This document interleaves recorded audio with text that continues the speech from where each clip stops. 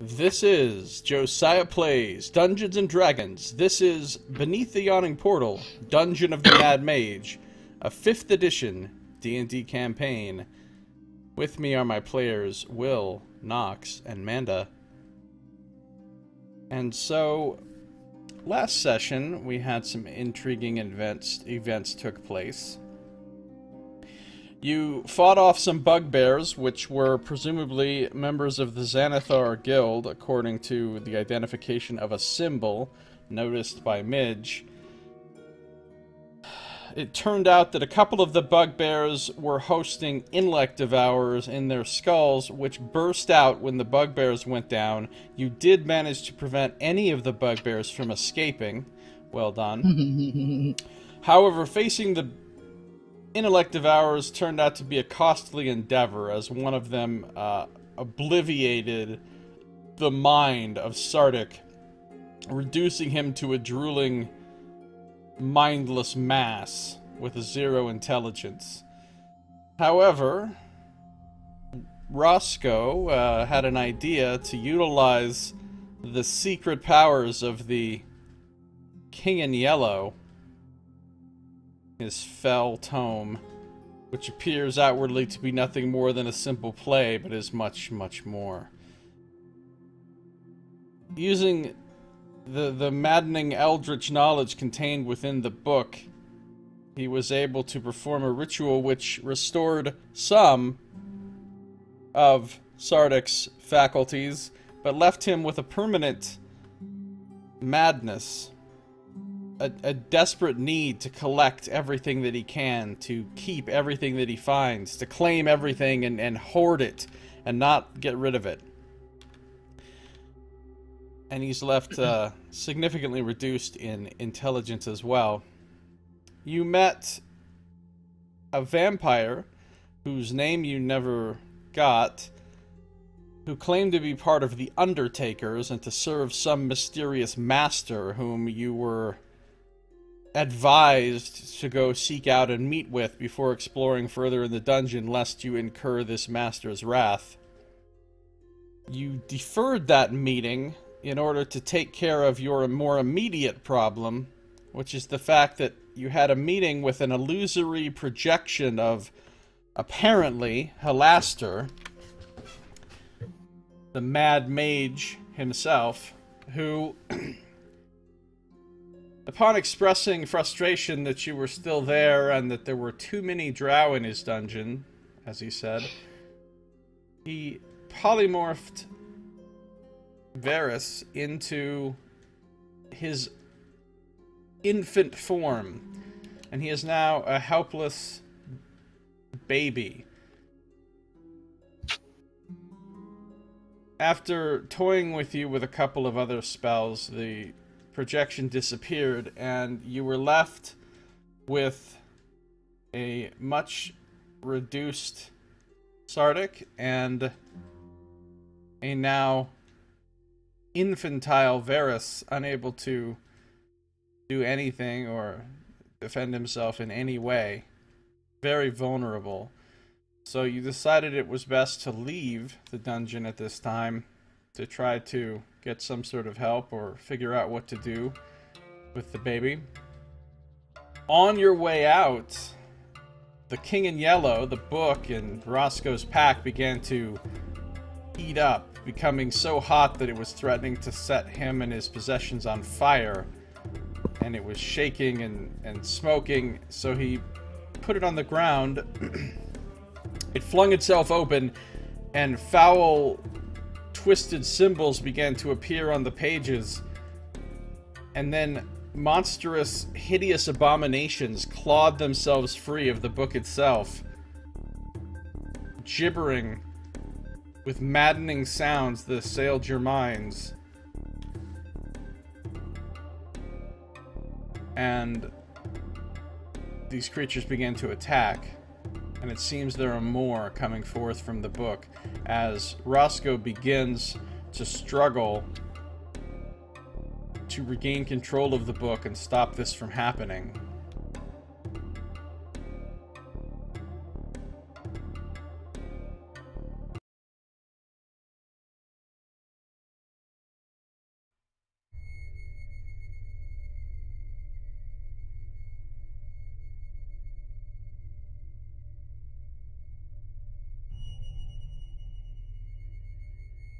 As a reminder,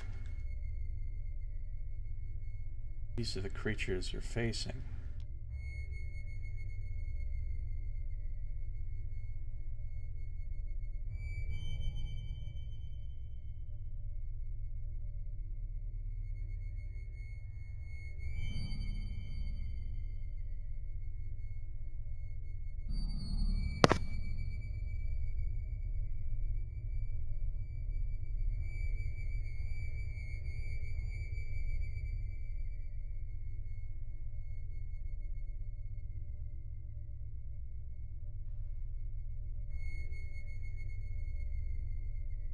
And who is blessed again, Nox? Sardick is blessed, Ara is blessed, Varys is blessed, and Roscoe is blessed.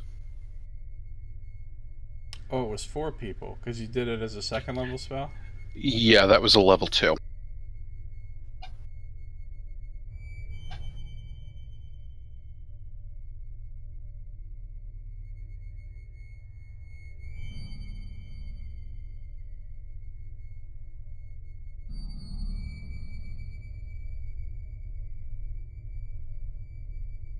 So everybody except Catherine and Midge. Right.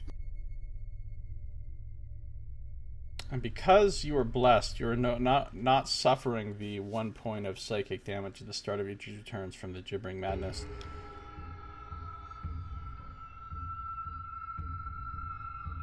And Roscoe is hearing the repeating phrases in his mind. Many tests must the seeker face. The road to Carcosa is the grave of the weak. Everyone else is just hearing maddening gibberish that is completely incomprehensible.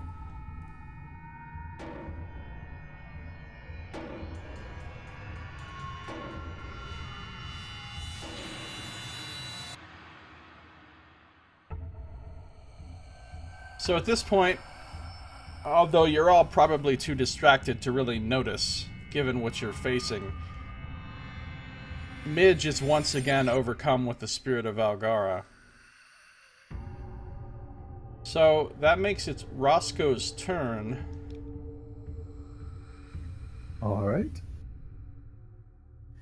And just as a reminder to myself and everyone, Roscoe's test right now is basically to use a bonus action for a saving throw. And he has succeeded Intelligence, I believe, and still needs Constitution and Wisdom. That's correct. Alright. So I guess the first thing Roscoe's going to do is he's going to take a bonus action and use, I guess, a Constitution saving throw, and see if I can make it. This is made with disadvantage due to the maddening aura of the Grooves. Well, that will not do. Well, that's not going to cut it. Nothing bad happens to you, but you do feel this terrible sickness assailing your body. It's like the feeling that you normally feel in the presence of far realm entities, but it's like multiplied by 100. I mean, you feel like you're going to vomit at any moment. You're just racked with this horrible sickness in your mind and body. However, you're still able to fight. So Roscoe's going to turn away in a flash of anger towards this thing that clearly distracted him from his attempt, and sort of in this lashing anger is going to try to stab it with his rapier. But as this happens, there's this sort of crackling dark green energy that wells up around him and like through the rapier, and as he lunges forward, he's going to be casting Booming Blade with this. So if he has advantage, so sorry, this one here, so he should have advantage because of flanking rolls. So the 18, I can roll bless, but I think that would probably hit. Okay, what are the 2 different rolls for? When Roscoe has advantage, he can re-roll one. So oh, basically that's right. the I forgot first the roll, elven accuracy thing. Yes. So does an 18 hit? Yes, and which one is it you're attacking? The one that is flanking with Sardick and I. So. Got it. You strike it. So it will take this damage. So 13 plus. Oh man, I didn't start with Booming Blade. So he has Booming Blade on him, and he'll take 1d6 damage from the initial hit of Booming Blade as well.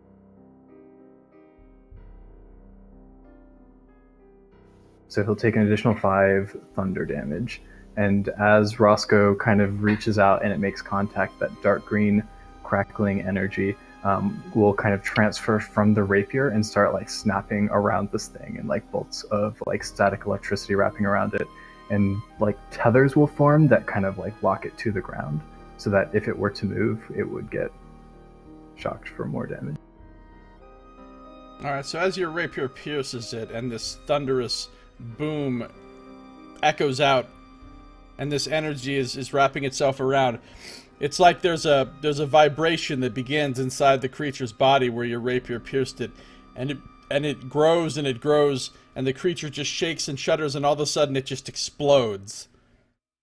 A nasty, disgusting filth spraying upon Sardick and you and the other creatures besides it, and it is destroyed. Roscoe, kind of like panting, will like look at the dead body and look back at the book and say, I think I can get this. Fight them off. Please, guys. Did you guys kill one last time?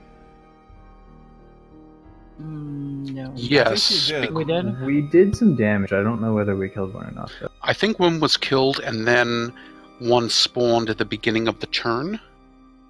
Yeah, I think you're right. It's just like gremlins. Basically. Very nice gremlins. Alright, are you doing anything else? Are you moving? I do not wish to get the attack of opportunity, so no. Alright, what's Sardick doing? Sardick will take a look at the 3 creatures here and see if he can see if any of them are wounded or if they look all in good fighting spirit, that kind of thing.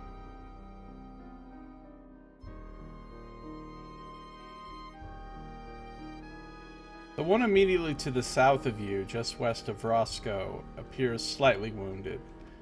The one to the southeast of you looks extremely wounded.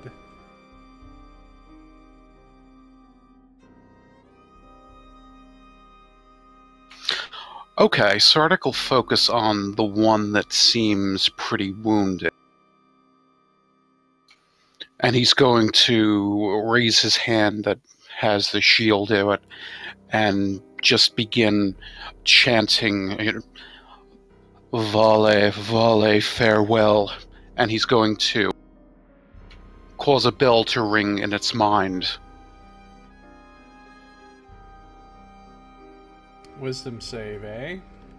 Toll the dead? Yes.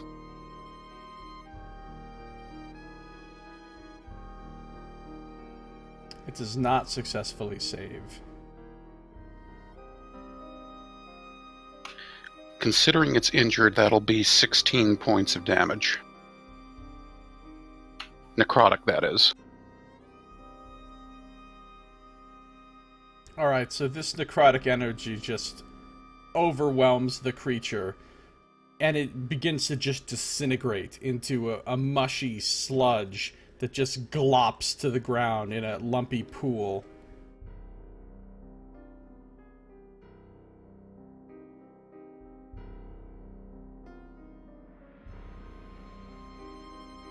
And it is utterly destroyed.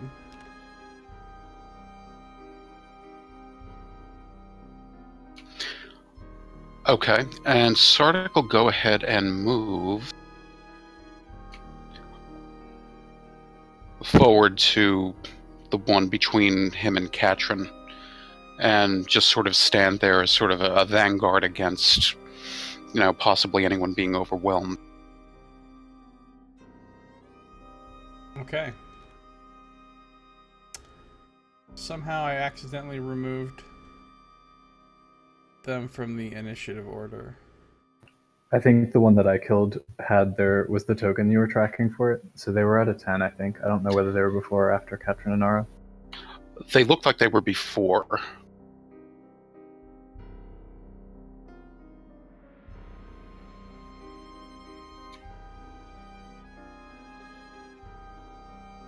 Alright, let me just add another one back. If you have one that's like off the sides of what we can see and use that as the token, then you won't accidentally destroy it. I've done that at times for mass things. That's what I'm gonna do.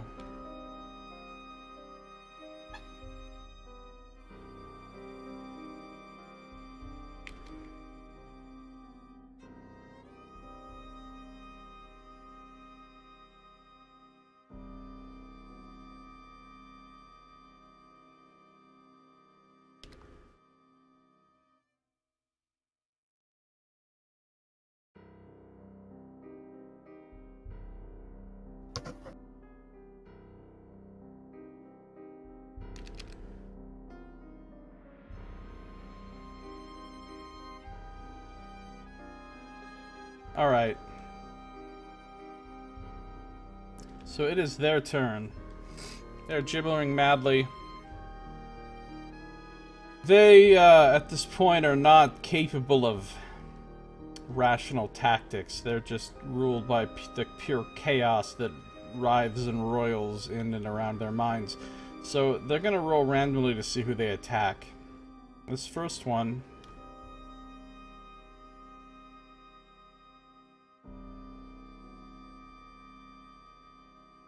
I'm gonna roll a d4.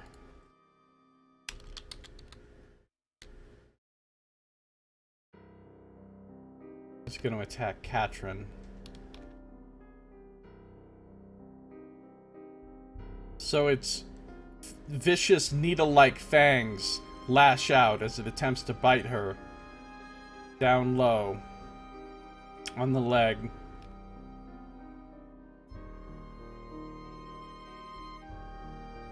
But she is able to sort of kick it in the face as it does so and prevent it from making a successful bite.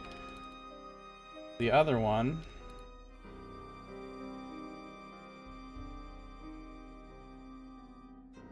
will attack Roscoe. And he will try to bite. He doesn't have advantage or anything.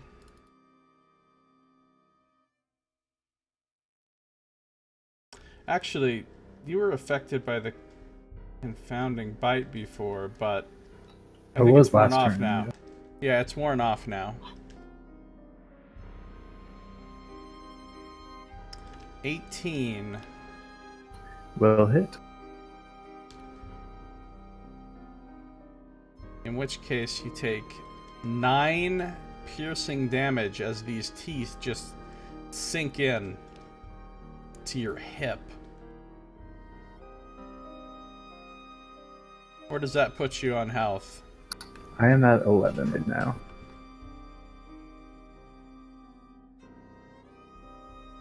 And you also need to make a DC 10 Wisdom save. Alright. Alright, Well, you managed to... That could have been my other save. Yeah, unfortunately. You managed to fight off the confounding nature of this bite, and it doesn't confuse your mind and make it unable to defend yourself.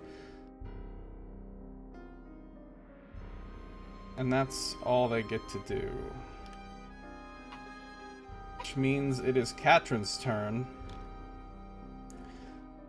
She's just furious about everything that's going on, and she can't control her anger anymore, so she flies into a rage.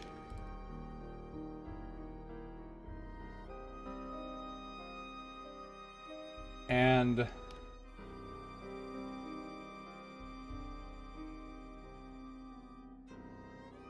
I suppose she's flanking with Sardick on this one, even without moving. Yes.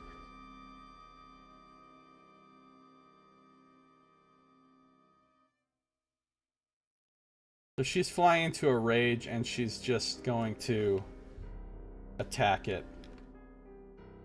with her dagger.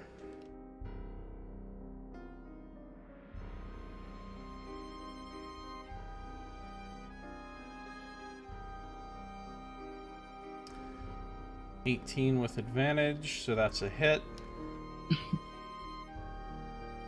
Or thanks, sneak attack, for 8 damage. So her dagger sticks into the back of the thing's shoulder and opens a wicked-looking gash, and black, bubbling blood comes oozing out in a very unnatural manner. It kind of comes out like in a snaky, serpentine kind of pattern, rather than flowing out naturally like real blood would from a real creature.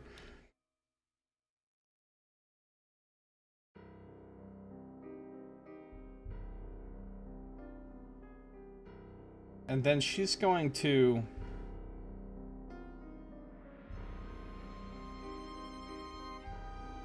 use a bonus action with cunning action to disengage and move over here next to this one, next to Roscoe. Disgusting, filthy. Oh, she does take a point of damage at the start of her turn from the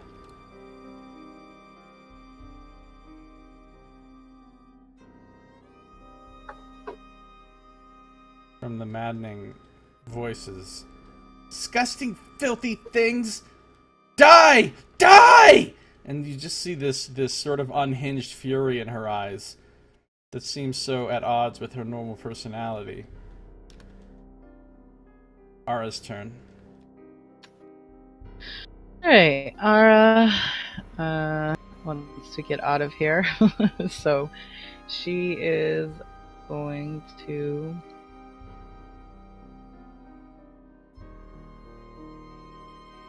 on the one that she can see best, which I would say is like the one directly north of her for the most part.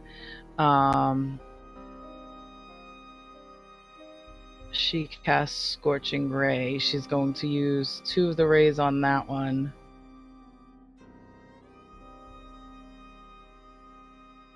Which one? The one down below, like almost directly below her.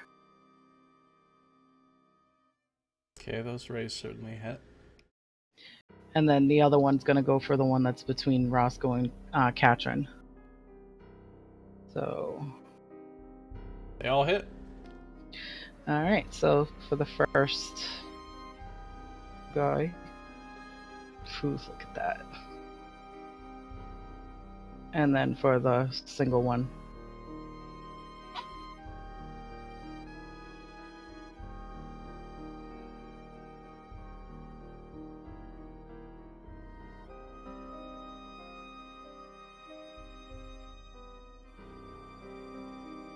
Here we go. Alright, so the first Gru that you struck with the 2 rays is incinerated. Just, it starts from the middle of his body and it just spreads out. This sort of turning into ash as it lifts out one hand towards you. Confusion in its huge, bulbous, maddened eyes. As the ash just spreads down its arm. Until it just becomes a statue of ash, ready to be blown apart at the slightest touch. So that one's dead. And the other one is seared, but remains standing.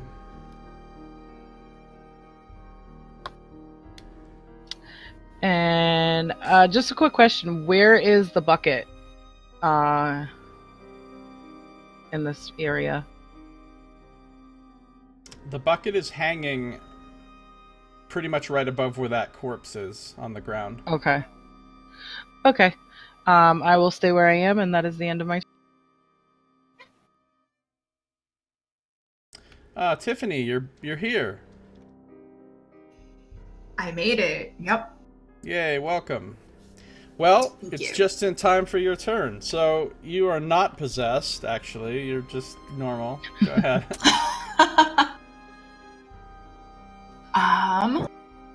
Let me check the range on this, but I think I can just do a good old-fashioned infestation.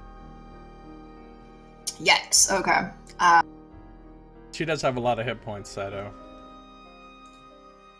So at our friend over there. Constitution save? Yep. Oh no, and if it it moves towards me. It definitely fails the save. So it does 6 poison damage.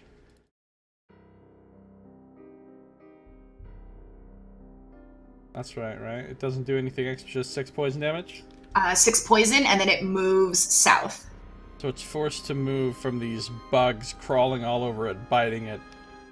Tries to get away from the swarm, moving south. Just 5 feet, though.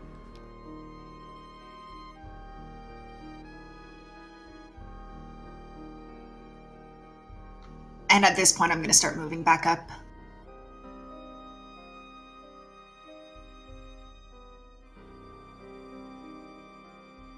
And that's going to be it. Alright, you also take 1 point of damage at the start of your turn from the maddening voices.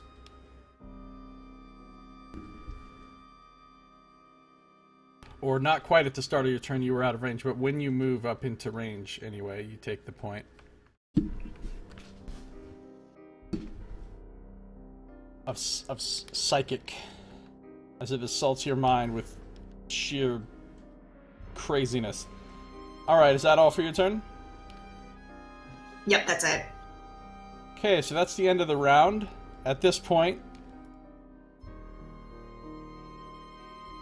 another of these foul creatures tears its way free from the book.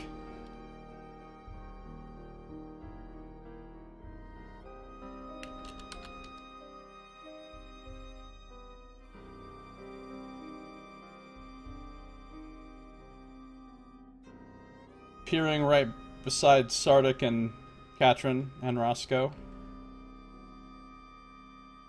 Somehow, even though when you see these creatures rip their way through the pages, afterwards the pages appear completely unharmed. But there is a ripping and tearing sound, and it's almost as though they're not quite ripping their way out of a book, it's like they're ripping their way into this reality. Roscoe? Still with kind of like this bloodlust in his eyes, he turns at this new one that just popped out of the book and says, "Oh, you want to go too?" And he's going to do the exact same thing with this sort of like crackling green energy still around him.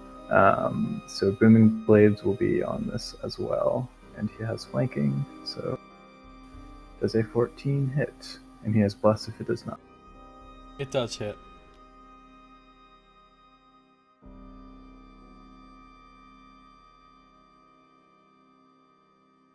So that will be 14 damage to that one. And if it moves, it will take another 1d8. And then Roscoe will... This time he'll try his Wisdom saving throw at disadvantage dice. Alright, your blow is devastating, and you can see that you've done tremendous damage to this creature. It looks like it's barely staying on its feet. So Wisdom save with disadvantage. Oof. Ooh, boy. Okay. You fail to make any progress on controlling the book.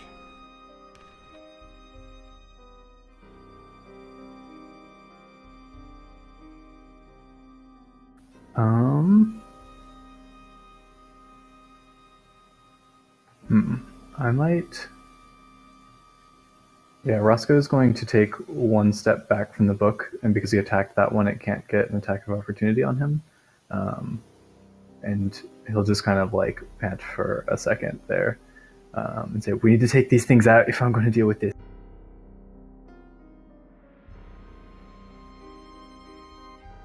Alright, what does Sardick do?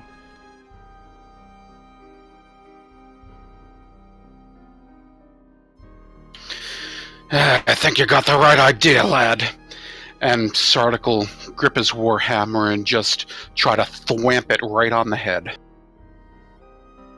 And that's a big thwamp. Critical hit. I like that shit. All right, so this is going to be brutal. You definitely kill it. So tell me how it looks. So hearing Roscoe say, we need to get rid of this thing, Sardick will say, you're right. And he'll grasp the warhammer, bring it up on high, and then just walk one step forward and just bring it down, smack right upon its head, and just crack it in two. All right. Whatever foul device of twisted flesh serves at these creatures' brain is sundered in half by the sheer force of the hammer coming down, and rolls across the floor in two different directions as the rest of the body simply collapses like a ragdoll.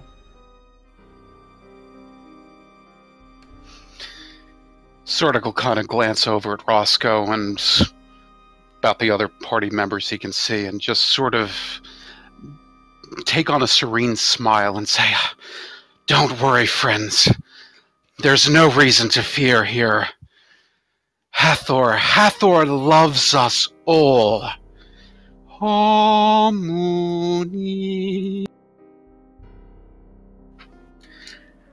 And behold, 12 points of damage are healed within everyone that can hear. Did you have another 3rd level spell left? That was my last. Wow, 12 points for everybody. Very nice.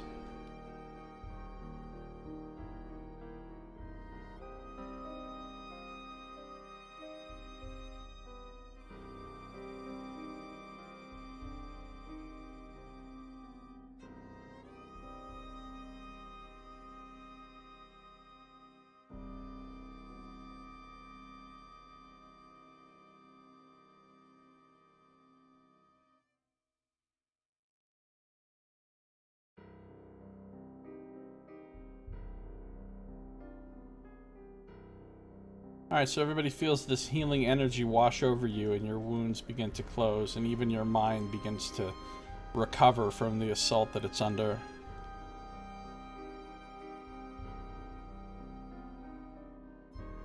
Roscoe's look of welling frustration and anger subsides, and the light Sardick creates. He looks back to the book more determined this go-round. It's good. Anything else for you, Sardick? Sardick will just move just a little bit over to the southwest or southeast over there, just to sort of be a blockade for anything else that might come out of the book, and go toward the...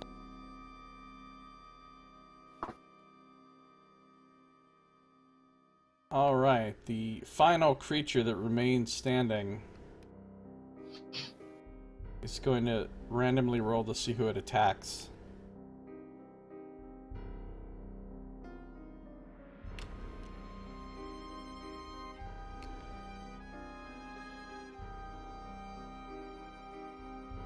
It's going after Katrin again.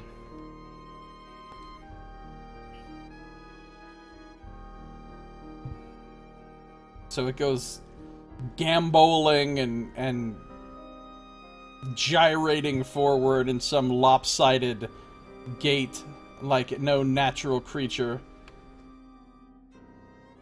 And this time it leaps up high and tries to come down on top of her, gripping her shield and trying to bite at her shoulder on the other side of it.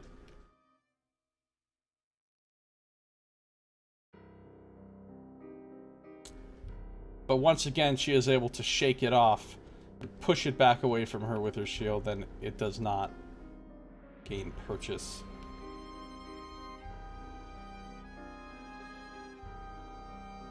To start her Katrin's turn, she takes a point of damage from the Whispers.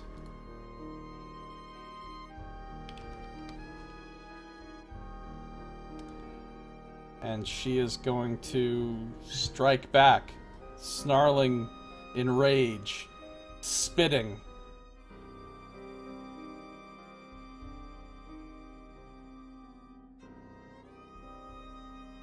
She says, Now you're gonna die! Shouldn't have messed with us! Ah! And she swings wildly. Not that wildly, actually. She's not actually doing a reckless attack. Somewhat wild. Hashtag somewhat wild.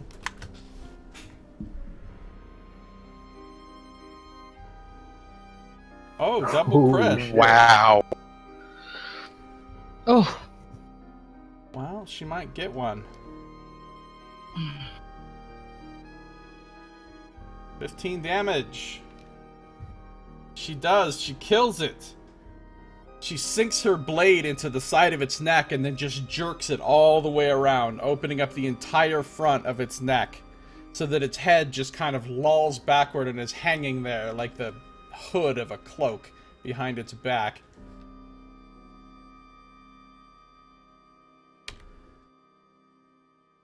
She says, yeah! She seems to be exulting in this bloodshed. Ara, what are you doing? Ara's gonna... I don't know. She doesn't want to move closer to anything that's gonna make her feel crazy or do anything to hurt the baby.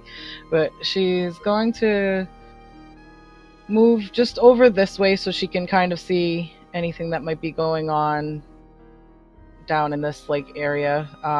Probably moves just in time to see the beast die. And just sort of waiting for her chance to either attack something else if anything else comes out of the book, or run to the bucket to put in payment and get the baby up to safety. Alright, so you essentially have a readied action. Mm-hmm. Or wait, are you... But you're not putting in the... You're not going to do the bucket thing right now? I'm not getting... The bucket's too close to the book. Right, it is. So she's not going to try to get closer to anything that's going to cause the baby harm until the book is under control. She's not going to get closer to it. Okay. So she's sort of just kind of like stalking the area as close as she can to the bucket with an action ready to go if something else crawls out of that book. And before the baby is accepted as payment, your sacrifice has been accepted. The baby just explodes into a spray of blood. And the baby Whoa! No! Thanks, Ara. That's what we were waiting. No, that was a joke. Midge, your turn. This place is crazy. It was so dark. I mean, we had to keep escalating from last time, right? The only place to go is up. You can't get to exploding baby jokes. What's the point? Anyway, it's your turn, Midge. we did cave his head in last week. He's fine. Midge points like an accusatory finger at Roscoe, and she looks very agitated. And she actually will start like poking him in the shoulder, like pretty roughly. And every time she pokes him, she just says, "You need to make this stop." And she casts guidance on him. Ow, ow, ow, okay. Guidance. You have And then guidance? she's gonna move. I do have guidance. I didn't think. I just haven't been able to use it because everyone's my enemy right now. Good point. Angry guidance. Alright, go ahead and roll a d4.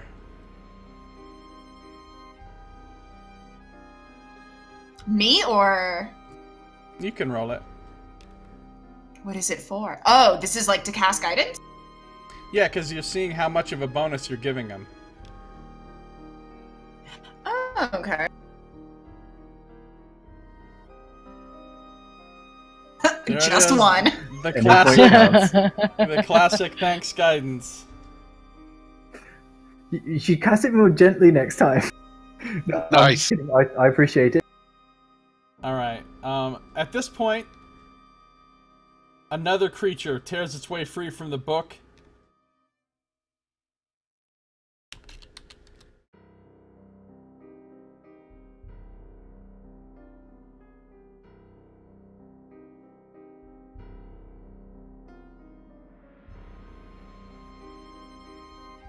and appears next to Sardick.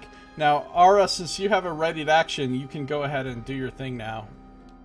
Alright, well, I'm going to use, I'm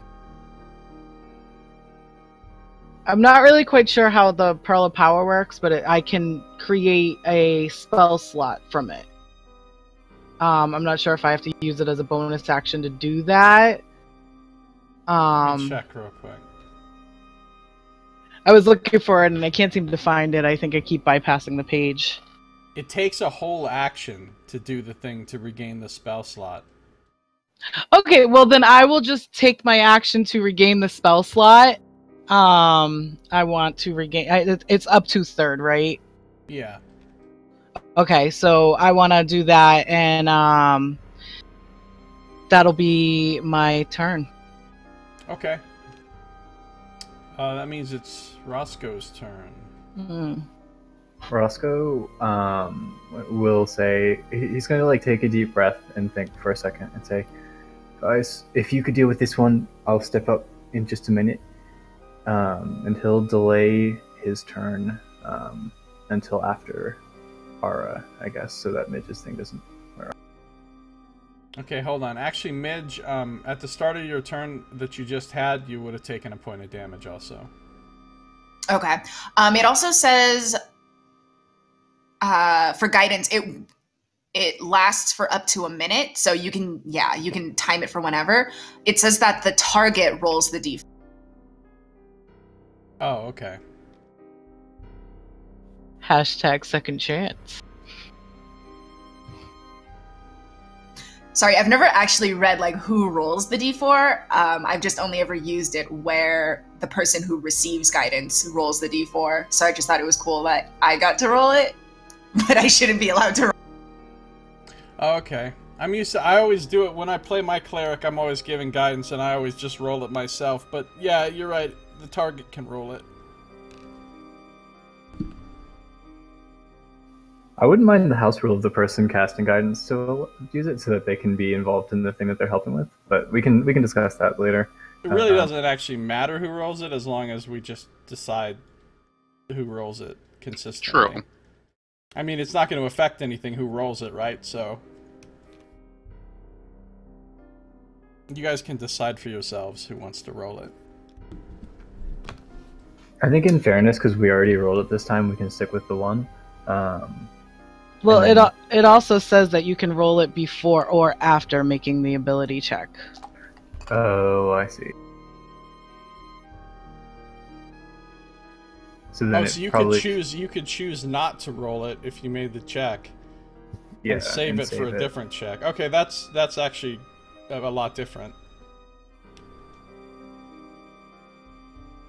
Yes, it's basically whack-a-groo. Either way, though, Roscoe's going to delay his action until hopefully after this thing is dead. Alright, what's Sardick doing? Okay. As Sardick sees this creature begin to emerge out of the book and start to flollop on the floor next to him, he's just going to grip that hammer again and bring it down in a sweeping arc to attempt to sort of just like golf club punt it, up into the stratosphere. Knock that thing up the well. Exactly. Well, you hit it. Flollop. 7. Flollop. A wiggling, waggly flollop. Alright, your hammer connects solidly, and there's a sickening crunch and a sound from the hideous, abominable creature, but it still seems to be standing strong.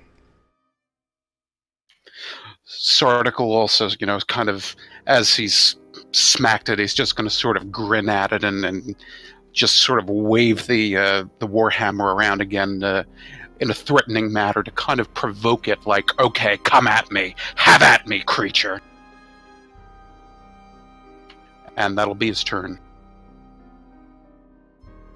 Alright, the Gru is once again going to roll randomly to see who it attacks.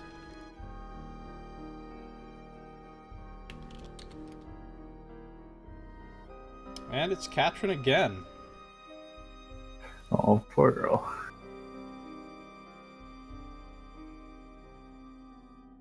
Each time I'm just rolling, I'm like looking at everybody, I'm going like 1, 2, 3, 4, 5 or whatever, and then just rolling, you know, in an order based on the position of the creature. So this time it also turns out to be Katrin. So it's going to move right over here into a flanking position because it's brilliant.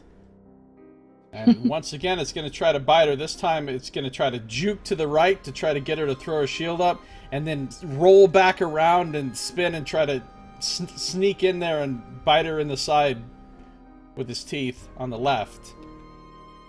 Let's see how that works out. It does not work out. He doesn't even... Oh, well, she doesn't have any armor on, but he tries to sink his teeth into her, and he doesn't even penetrate her skin. She just shrugs him off.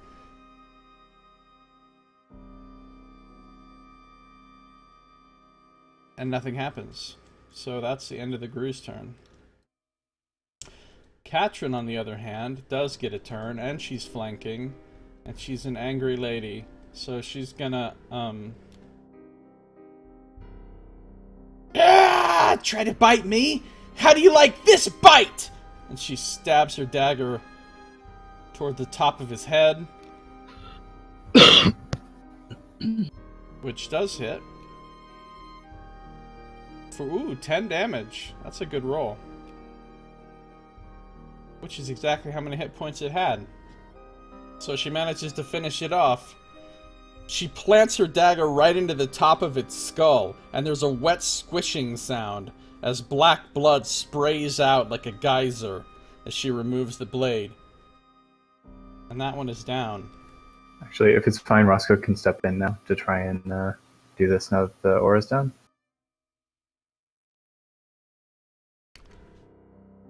Yeah, absolutely. So Roscoe will step up and he'll try Wisdom again, because why not?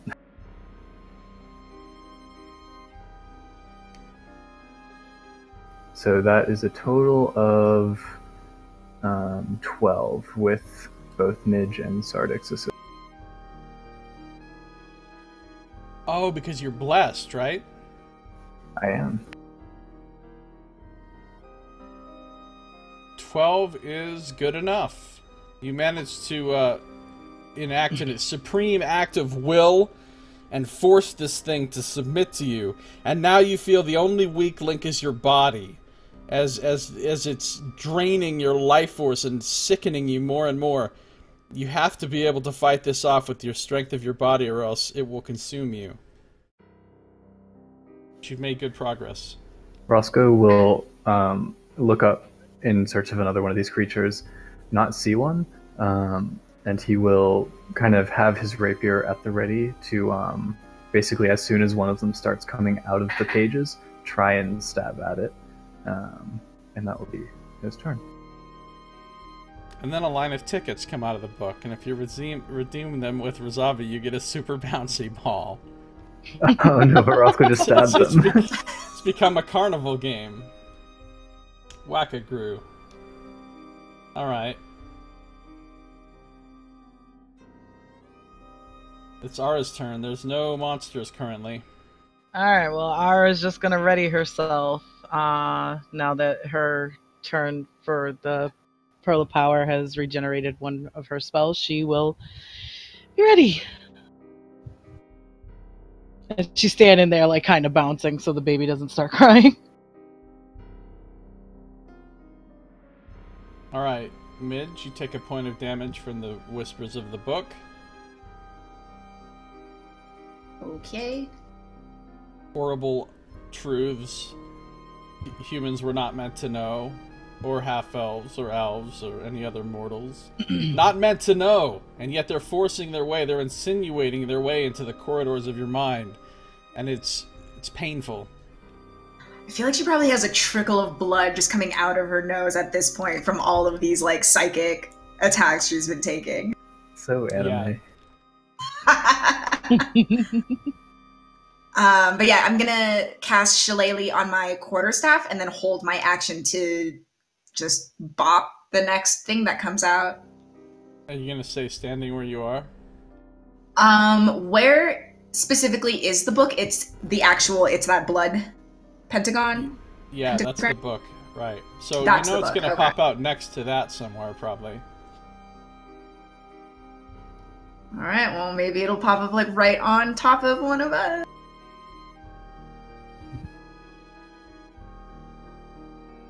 Alright, once again, unsurprisingly,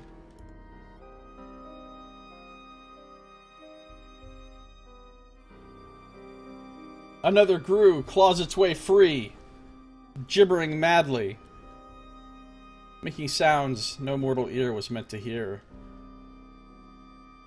So, readied actions can go off now. Aura, go ahead. Alright, I am going to cast Scorching Ray again, but I'm going to cast it at level 3. Okay. So 4 of these bad boys.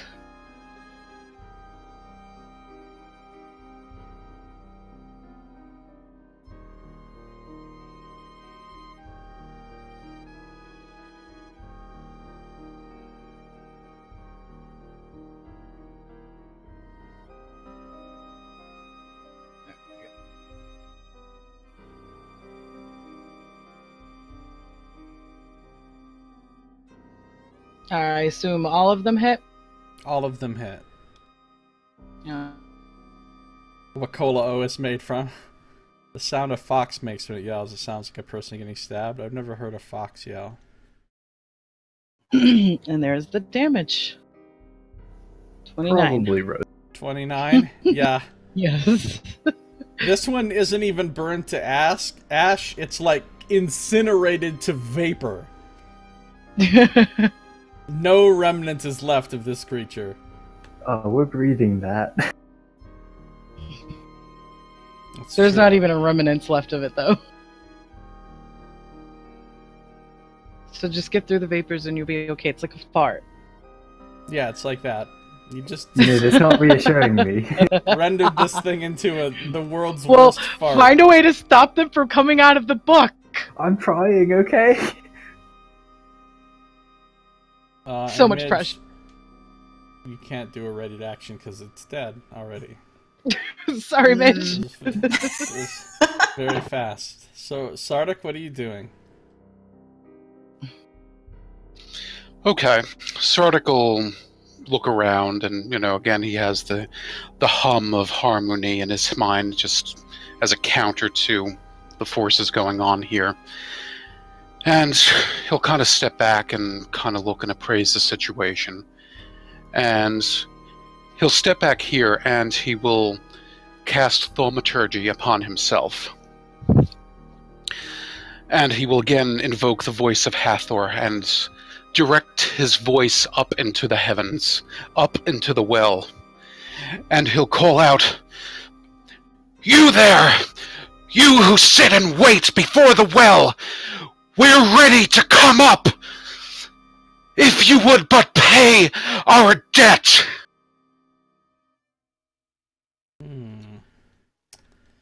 3 times as loud as normal. You're like 140 feet down in a well. In a well. I suppose it could be audible.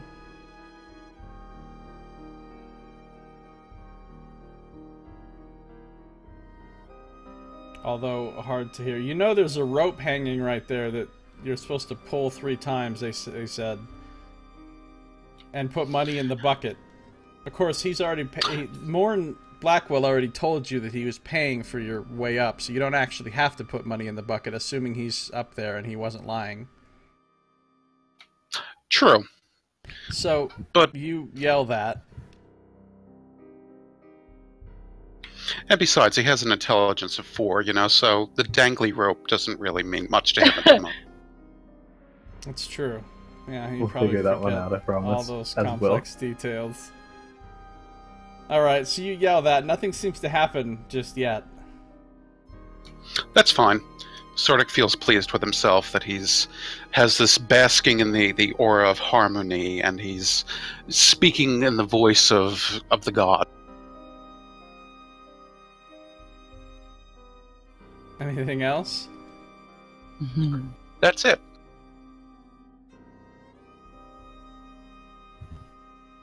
Thaumaturgy would have taken his action anyway, so...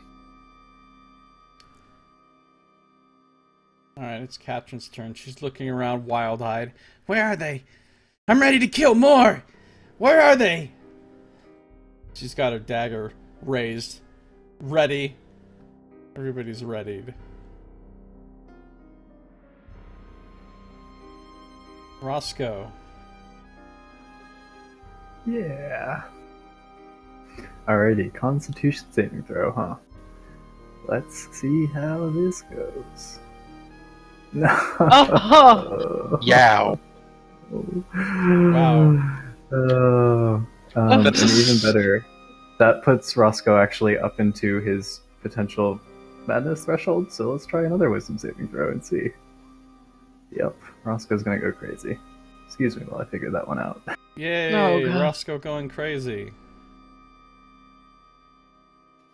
I mean, hasn't he already?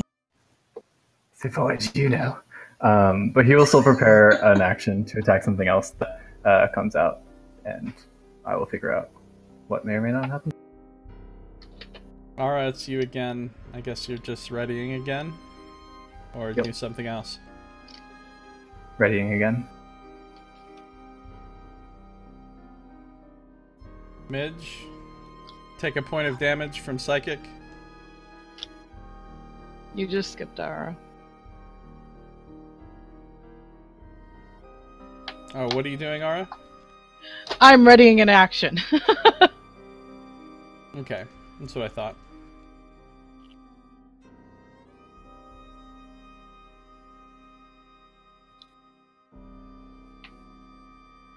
Are you doing anything special, Midge?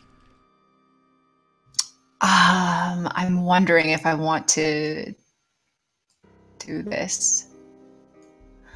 Yeah, okay. I'm gonna cast Moonbeam and center it, whoops. Here as my action, so right next to Katrin. And just wait. I think it's 5 foot radius, so I think it gets 4 squares with it. Is it 5 foot radius? I thought it was just 5. Oh, it is a 5 foot radius. Never mind. I'm gonna center it. Essentially, I'm gonna center it there. So it takes up like those 4 squares. Does that make... No. Am I doing that right? Right? Yeah, I think put it in the middle of one of the points, and then you can get 4 squares total. Yeah, yeah. Okay. I don't know if you want me to like draw a box for where it would be. Where'd you say it was? I'm centering it here. Okay. So the got it. radius would be those 4. Yeah.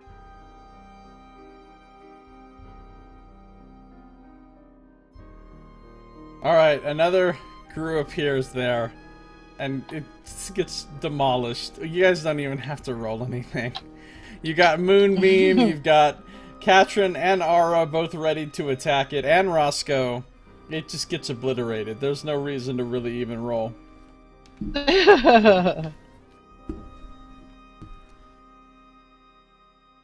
So, Sardick, what are you doing now?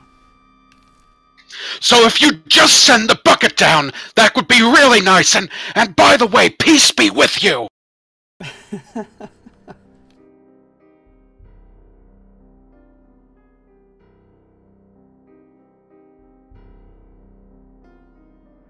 You can't really tell if anything's happening at the top of the well or not. Yeah, that's fine. I figured he would just kind of continue his rant from the turn. And yeah, everybody is increasingly bespattered with Gru goo. I mean, you're all just covered with it now, except for Ara.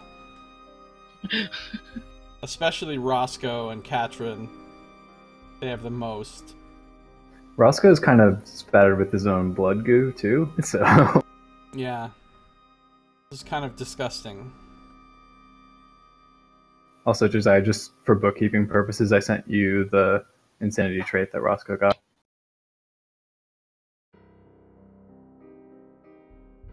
Everyone else will figure it out as it goes. Okay, cool, got it.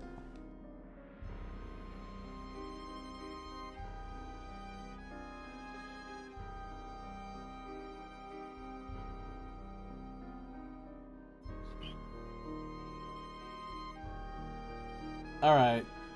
Sardick, you yell up the thing. Are you doing anything else? Practically, Sardick would ready another tolling of the dead for the next thing to come out, since he's able to do that now, but that's about.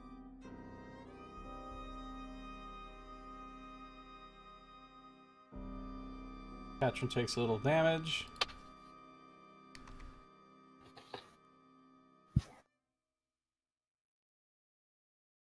This is really getting frustrating. They just keep coming and coming. How many of them do we have to kill?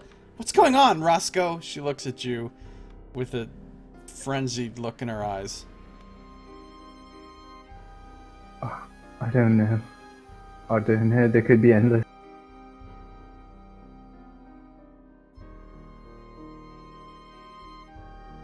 Well, fix it! Yeah. Let me just try one more time. I think I can get it this time. Alright, it's your turn.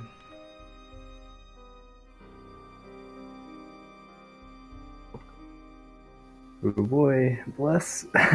Please.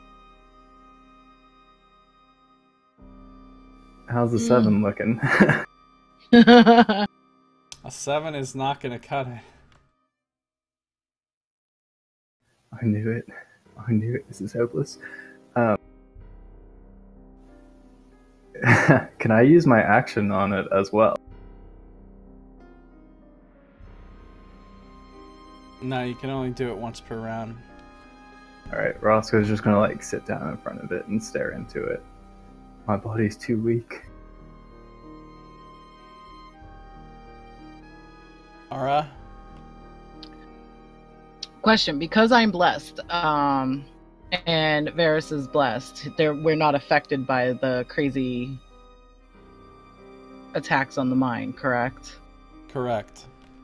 Alright, so Ara's gonna move over and help out Sardick here with what we're really supposed to do. And she kind of like tugs 3 times really hard at the bucket, and just for like a surety that they're gonna send something back down to help us up, she puts she's gonna put 6 dragons in the bucket altogether. Alright.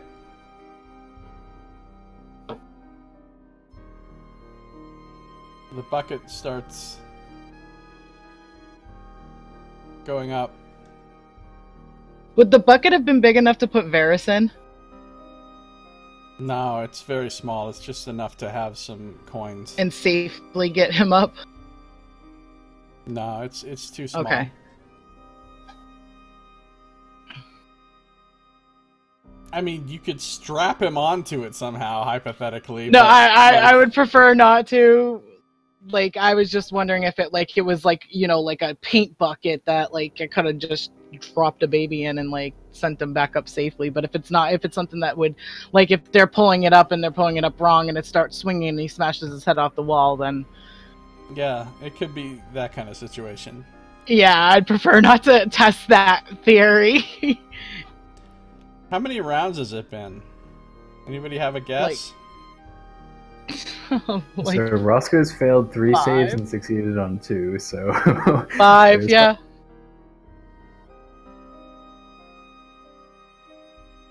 Okay. So, eventually, Bless will wear off. That's true. Another 5 rounds. All right. So the bucket starts going up. And you can see some movement up at the very top of the well, just barely, because it's hard to see anything up there. It's so far up, but... Midge, take a point of psychic damage.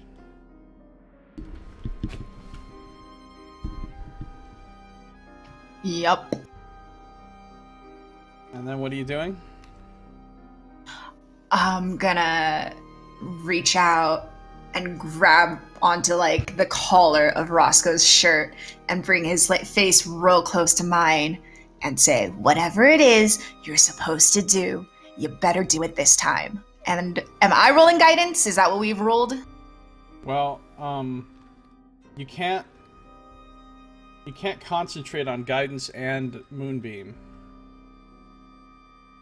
Oh, that's right. Guidance concentration is spells. Concentration. All right. I don't say that to him then. I'm just going to hold Moonbeam and just stare at him with like one little trickle of blood coming out of my nose. I'm just staring. All right. Katrin says, should we destroy this book? I'm getting ready to destroy this book. No, I can't. I was like, I tried that already. Ara tried using magic, right? Like she tried to blast it? Yes. Yeah. Well, maybe Katrin's daggers. Maybe if we just rip this one page out. It's not the page, just... if you destroy it, everything is lost. Please stop. I need at least this. Alright, do anything else, Everything Midge? is lost. I think that's a little dramatic. No. Hey, Roscoe's going crazy. He's allowed to be dramatic.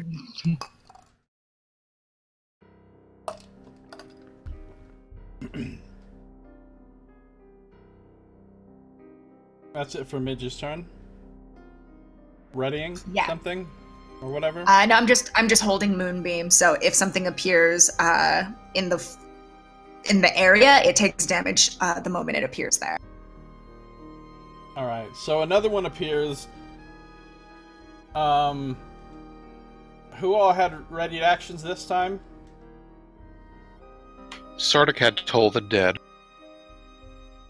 Katrin had a ready stab. And it appears in the moonbeam. I don't think it's gonna survive. Did Roscoe have a ready action? Nope, he kind of was not feeling great.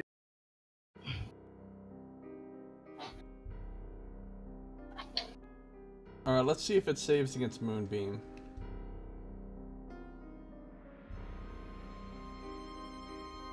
It doesn't.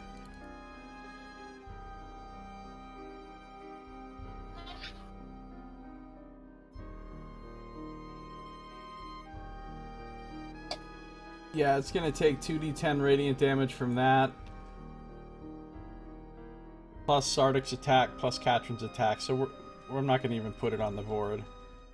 It's killed again instantly, but there's more flinging goo from this stuff that's just starting to completely coat you, those who are nearby, the book.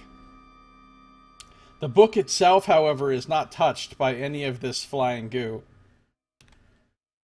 Somehow.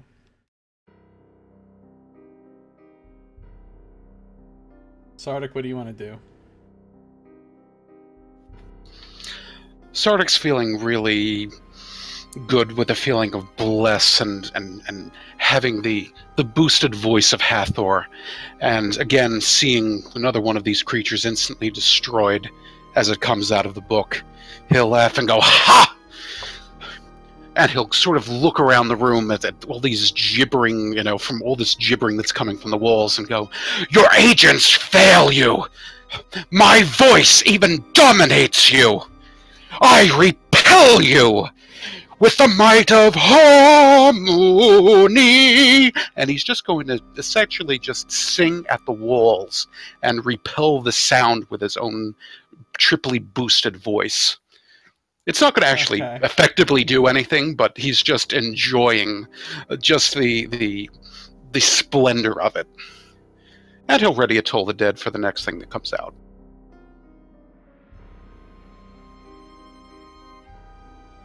Alright, I'm gonna give inspiration. So, you already have inspiration, right, Nox? Yes.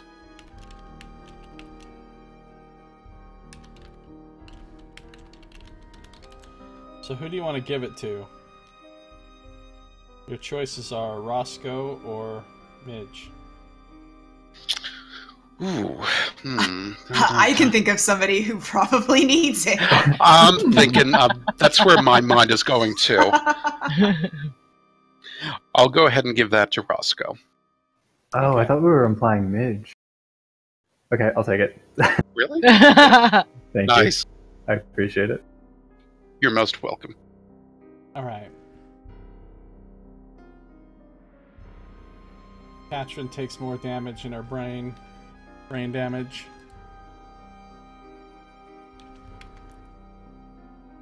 I'm getting really sick of this. Ugh. She's like hitting herself in the head. It hurts. Why is this happening? She's gonna get down on her hands and knees next to the book and like hold her dagger there. Like she's wants to stab the shit out of the book, but she's just holding herself back. Actually, she wouldn't hold herself back. She's in a rage. She's gonna stab the book. Now, I don't know what that will do just yet. Let's just see if she can even hit the book's armor class.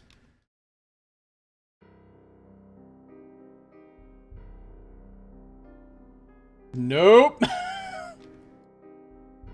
She hits Roscoe instead. So, she's got her hand down there by the book, and she's stabbing downward, like, maniacally, and she accidentally opens a huge gash in the side of her hand instead. She does some damage. She doesn't do sneak attack to herself, but she does some damage to Gotcha. herself. But She you weren't surprised expecting herself. that. She does take half damage from that, though, because of her rage.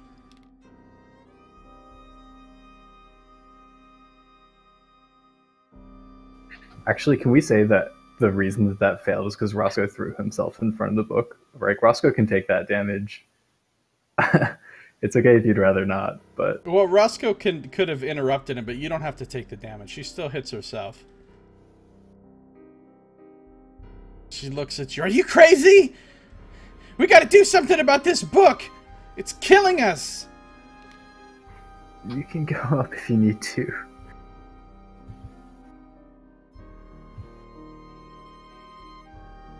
Alright, it's your turn again, Roscoe. So he's gonna reach out, like his hand like trembling and quivering a little bit, and like he's kind of been doing this as Sardick was calling this out, and like he looks like he was about to retract, and then suddenly gets this like flash of like inspiration and courage from the words that Sardick is saying, and just going to try one more time. He has bless as well, which I will roll just in case. You did it! Thanks, boss. Yep. And he will, like, quivering hand reach out and touch the pages. And, like, this... I assume whatever the test of body is probably painful, so he, like, looks physically pained as he solves this last portion. But, like, keeps his hand on it, grimacing. It is very painful. And in fact...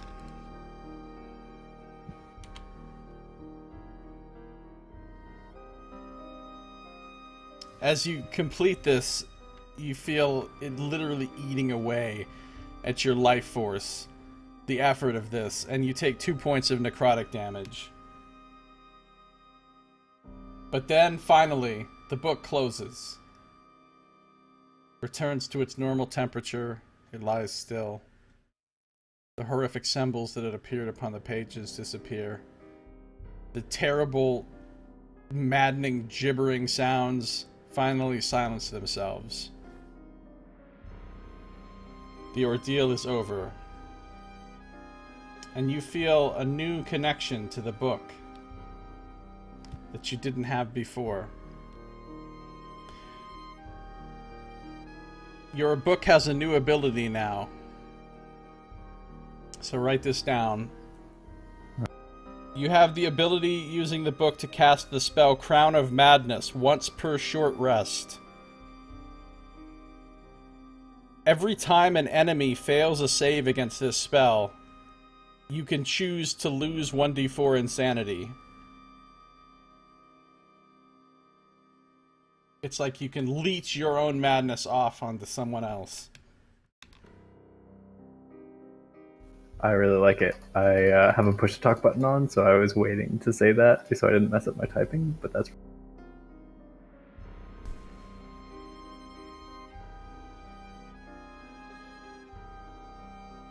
And the ordeal is over.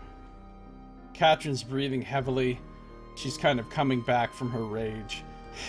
Finally! Thank the gods that's over. Is that going to be happening all the time?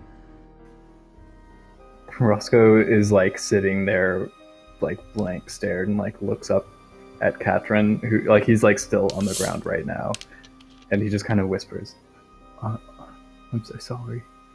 I don't know." And he like kind of slowly like picks up the book and like holds it close to his chest as he like sits in the sand there.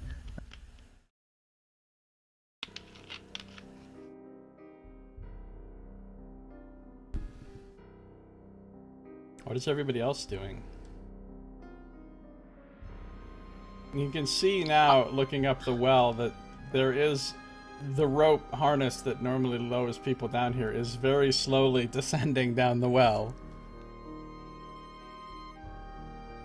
Ara's just kind of like tapping her foot, like waiting for this to hurry up. Sardick takes a few deep breaths after his singing monologue and coughs a bit to get rid of the thaumaturgical effect.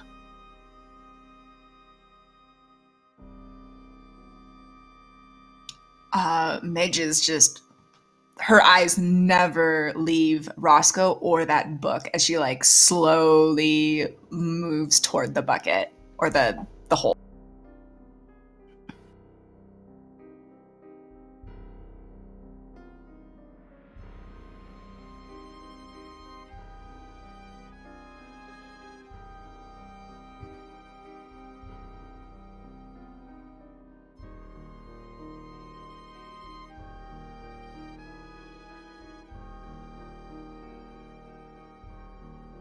Katrin moves as far away from the book as possible, basically. All the way over to the other corner, and she sits down and she just curls up. Just kind of rocking back and forth a little bit. This has been a lot harder than I thought it was going to be.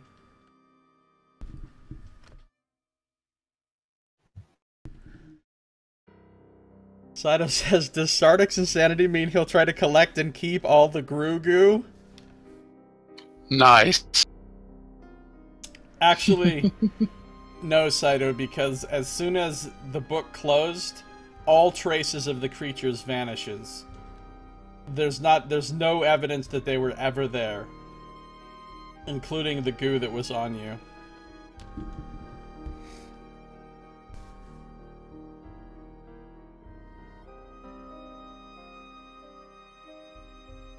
Your own blood, however, remains.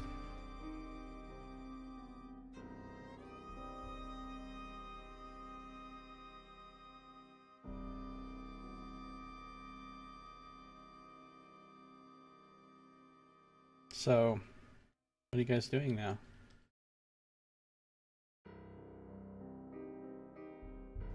Still waiting for the rope. I'd like to get out of here before something else happens. It's all right, Katrin. Take heart. The exit is right here above us. Everything is going horribly. It's almost like someone's sabotaging us, keeping us from achieving all the things that we set out to do down here. So, remember, now that you're back in this room, the floor is covered with a thin layer of sand. And there are some things that you had uncovered in the sand and you'd left behind before. A couple of iron spikes, an empty wineskin, a tinderbox, a pair of human adult-sized pants. And you'd left all these things behind. But now, Sardick, you found these things.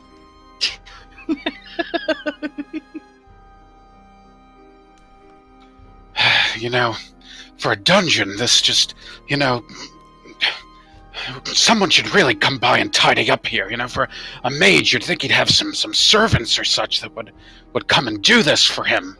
And as he goes and, you know, is rambling about this, he'll go around the room and collect all that stuff.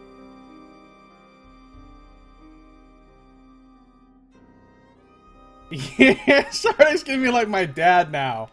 So my dad has this habit of, like, picking up trash everywhere we go. Like, everywhere he goes, he just picks up trash and random stuff off the street. And he'll, like, put it in a little bag and just carry it around with him. And so, like, the longer he's out, the more of this, like, accumulation of garbage that he's carrying around. And I can just see that's, like, Sardick now. He's got this sack full of garbage he's just carrying around everywhere now. Nice. He'll even kick the sand a bit and go, rats, if only I could find something else to complete the set, like a ceramic button or something.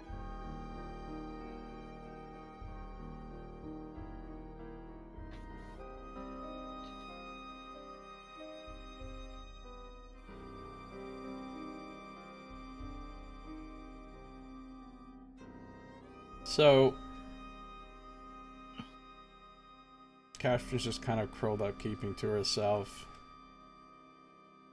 Roscoe's doing the same on the other side of the room. They're like in opposite corners right now. What do you do with the book? Are you going to put it away, or? For now, he's just clutching it to his chest. I imagine by the time the rope comes down, he has to like use both of his hands to climb up. He'll put it away, but he's just kind of like staring off into nothing as far as everyone else can tell. But to him, things seem like much more real, and there are things going on that he's just like watching in front of him. And he's just kind of sitting there catatonically for the most part. And then when the rope comes down and it's his turn, he's not even going to choose when it's his turn. Like, if no one tells him it's his turn to go, he's going to be the last one. And he'll just kind of like blankly go up, grab the rope, and head back up.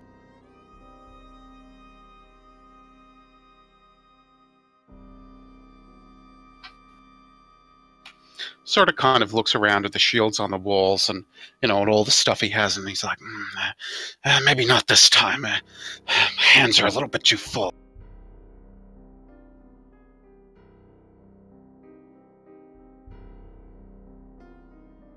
How many hit points does everybody have now? I'm full. 45. 21. 39. Almost.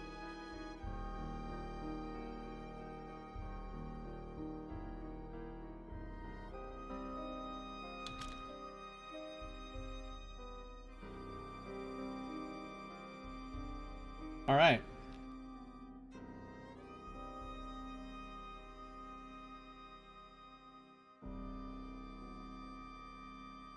How many rounds did that take? That took 6 rounds, if my math is correct, on failed saving throws from Rob. That was my guess as well. So you killed 9 of those creatures. Ooh, Roscoe's failed checks were just an experience farm, guys. Yeah, let's just keep failing over and over. We can get free XP here all day. Nice.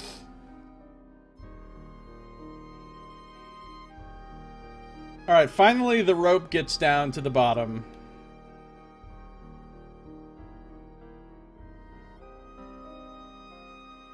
Who's going to ascend the rope first? Alright, I think you and the baby really ought to go first. Ara kind of looks around and says, if anybody has objections, the only thing I ask is that you take the baby with you. Like, she doesn't have to be first, but she wants the baby to go up. So if anybody's gonna have an issue with her being first, they can go first and take the baby. And she just kind of looks around and waits Mother and child really should ride together. Yes. She doesn't even try to argue this anymore. She just nods and she like gets herself readied in the harness and tugs to be pulled.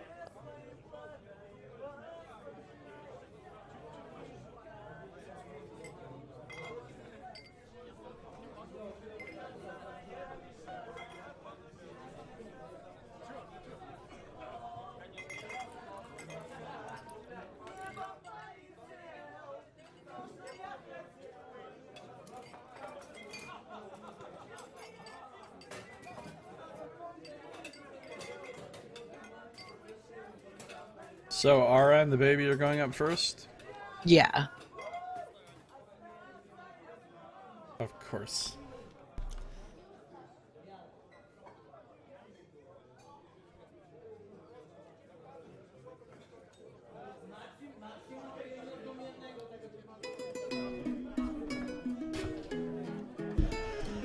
So you come up to the top and you're being pulled up. You see Durnan standing there operating the winch, which pulls up the rope.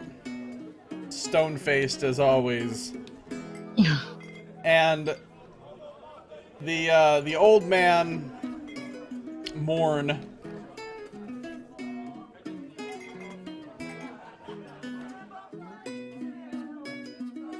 this guy is still standing there looking very nervous right by the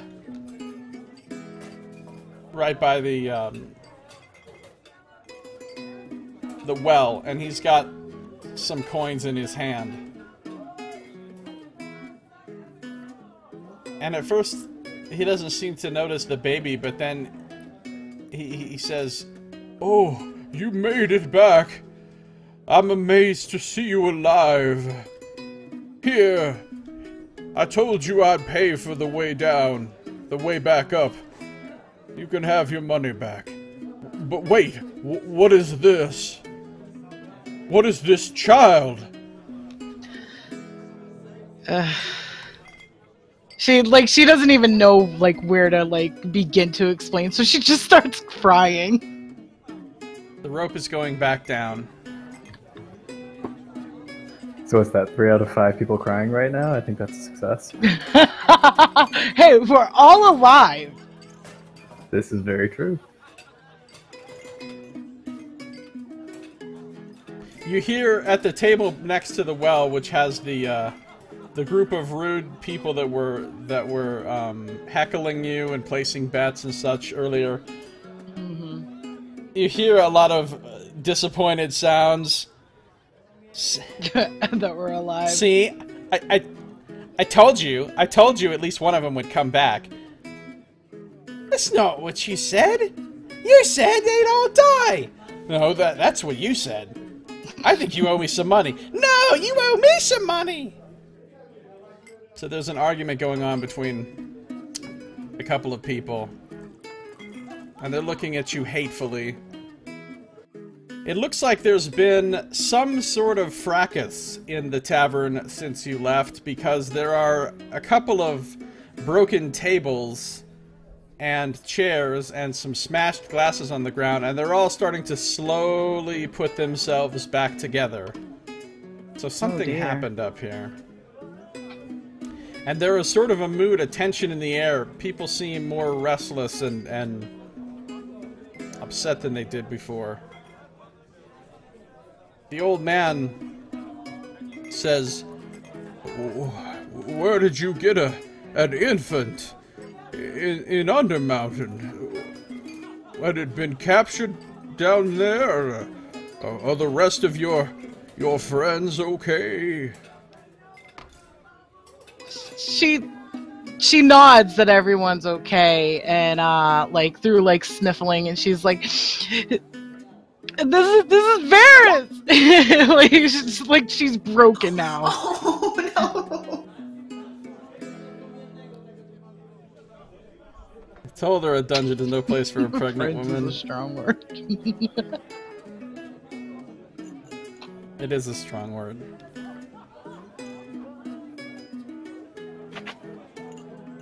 Thankfully, a tavern run by a guy who's possibly a vampire and caters solely to those who want to go down a deep hole is the perfect place to find a babysitter, Saito says.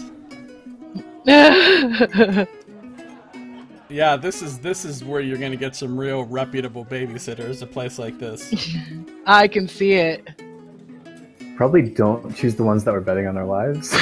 He sort of leads you over to a nearby table and sort of sets you down. Is there anything I can do to help you? I'm sorry you're so upset. I don't understand who Varus is. He spoke directly to Varus before we went down, right? Varus was the one that actually had the conversation directly with him. I don't remember who talked to him directly. I thought it was maybe I think you're Midge, right. Or maybe not. Yeah, Midge Could've been- talked to him briefly. Oh, okay. So who's coming up the rope second?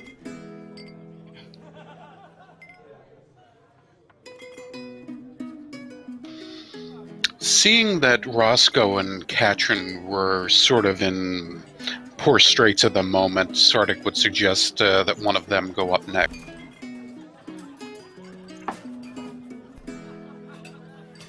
Roscoe will says, kind of look up. Oh, I'll go last. It's fine.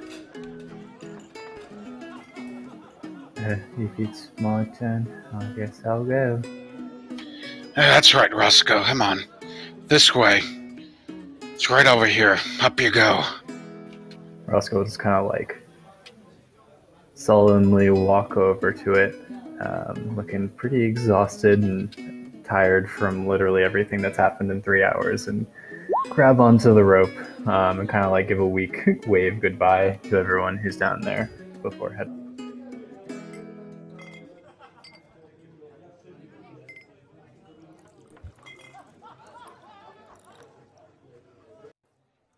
So you're riding up. Yes. So, the person with the high-pitched voice that you heard arguing a moment ago,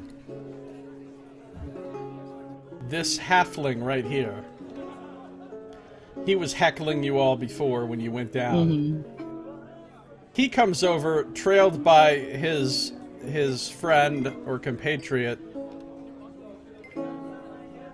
this young human, and he comes over and he says, Hey, you've had a baby down there? That's crazy. Are you gonna eat it? I mean, what are you gonna do with it? Is it for sale? I mean, wait. What I mean is, what happened down there? I mean, you probably just cowered in the first room, right? You probably didn't even fight anything. You didn't even do anything. You don't even look hurt. I don't even see any blood on you. She just glares at him. And the guy behind him, the human, is, yeah, like, you don't even look like you can handle yourself in a fight. Honestly, I don't know what business you even had going down there. Frankly, that baby probably has a better chance in Undermountain than you.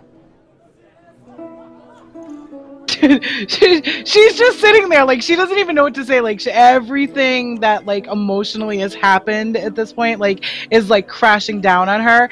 And, like, now she's angry, but, like, she doesn't even know what to do with it. She's holding a baby, so, like, she's trying to, like, figure out, like, do I hurt them by casting some type of spell? Do I pull out a dagger? And what do I do with the baby when that happens? Because now I have a halfling that looks like he wants to eat my baby. The way I see it, the halfling says, you basically owe us some money because we lost some money on your group. We thought you'd all die, and here you're back. I don't know how many of your people came back. There's another one coming up, I guess, right now, but whatever. You basically owe us some money, so pay up. She leans over and she just tells them, hold your breath.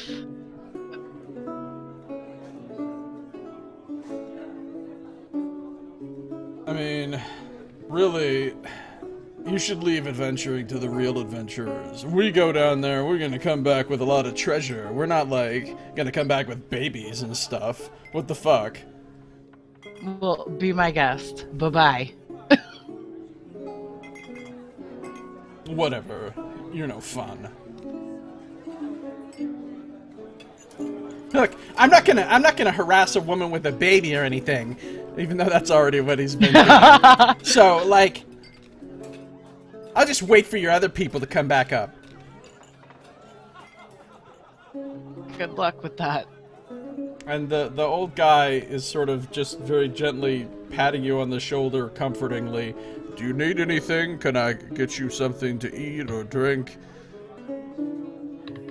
She shakes her head no, but she does point out that she said that the rest of my friends will be coming, so they might need something, and like you could kind of tell like the look on her face, a lot has transpired in like the 3 hours that they've been gone. Yeah, I mean, Varys was crying a lot during the whole thing with the Grus and the book and all that, but actually, while the Bless spell was on Varys, I would say he wasn't crying. He was pretty pacified by that.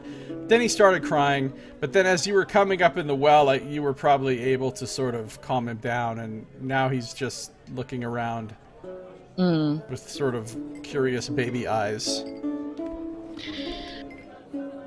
Yeah, I mean, like, I would hold him, and, like, I mean, it would look obvious, like, to anybody onlooking that it would be my baby. No one knew who we were beforehand, and even the people that might have met Varys before we went down might not even think twice about the situation, I guess. Alright, the rope arrives back at the top, this time with Roscoe. It starts going back down. Durnan still hasn't said a word. He's noticed the baby, but he hasn't said a word. He's just casually lowering and raising the rope.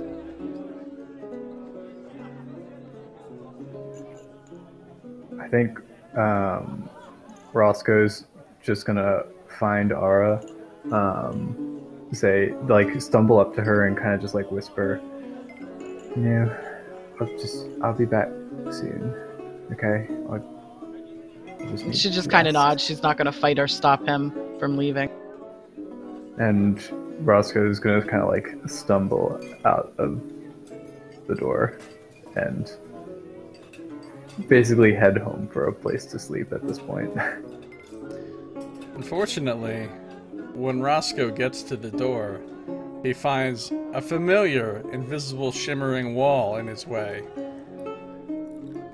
Oh no. No.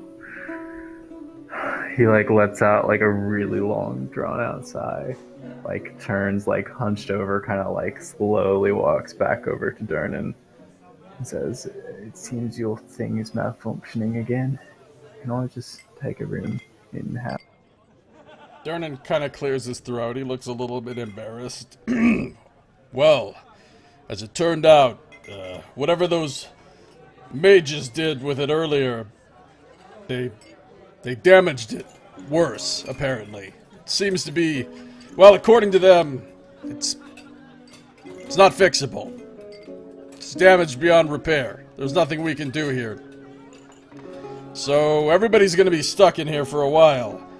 Until either somebody from the outside in the city finds a way to get us out, or, well, I don't know how much you understand about magic, but... More than you think. But please, the room is all... Alright. Fortunately, for you, Lady Haventree has booked the rooms. Since nobody can leave, everyone's gonna have to share the rooms that we have. That means there's a room available that you can use, but it's not your room, you understand? Don't leave your stuff there. You can go rest for a while, and then you have to vacate and let somebody else use it. Who else is going to be with me? Well, nobody right now. You can find one with nobody in it, but after you leave the room, somebody else will probably use it, is what I'm saying. Oh, I see. Alright, that'll do. What's the strongest thing you got, by the way? I'll just take one of those and be on my way.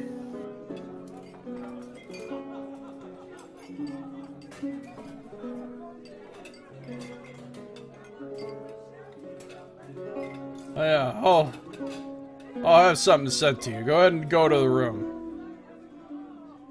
Bonnie will bring something in to you.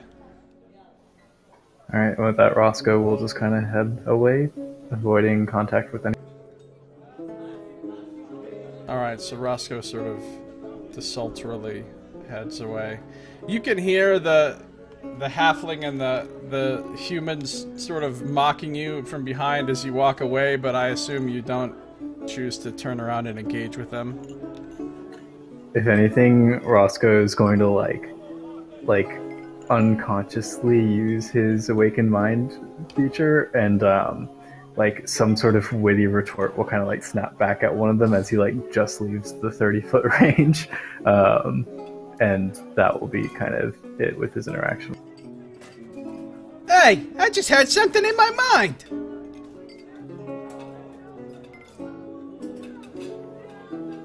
He's not even going to stop and look. All right. So Ara, what are you doing? Just sitting there with the baby?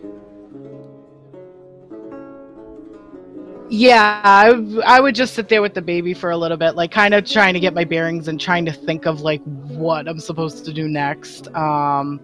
Now hearing that we're trapped, like it really didn't matter because again, she doesn't know anybody in this area except for like the people that they stayed with for one night, and they weren't really like well known enough to them for her to even want to like trust somebody like that.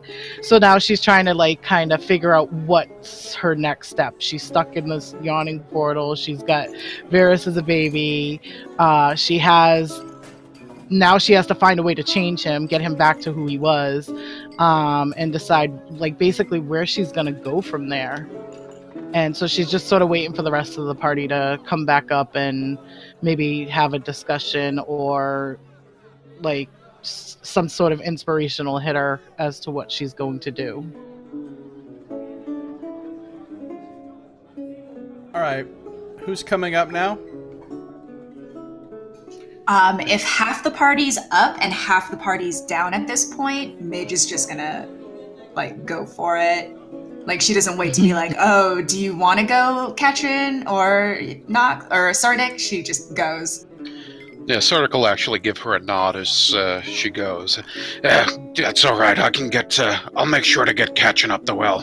Go right ahead. Midge kind of like narrows her eyes and like nods very slowly as she clambers or harnesses in. What is this thing? It's a harness, right? Not a bucket elevator thing. Yeah, it's like Okay. a harness that you sit in that pulls you up. So it's pulling you up. Katrin looks at Sardick and she says, "What's wrong with everybody? Everybody's acting so different than they were when we met. I don't understand. Like, you seem all screwed up. I'm sorry, but you do. Midge has become really mean. Everybody's become really mean or weird." It's all right, my child. I understand that, you know, a person that has so much faith can be kind of intimidating or off-putting or, you know, make someone kind of leery of them, you know. For someone that has, you know, as much faith as I do, it's all right, though. You know, I take no offense to it, but, you know, just try to think, you know, you're going to be back up in the tavern in a moment, right where you had started just this morning. In a few minutes, this'll all be over. Yeah, okay. I hope this group is able to stay together because I still really need to do something down here. Don't worry. I have faith that it will. Josiah says, "Now if you excuse me, my child, I need to try and decipher this color. Nice. There's some strange mark here. It's just a line, a single vertical line. What does this represent?"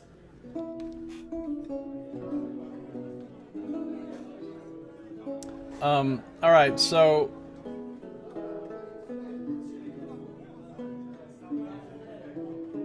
The harness gets back up to the top, this time with Midge in tow. And you see the old man looks relieved. Oh, it's good to see that you made it back okay. You should never go down there again. Midge would actually, like, clap him on the shoulder and shake her head and say, unfortunately, my business still lies down there. I'm getting closer, but there are certain obstacles in my way. The hecklers. Oh, look, another one survived! It must be nice to just go down and hang out in the well room and not fight anything and then come back. Of course, you do have a little blood on you. Also, Roscoe just came back a minute ago drenched in blood, so... He looked like a horror show. Did you guys just go down there and just bash yourselves against the wall to try to make it look like you had actually done something dangerous?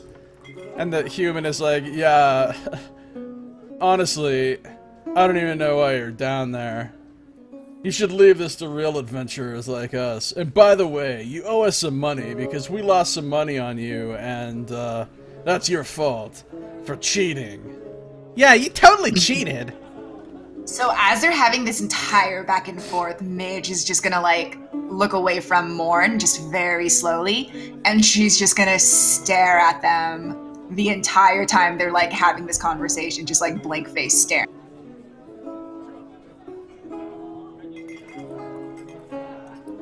So, I guess you're not gonna pay us that money you owe us then, huh?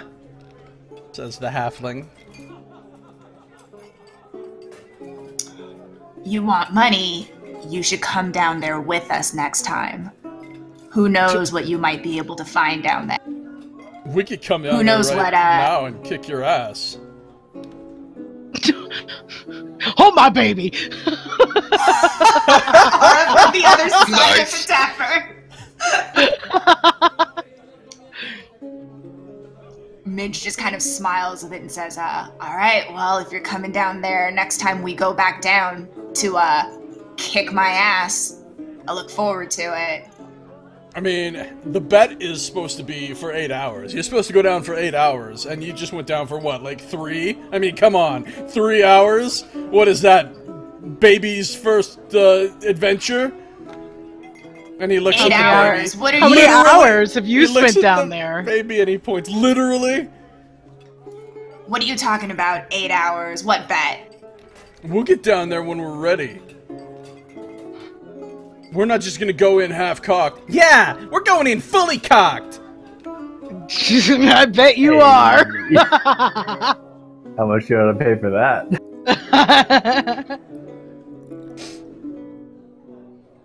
Yeah, Midge would just shrug at that and say, alright, well, make sure you have your big boy diapers on before you head down there. And she's gonna kind of, like, scan the room, and if she sees Aura, and I guess she would note that Roscoe's not down there, right? He went up. Yeah, Roscoe's already nowhere to be seen, but you know who you do see? Who do I see? You do see Senna the Crow sitting at a table, casting little glances over in your direction and trying to, like, be unnoticed. That bitch. It was a nicely drawn map. What are you gonna do? No, I would go straight over to Aura, just immediately and be like, "Where's Roscoe? Where's that little weirdo in his book?" He went to bed. Apparently, we can't leave the building again. So he just went off by himself. He went up to a room. Darnan sent him away. The fact that you can't leave seems very suspicious. Like, this was obviously planned It's all out. very convenient, yeah. First we can't leave, and now Roscoe's nowhere to be seen, and Durnan sent him up? And Aura would hear Midge just kind of mutter under her breath, shit, Durnan's in on this too. And Morn is kind of hovering around looking nervous. Is there anything you need? Can I help you with anything? He seems suspiciously concerned. It's alright, Morn. You've done plenty already. Thank you so much. So down at the bottom, Catherine is like, you can go next, it's fine. No, it's all right. It's okay, actually. You can strap in there. The three of us will go together. What? Yeah, the three of us. You see, as I've been trying to say, you know, when you're in the herd of Hathor, no one really needs to be alone. Not even those that have just died as of yesterday. And Sardick will bend down and he'll pick up the corpse that's laying at his feet there and kind of put it over his shoulder. It's all right.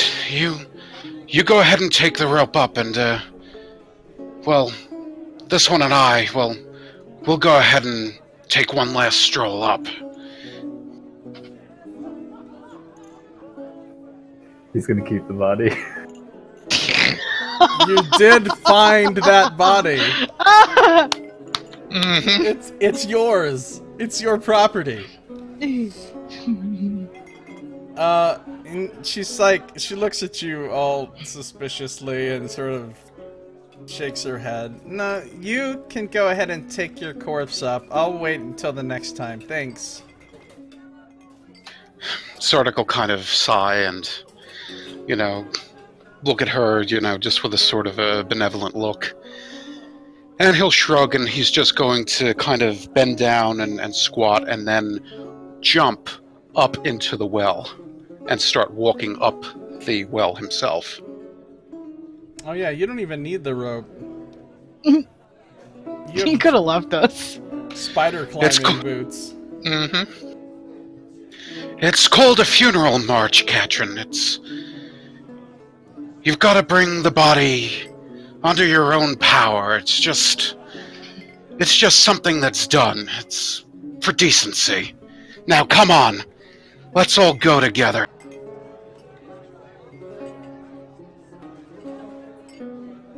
She's like, I can't walk on the wall. The bucket's right there! I mean, do I gotta jump down and strap you in myself? No, you definitely don't have to do that. So come on! I'll go this way, and you come up. None of us has to be down there alone. Okay, I'll just ride a little below you then. Sure, that'll work. So now come on. It's very slow going for you though, because even though you can walk up the walls, you're carrying this very heavy body and, you know, plus all your gear and everything, so you're moving pretty slow. You're having to struggle your way up there with the body. I seem to be unaffected by encumbrance. Speed isn't reduced from encumbrance. Oh shit. That's awesome.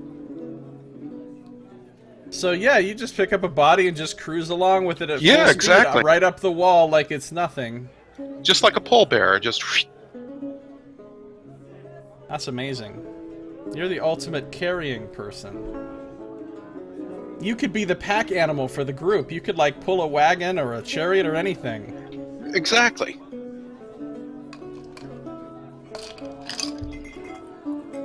Alright. So, you get to the top.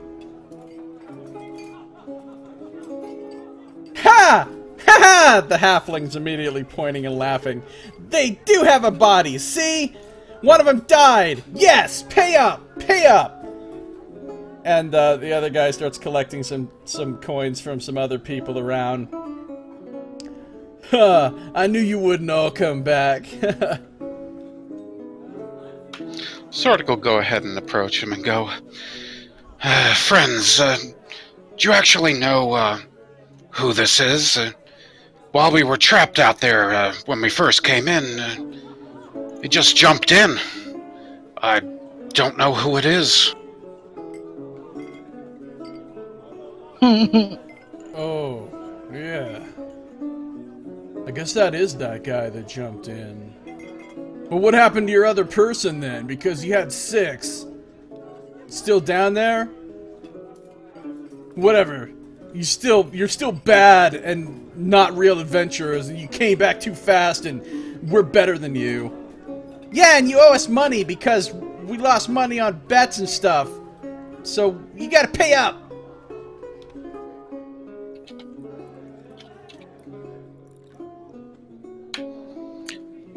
Sardick will kind of grin and smile at him and go, bets, you say? What sort of bet? You know, that you'd all die and stuff. We thought you'd die. Or you'd come back with, like, limbs missing, or you know, part of your head turned to stone or something. But don't you see? You owe us money. We came back with an extra baby. We had another birth down there. So therefore, you owe us. Wait, what? Make a deception check. This sounds like a Mox bluff. I think he believes it, though. Is he trying to deceive? He does believe it, actually. I think that's written into the story. That's canon. He says, what?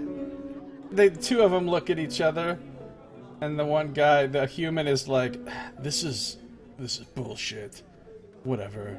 I knew this group was bad news. Just forget it. Forget it. The debts cancel out, then. Yeah, they cancel out, so just go. But you know what? Watch your back, because there's only room for one true adventuring group to delve this place, and it's Red Saber. Really? Is that the group that you'll never be a part of? Wait, what? Did you say something to him in character? Yes, yes. Is that the group what? You'll never be a part of? No, that's the group I am part of. We're Red Saber. I really think it's Red time for you Saber. guys to go down and ride the rope and stay down there. Make it past our 3 hours. Prove that you're better adventurers than us. And I'm saying this as I bounce a baby. Like, no, tonight, today. Right now. What kind of treasure did you even get out of there? Show us what treasure you got, because you just came back with a liability as far as I can tell. A corpse and a baby. Good job. Oh, treasure, you mean? Oh, you mean this? And Sardick is just going to start jumping out. See, we got our comeuppance! And he's going to give, put the pants on the table, the tinder box, and all the iron spikes. I got a whole bunch of... there's a whole bunch of shields down there. I got to get that next time. I just had a little too much, because I was going to bring the corpse up. Next time, though.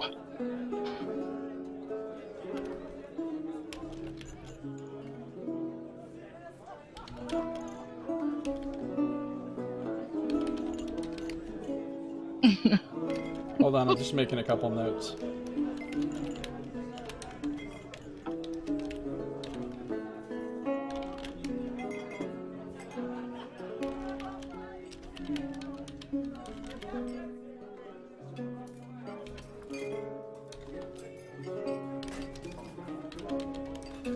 Okay, at this point, you guys have earned 3 more inspirations, so everybody has inspiration now. Midge has inspiration again.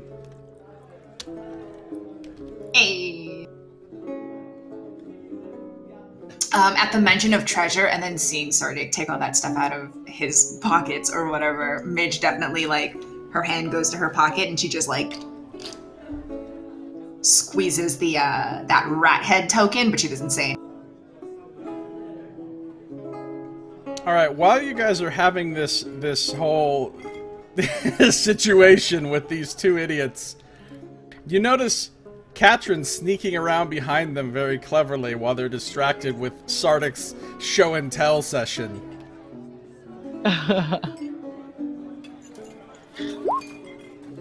Oh no! Oh, Yikes! Oh! She really is cursed. Katrin tries to take the purse of the human. Then he catches her and he puts his hand down on hers. What are you doing? Get your hand off my purse, you stupid, ugly little cursed dumb girl. She jerks her hand A back. man with a purse. It's cute. She's like, I wasn't trying to do anything. What? And she just kind of like sidles away. You just stay the hell away from me. Stupid, ugly urchin, cursed ghost girl. Yeah. Don't even come near us. Seriously, next time we'll shove you down the well. We'll throw you down the well. This is the halfling talking.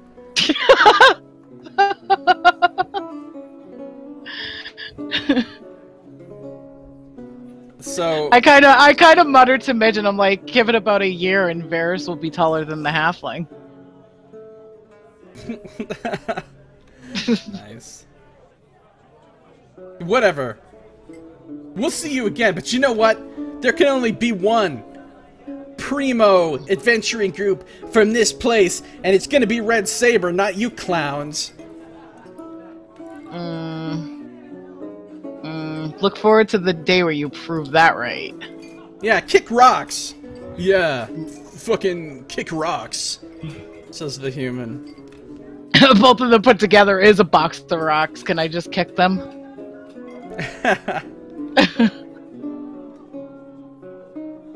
So Durnan has finished pulling everyone up, and he looks over in the direction of these guys, and he says, "Don't be making any more trouble.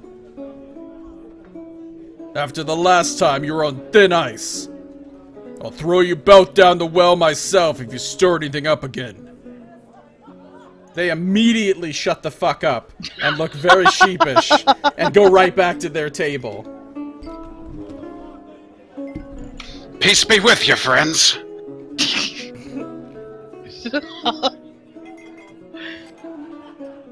So Darnan looks at Aura, looks at the baby, shakes his head. "I'm not even gonna ask." And he just goes back to the bar.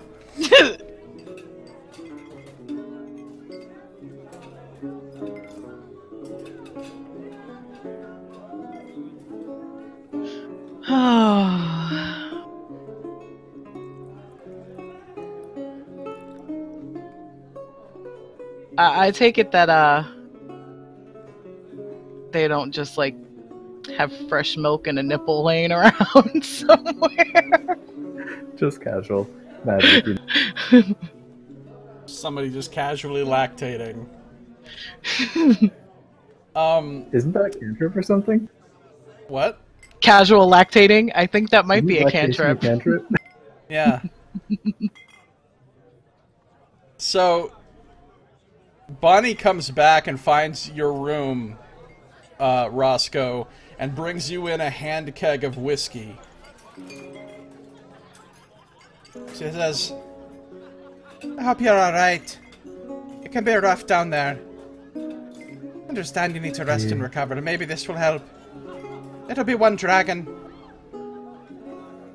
Roscoe kind of like slowly stirs into motion, fishes through his bag, finds a dragon and like hands it to her. And he says, "Have you ever been down there?"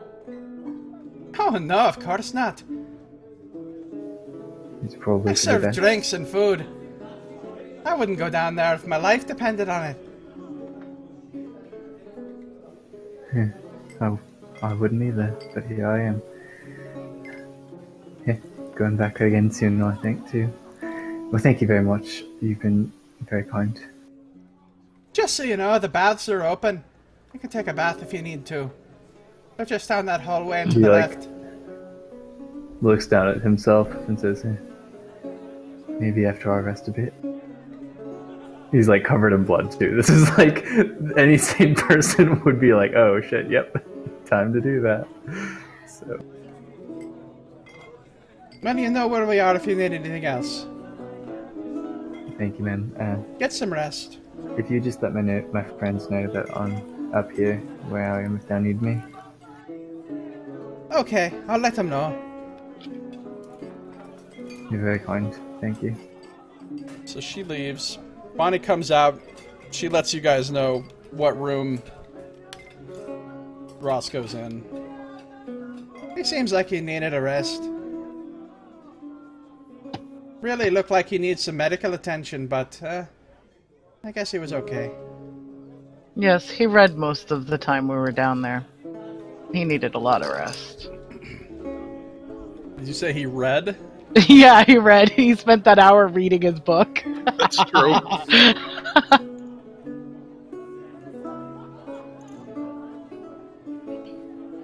So Morn goes off and leaves you alone, but he tells you before he goes if you need anything to let him know.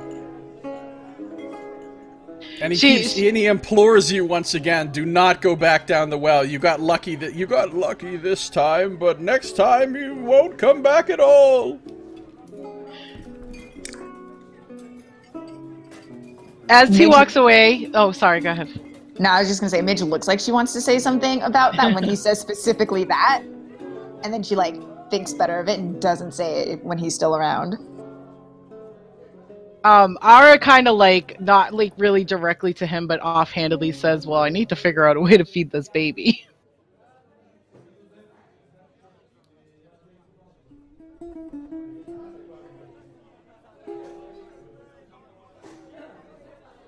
You say that to him or just...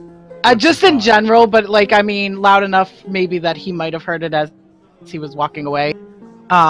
She's more just kind of, like, talking out loud in general, like, her brain is, like, she has to hear herself say it in order for her brain to really grasp what's really going on. Because, like, before it was like, that's Varys, now it's like, this is a baby. Even if it's Varys, it's still a baby and still needs to be taken care of. So Mash, the big half-ogre, comes over your table. How was your adventure in Undermountain? Did you have fun? That wouldn't really be the word that I would choose. Define fun for who? What happened to the other dark elf man that was with you? Ara holds him up and she's like, here he is! Midge actually winces because she thinks that Ara's gonna start crying again. She almost does, but she's kind of getting a grip on herself.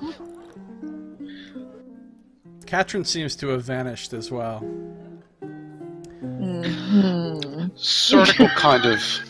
Sardick will stand next to Mash, and since he's so tall, he's actually going to use thaumaturgy to sort of whisper in his ear that, actually, you might not want to mention that.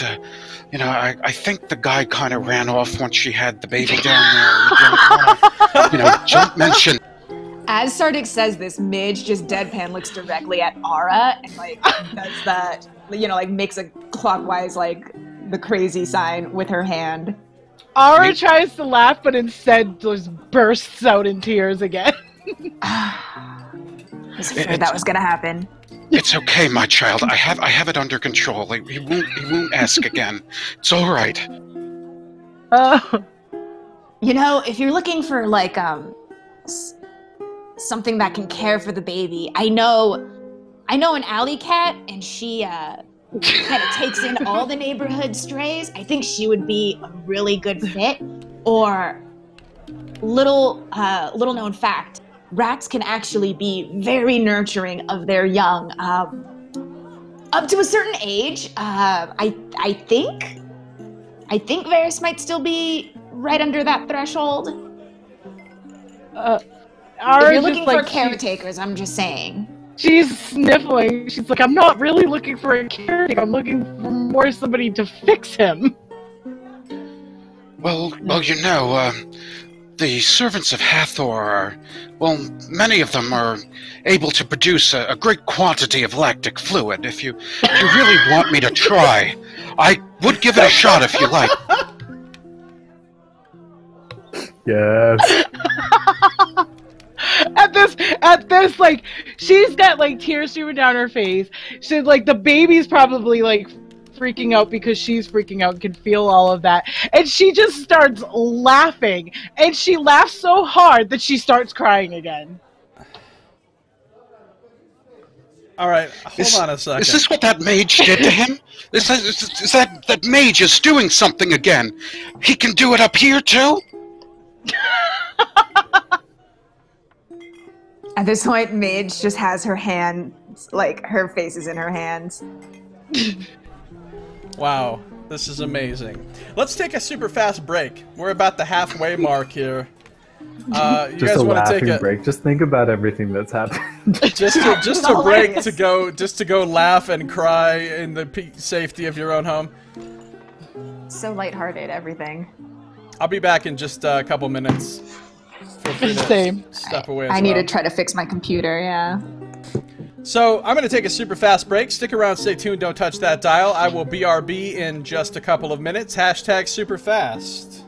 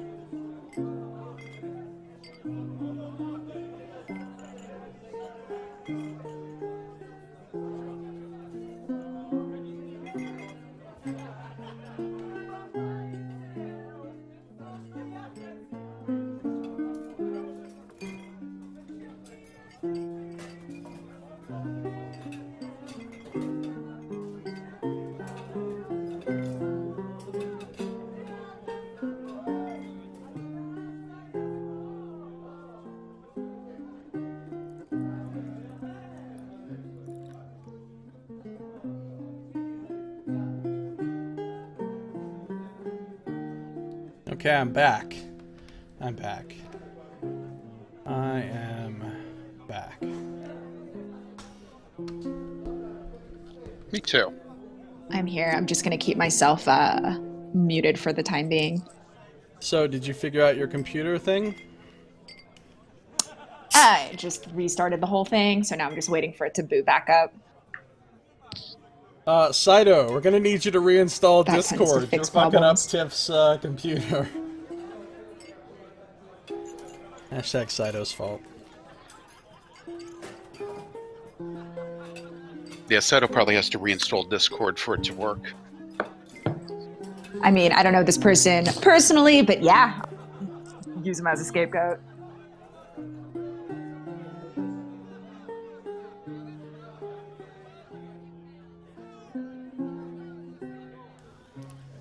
You thought we'd forgotten.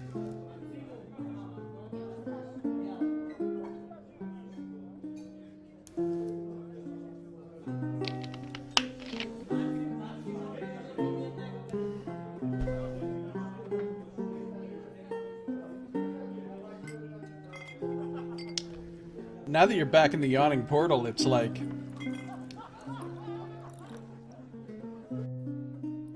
It's slightly overwhelming for me as a DM, thinking about all of the things that could happen or all the people that you could interact with.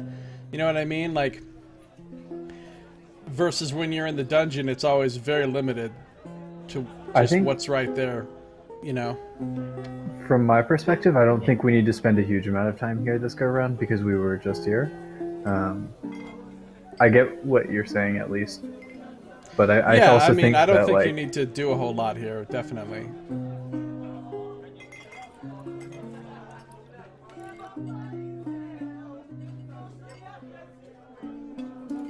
But if we're stuck in here, then we have to figure out if somebody here can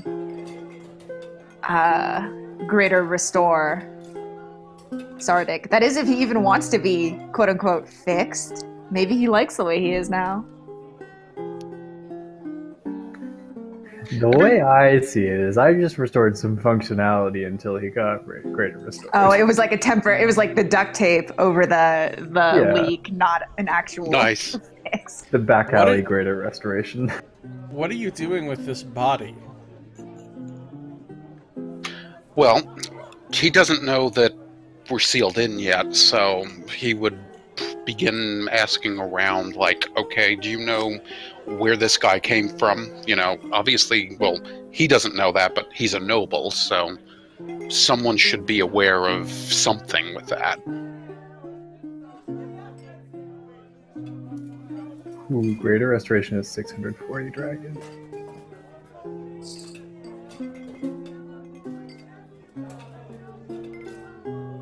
It's possible you can negotiate. This may be necessary. Some kind of Or payment not. plan, maybe.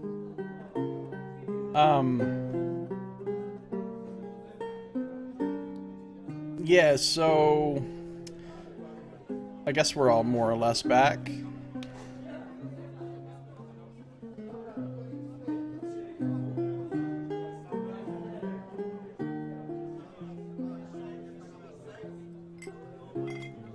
Match says to Sardick, "Oh, that's the guy who jumped down earlier and didn't come back.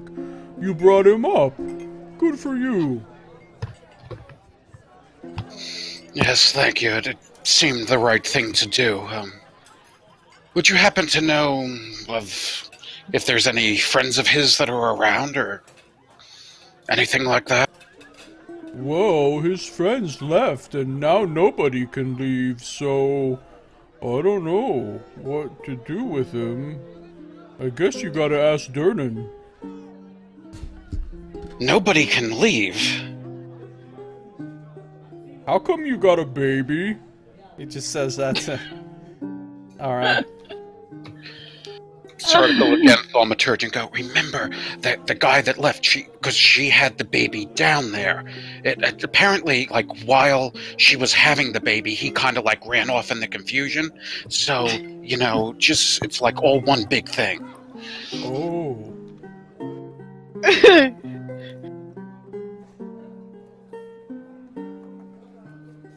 She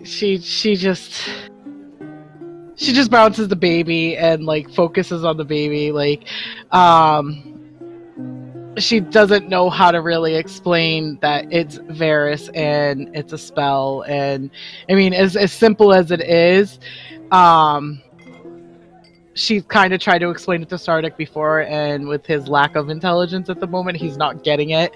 So she just shakes her head and just pats the baby on the back and bounces him and thinks about what she's gonna do. Anyway, I came over to see if any of you want anything to eat or drink.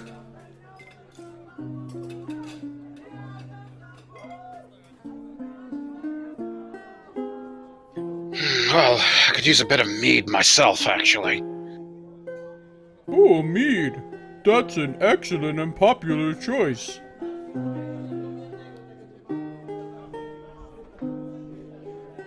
Sardick will, you know, kind of pick up a menu and kind of look at it and go, what is this? They changed everything to Elvish while I was down there. Oh, just the mead, it's all... Okay, tankard of mead, 6 nibs. Sardick will go ahead and pay the 6 nibs. Ara asks for a sherry. Okay, That's an excellent and popular choice. 1 shard and 4 nibs. She pays it. You can tell that as he quotes these prices, he's like accessing some memory vault in his head that he's going into to try to remember what everything costs. But he seems to have the prices down right. Sardick will kind of stay his hand a moment and go, wait a second, wasn't there some guy that was like, he was talking on and on, he was something about like a giant glowing shell and like a thing behind an obstacle course or something. This guy that kept giving us like drink after drink, didn't he say he'd like pay for like our room and board or something? Oh, you're probably talking about Maloon. Yeah, sure, that sounds like a name that someone like that would have. The one that talks all the time. Let me go ask him if he wants to pay for your stuff. So he goes trundling off. Heavy footfalls thumping on the ground. So back in Will's room, or, you know, Roscoe's room, Katrin actually slips into your room.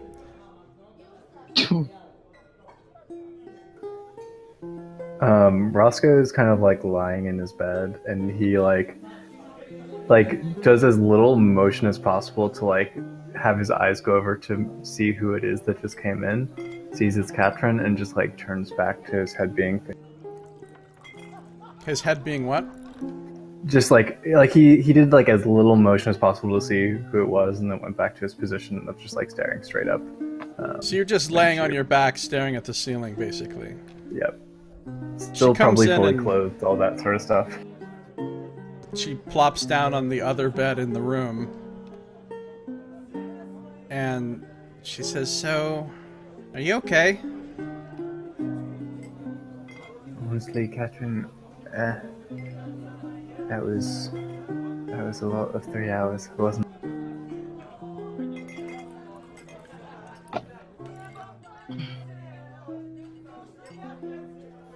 I mean, it was,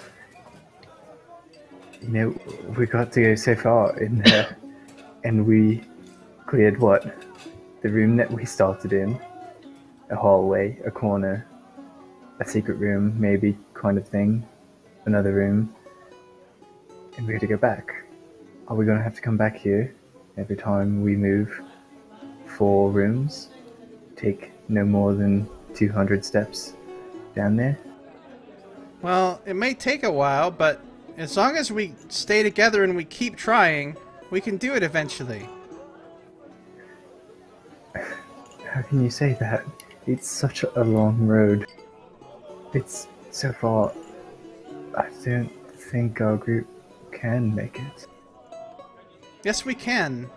And I'm sorry I yelled at you earlier. I was in a lot of pain and I was freaking out, and everything that was happening was really scary. But I don't think it's your fault. I think it's that weird book you have. What's the story with that thing anyway? Well,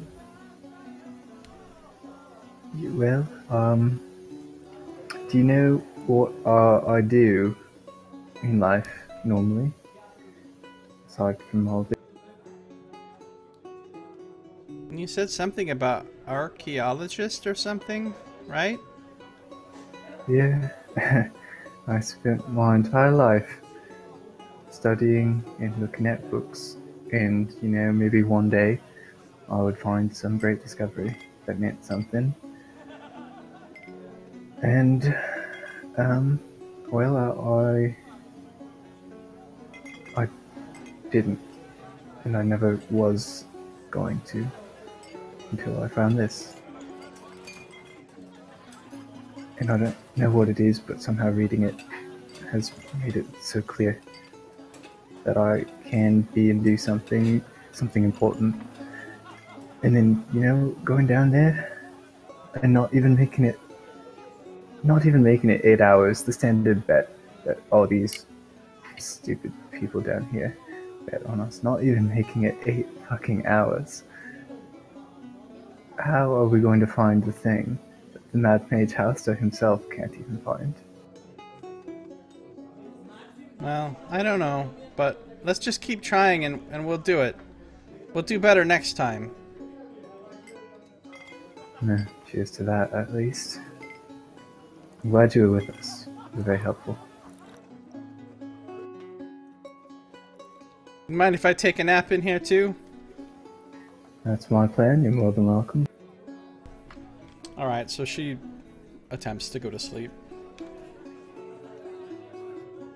She's got, like, her bag and all of her stuff, like, piled up in the back corner of the bed. And she's, like, got then her pillow on top of that. And she's, like, laying up against it. So that she's literally laying on top of everything she owns. Like she's worried about somebody coming in and stealing it or something.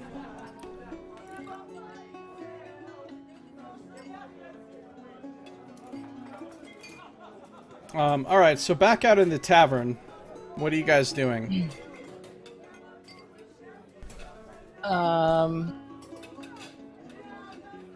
Waiting for my drink, and when Mash comes back, I wanted to ask him if, like, they have, like, any type of, like, milk, something of that sort of substance, non-alcoholic, to kind of get something in the baby's stomach.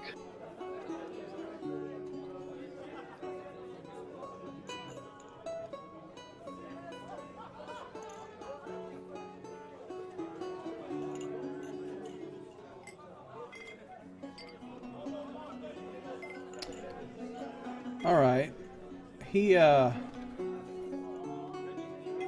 He's over at the bar talking with Maloon.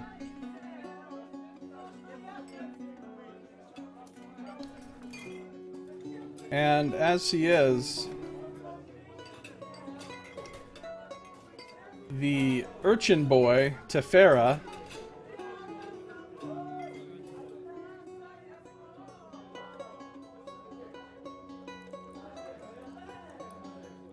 whom you have interacted with before, comes running over your table. And he says, "Hey! And he's looking at Ara. You're Ara, right? I mean, you must be. You're the only drow elf here." She nods. He points up at the second tier, at the trio of similarly dressed dark elves, the ones that Vera spoke to before. He says,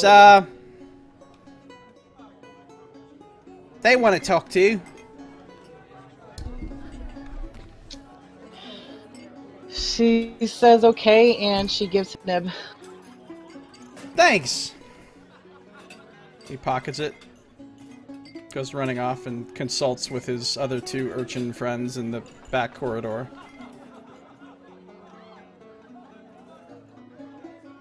And she's gonna make her way up to the other drow. Does anybody go with her, or you just let her go up by herself? As soon as Ara, like, gets up and starts doing that, Midge will say, like, very loudly, "I'll be right back, just gotta go use the old bathroom to do stuff in there that you do in a bathroom." And she's gonna, like, walk to wherever they are, the closest. I'm assuming there's, like, bathrooms in here, right? It's not like an outhouse situation. Yeah, there are. Oh, okay, because that would be better for everyone being trapped in here. They're in houses. Room 17 is the new bathroom. Don't go in there unless you need to. Oh, God. No, it's all part of the magical enchantment on this place. They actually have, like, bathrooms that are self-cleaning. It just goes right Nice. down the well. Gross. Lovely. That's what all that water was in that one room. Oh, good thing not everybody went in that then, I guess.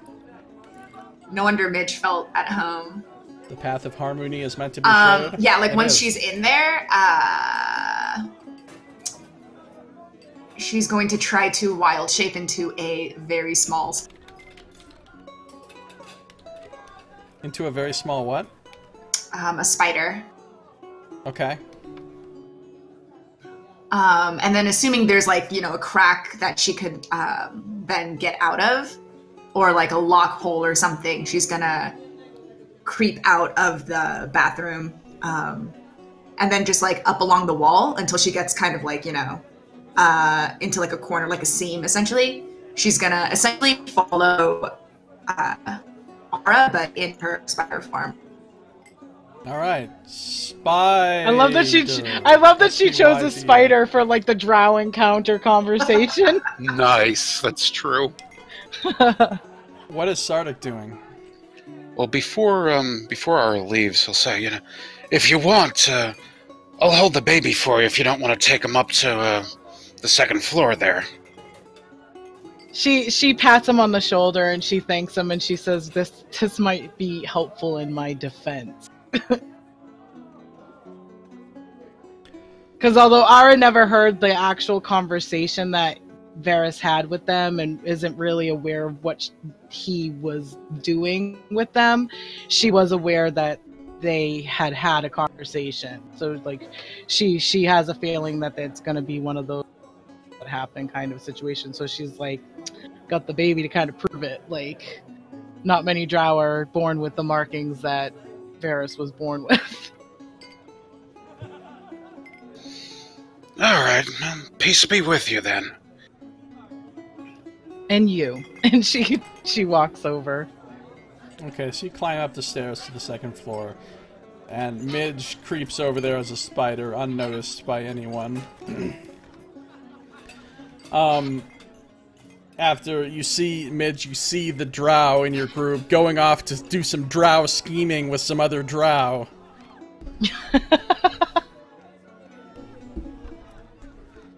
Scheming. Oh, yeah.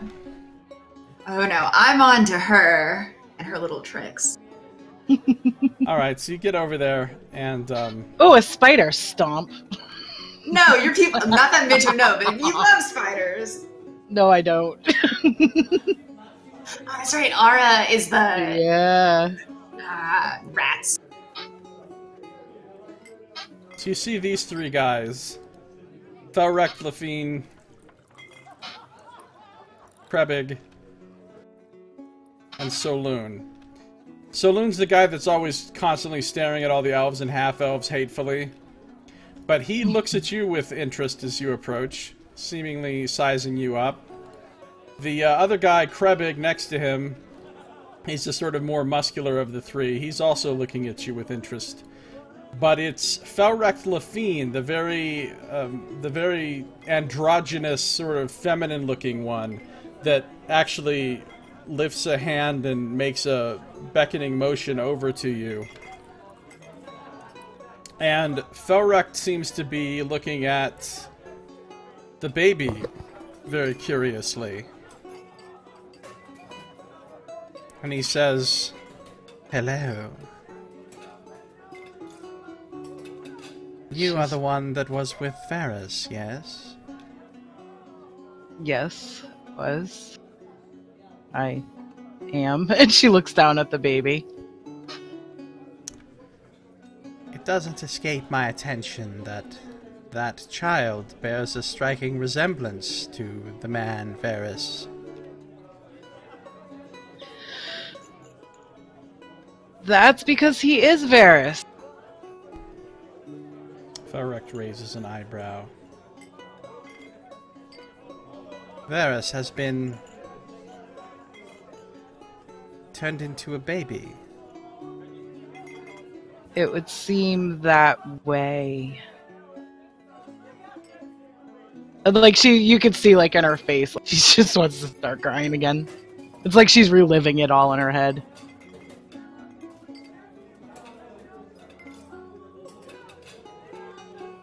That is most unfortunate.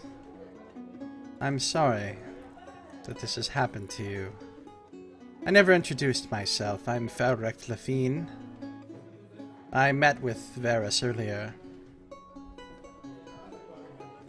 She nods and she says, "My name is Ara Nightbreeze." The two of you were close, yes? Companions? Came from the Yes. Underdark together? Yeah, she kind of like questions it, like almost like it like sort of has that unspoken, well, how much did Varys tell you? Kind of.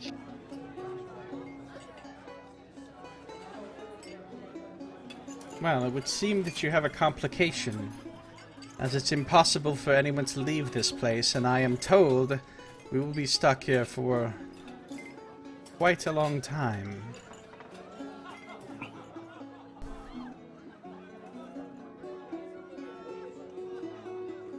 She nods at this and she kind of has like this nervous look, like she like even Varys seemed uncomfortable with them from like her interaction with him afterwards, so she's kind of very uncomfortable. And she's not really quite sure like what she can do for them that they had asked Varys to do, because he didn't go into like super detail about what he wanted.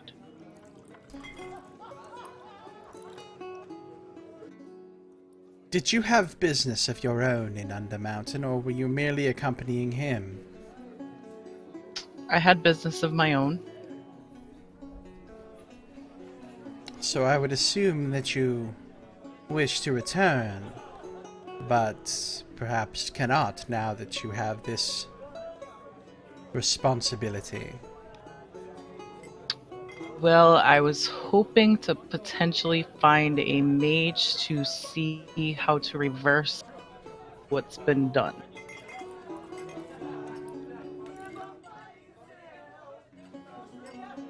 I doubt you'll find any mage powerful enough to reverse that in here. Though there is an elven woman up on the tier above us. And as he says that, Soloon, the third of the three, makes a noise and looks angry at the mere mention of an elf. There is a surface elven woman who seems to be greatly knowledgeable in the arts arcane, although, as I understand it, she could not figure out what to do about the ward.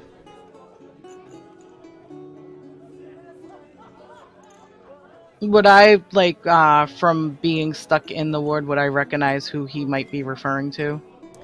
Yeah, you saw her earlier. She was the one who was working on the ward originally when you guys were all stuck in it. It was her. Okay, that's what I thought, but I wasn't sure. I have had a child of my own.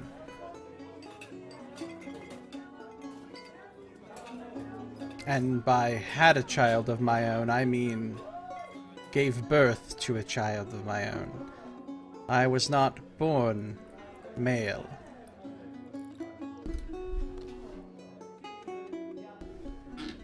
Ard kind of nods, like, things like that for her, like, don't surprise her, because she's always known that she felt different in her own skin, so...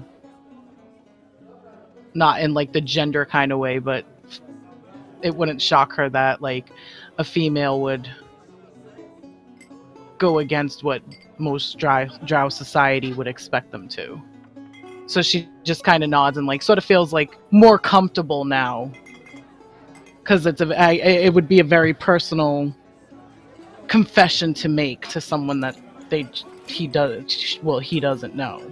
So yeah. So I'm willing to make you an offer. If you have business to venture below again, I will look after your young one as though he were my own. He is, after all, a member of our organization, even if only a probationary one, so we have some responsibility to look after him anyway, but I know how to care for a child. She kind of questions organization? Like, that's confusing to her. You have surely heard of Brigandarth, yes? You have heard of it. Everybody's heard of it. It's a really famous Drow mercenary. I mean, anybody from Menzo Baronzen has definitely heard of it. Okay. So she nods and she's like, oh, okay. He was seeking to join us, and we had given him a task in order to do so. I don't know why he didn't bring you to the meeting as well. You would have been welcome. Varys was very protective. So it might have more been he wanted to see and feel out the situation before bringing me into it. She kind of like gives the baby a dirty look without them really noticing.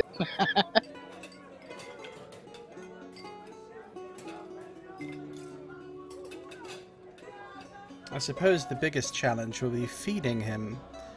Perhaps the cook here can whip some things up that would be appropriate for an infant.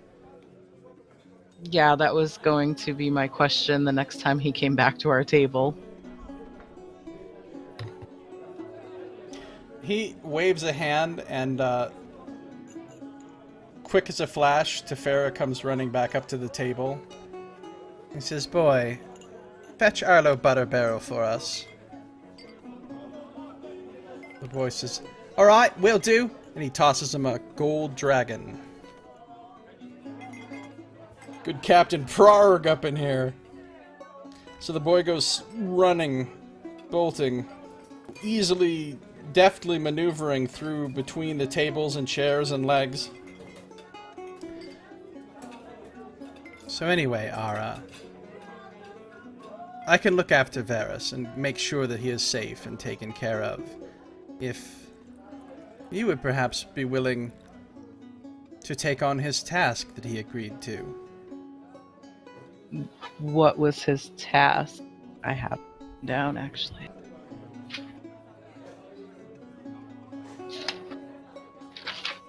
We are at odds with the Xanathar Guild.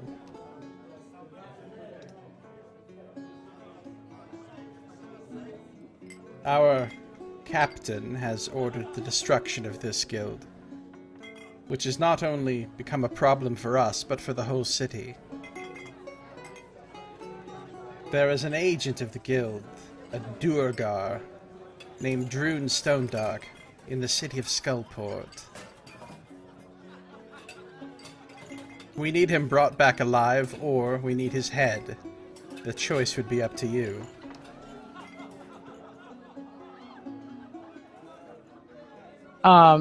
She just kind of nods and thinks about it, and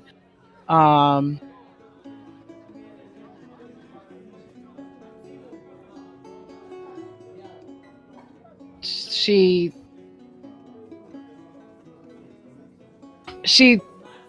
says to him, "Can I have the night to think about this?" Of course. So at this point, the boy comes back, and he's got in tow this colorful-looking little figure. He's a rather rotund halfling.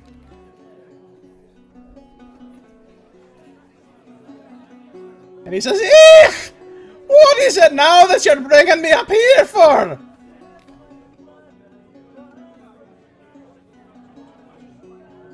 Farrak says, "We have an infant here." They point to the baby. Do you know how to feed it? Do you have things that can be mixed and mashed, which will be good for a baby? Of course you can! I had 3 of my own, you know! Of course I can feed a baby! What kind of place you think this is? It'd be easy!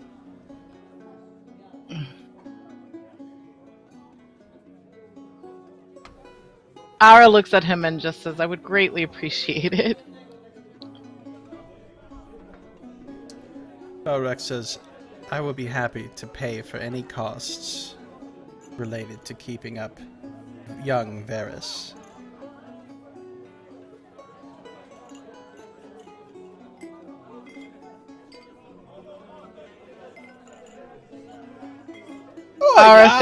Oh, okay. Let me go! Get something going for him right now! Don't you worry! And he points his fat little finger at Varys and kind of like gently pokes him in the belly. Don't you worry, little fella. We'll get you sorted out any moment. And he goes kind of like rotundly trundling back towards the stairs, back towards the kitchen.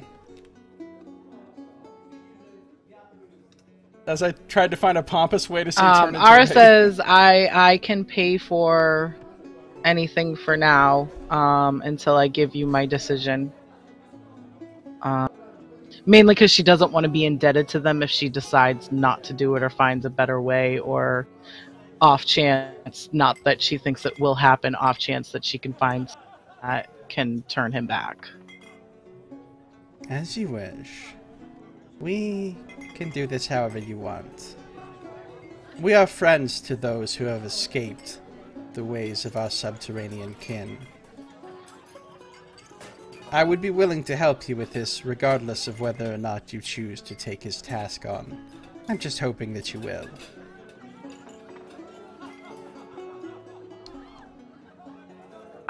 She nods and she thanks him, and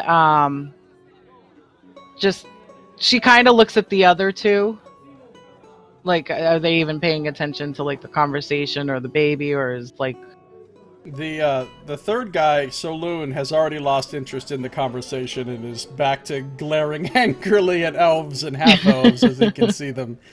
The other guy doesn't seem to be paying a super good amount of attention to the conversation. He's mostly just checking you out. like leering, like, how you doing, kind of, or just like kind of sizing me up?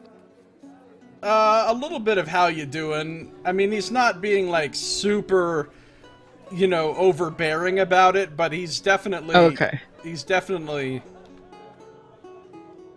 Taking a notice. Okay. Yeah.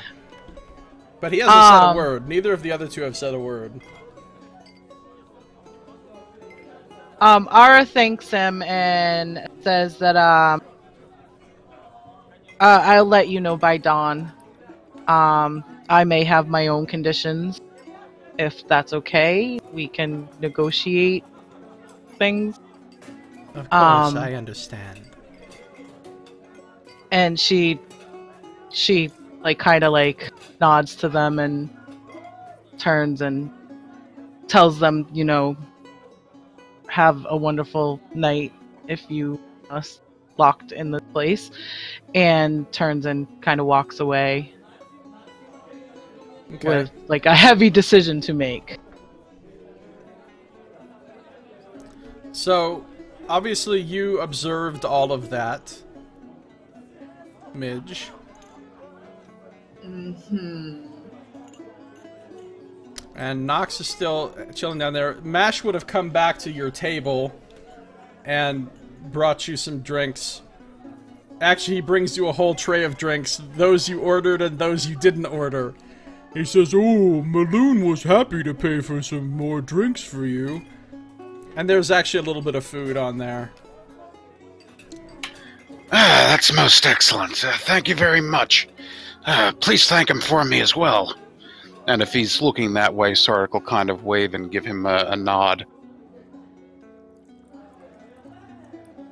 And I do the same when I get back to the table. Alright, so everybody can return to the table. Well, I mean, I don't know what Midge is doing now. After Ara leaves, she's gonna kind of observe those three drow for just a little longer, see if they like say or do anything else. But if they don't do anything, well, I mean, they do talk to each other a little bit. Yeah. Okay. So, after Ara leaves, the one called Krebig, the more muscular one, is like, that's a nice-looking woman. I think we should help her out. I could help her out. And Balrect is like rolls their eyes and is like, "You are always so terrible. That is not what this is about. Maybe not for you. I'll be the one taking care of the babe. And you, be on your best behavior. And then Saloon, the great hater of elves, is like, I don't like it. Why are we taking on some burden? We are not taking on some burden. I am. It has nothing to do with you, so you can keep your opinions about it to yourself. Whatever. I have a strong doubt we're gonna get anything done for our mission here now. We're wasting our time. Well, we cannot leave, so this is where we will remain for now. And hopefully, we can gain some help from this woman as she is gaining help from me. It is still possible that our mission will be completed. The other guy just grunts.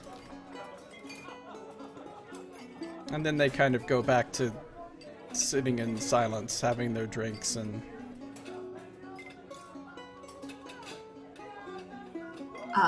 Before I go back to join the table, then I'm gonna kind of just skitter over to, I'm assuming the stairs that would like lead also to where the room.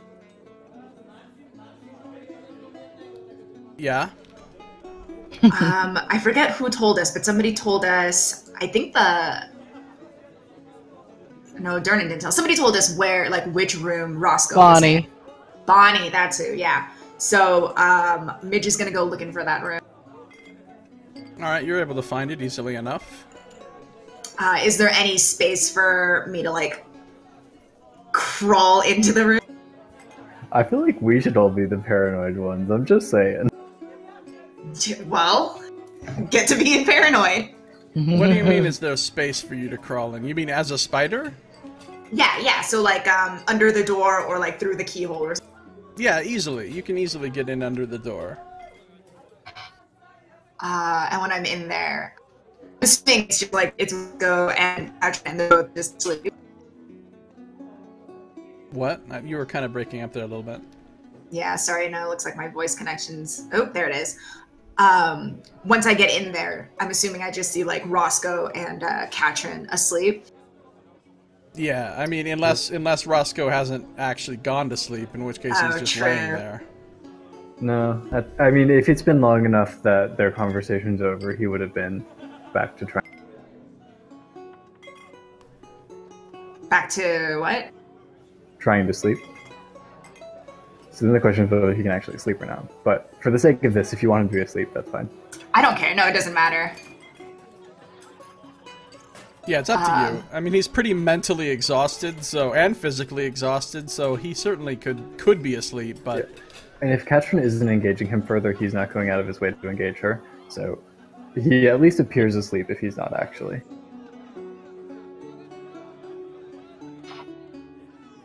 I want to get close to, I guess, wherever his bag is. Okay. And then if there's any sort of like flap that's kind of open, I just kind of want to crawl in a little bit and take a peek around and see what's inside. Well, among other things, there is the book, The King in Yellow. There are 3 other books. There is the short bow is probably not in it.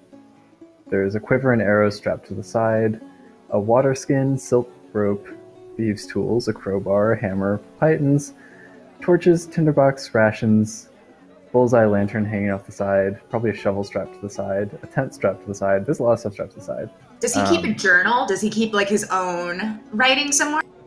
Like one of those books? You might see some books, but that doesn't mean you know it's a journal or not. Yeah, so can I see the spines of any of these books? I'm assuming if they're stacked in there, I don't know. I feel like this would be a DM call if Spider Midge would be able to like maneuver and look at the titles of them. That'd probably be pretty tough. You can probably tell which one's The King in Yellow just because it's kind of like a leather-bound tome with like kind of like aged and tattered look despite it being very resistant to things. So like that might be distinctive. The others look like a mix of like textbooks and or other books, I guess you could say.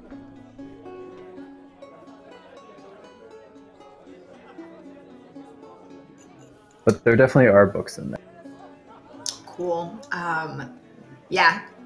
As a spider, Midge is just going to kind of do like a quick, we're probably not quick because she's tiny, just kind of like go through all of his stuff, check it out, make sure everything's, no surprises. Other than that freaking... I can send you a screenshot of it if there's anything that you want to see. No, that's fine. I figured, I'm personally not expecting to find anything, but, Midge just wants to make sure. But yeah, once she's like content with that, then she would go all the way back downstairs, back into the bathroom, drop wild shape, and come back out. All right.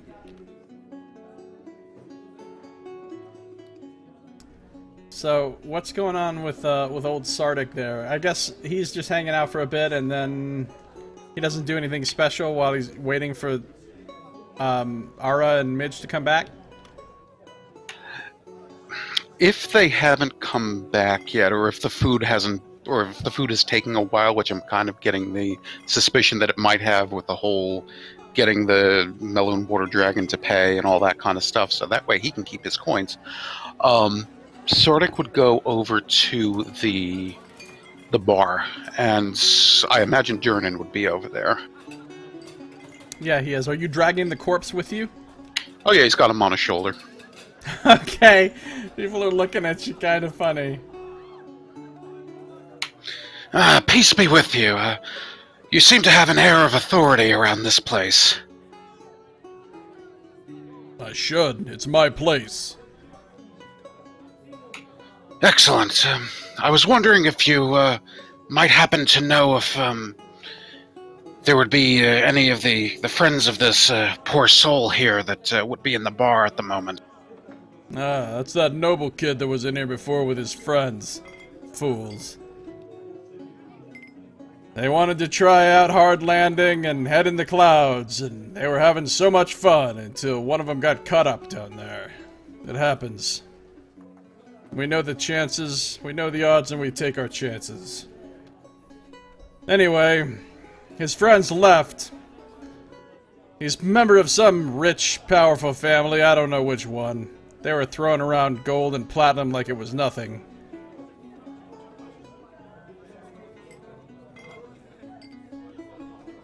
I don't know why you brought him up here, though. I don't want him in my tavern. Unless you're gonna pay to have him brought back from the dead. And he kind of nods his head over towards a table where a woman sits. Where this woman sits, with leaning back with her long boots up on the table. He kind of nods at her when he says pay to have him brought back from the dead.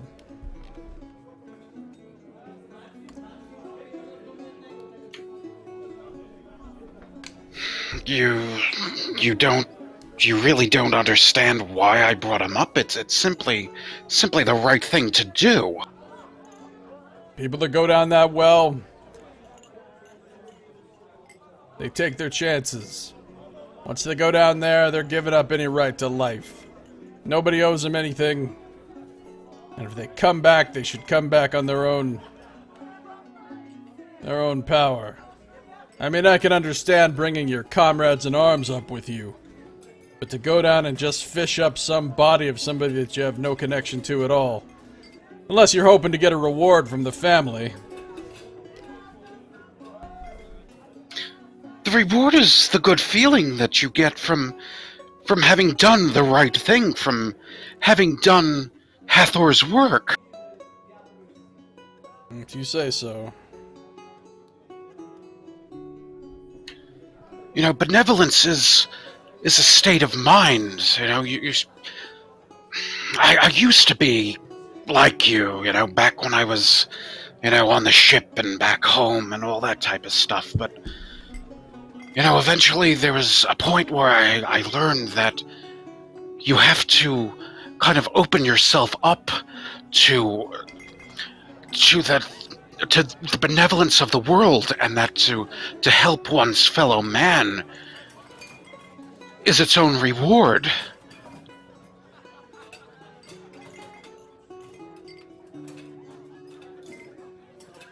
Look, you do whatever makes you happy. I provide opportunities for my fellow man, and if they take them and succeed, good for them. And I take my profit where I can. Well, you say you take it where you can, but I hear we're locked into this place again? Yes. My apologies for the inconvenience, but it seems we're stuck in here. Possibly for the long haul. I mean, if you had that, the wards actually open, that I'd simply be able to go out into Waterdeep and, bring this person to his family. Just simply. But I mean, what sort of an establishment do you have here? I mean, we were down there on that level there, and all of a sudden this cage of force sort of sprung up at us. It was just like the wards. You're just sort of extending all over the place. Yeah, I don't need to hear your Undermountain stories. I got more than enough of my own. Did you bring back any curios? That's the question. There's a tradition around here. The delvers that go down bring back some little curio for me to put on the walls. Well, if you must know, and Sardick will go and start bringing out the pants and say, we got our comeuppance here. And he'll bring out the iron spikes, and he'll bring out, this is a mighty fine tinderbox that we happen to find here. Found some other stuff, otherwise, but... this is a bunch of junk. Get that shit off my bar. This isn't junk. This is a bunch of opportunities. I mean, what if you find yourself stuck in the dark, without any sort of means of light of your own, but you have, and he's just sort of going to produce the tinderbox in a grand gesture, you can bring your own light to bear.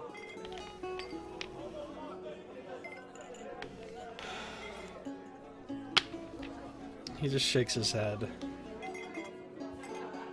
I think somebody got hit in the head a little too hard down there. Anyway, you gotta get rid of that body. You can't leave it up here in the tavern. Yes, I agree, you could take it out of here if the ward was not permanently up, but it is, so you're gonna have to take the body back down the well. Sardick will kind of shake his head, and you know what, and speaking of things that have been going wrong up here, I don't know what sort of place you have running here, but, why have you changed all of these menus into Elvish? I mean, look at this one, Elvish, that one, Elvish. I mean, I know Elvish is supposed to be all posh and hoity-toity and all this, but, you gotta just, be with the common man and be in sync with the common man. Not everyone just happens to know Elvish and hoity-toityism, maybe some nice hard dwarf and runes, just even some simple common. You want a copy of the menu in Dwarven? I got one. And by the way, that's not Elvish, it's common. But he pulls out another copy of the menu from under the bar in Dwarven and hands it to you, and you can't read it either. What is this? Some sort of ancient Dwarven, Elven hybrid thing? I mean, look at the flowing letters and all that. This isn't Dwarven as anything. Come on here. Look, I can't help you. That's as Dwarven as the day is long. Yes, you can't help me. That much is obvious. Peace be with you, though. And he's just going to head off. Get that body out of here, I'm not kidding. Or have it raised. I already raised it once up the well. I gotta do everything around here. Sure, I'll raise it again. He actually face palms. He can't. He can't even. Tells me to raise it. I walk the damn thing up myself. He looks at Mert. He says, these adventurers these days, they just get crazier every year. He says, ho ho ho! We were just as crazy back then, don't you remember? No, we weren't.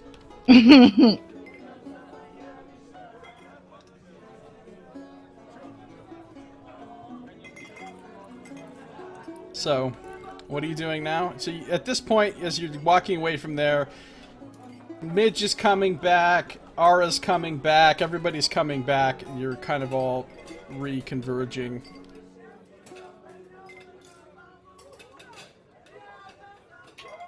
Is Wicked Wild on the way back to the table, or is that like on the other side or something?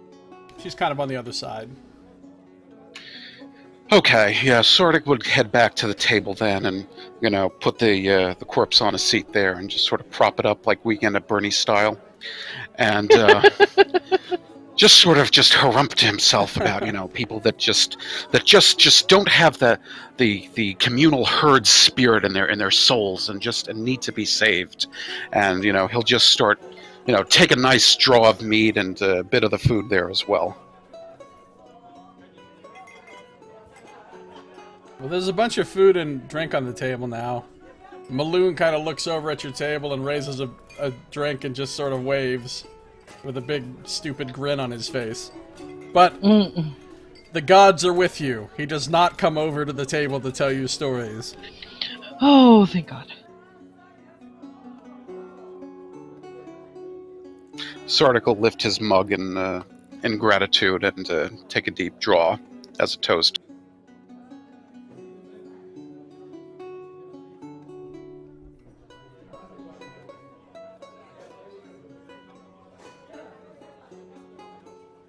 So, Roscoe's sleeping, Katrin's sleeping. What are the three of you gonna do? I keep looking up at the third tier at the elf Remy that they had referred to, just kind of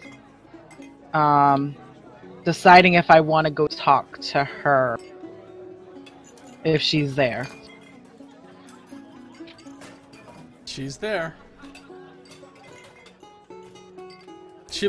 She's sitting there with her, her elbows on the table and her head resting on her, fingers, which are sort of pressed against her temples, looking very frustrated. I kind of, wait to see if, maybe I catch her eye.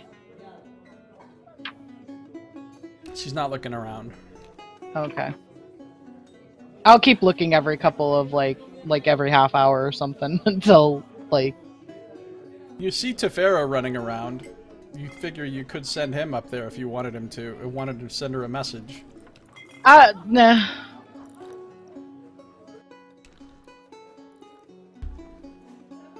I'm drinking my sherry, so I might eventually get the liquid courage to do so.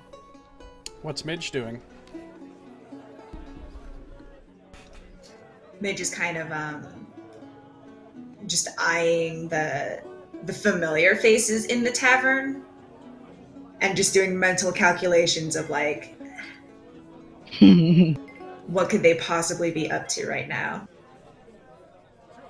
She's kind of slunk down in her chair and just kind of eyeing everybody. And then when Ara starts looking up at that elven woman, Midge just kind of at first is stealing glances over in Ara's direction, and then just is full on looking. Ara kind of gives her a what? What? Nothing. She shakes her head and goes back to drinking, and every so often looking up at the woman. And then a couple of times I would have that the Drow trio and in my head just kind of working out my end of the deal. Midge is definitely not eating or drinking anything that is set out. In fact, at one point she just kind of reaches into her pocket and pulls out moldy rations and just starts eating them. Okay. Nice. Does Midge make good berries or bad berries? They're about to be real bad. No, I'm thinking that when she changes her spells, I think she's going to take Purify Food and Drink and just not eat or drink anything from anybody else, ever. or for the next 20-some hours.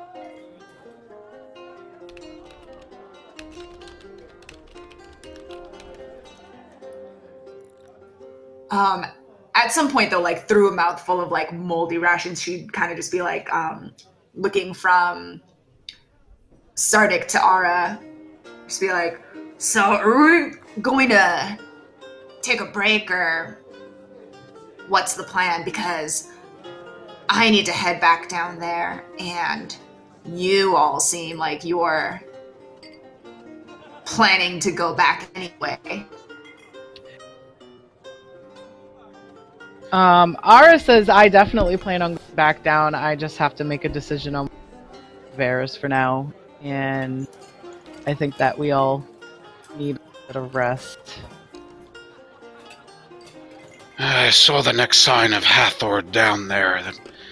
I'll definitely be headed down, but I don't think I can right now. I don't think I can channel too much more of the divine. It's been quite a draining day. Yes, you certainly did a lot down there. Thank you, my child. You're welcome.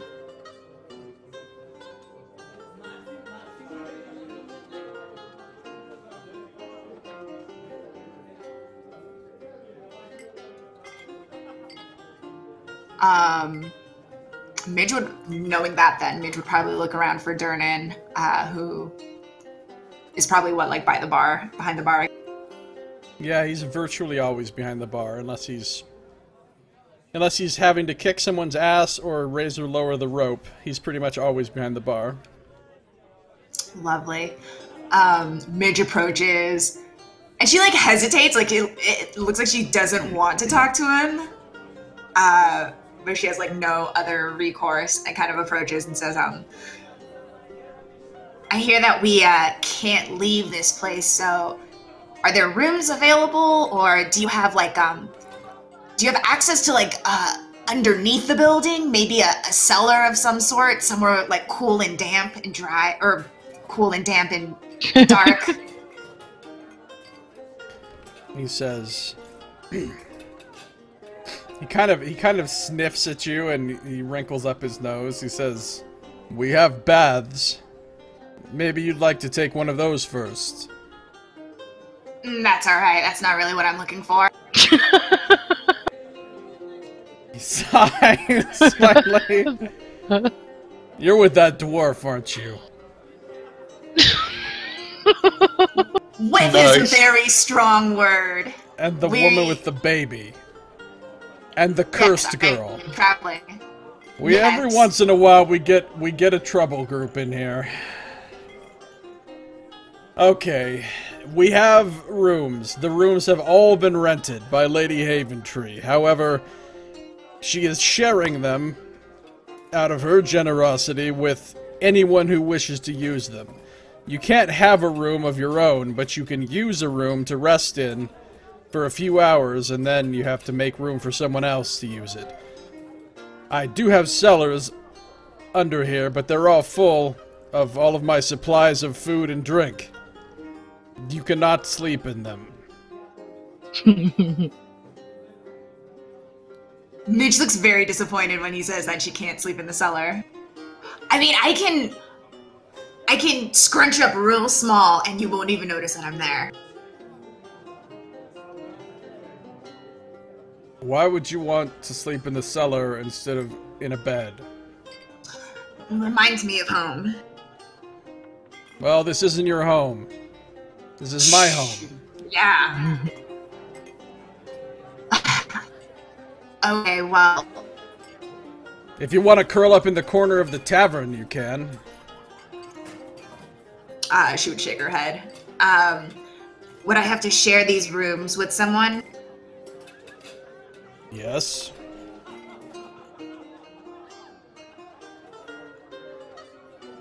Okay. And Midge is gonna turn around, and she's like mentally doing like eeny, meeny, miny, mo at Sardick and Ara. That one. And she's pointing at Ara. We'll share. Okay. You want to be shown to a room now? Yeah. Bonnie? He waves her over. Take this one to an open room.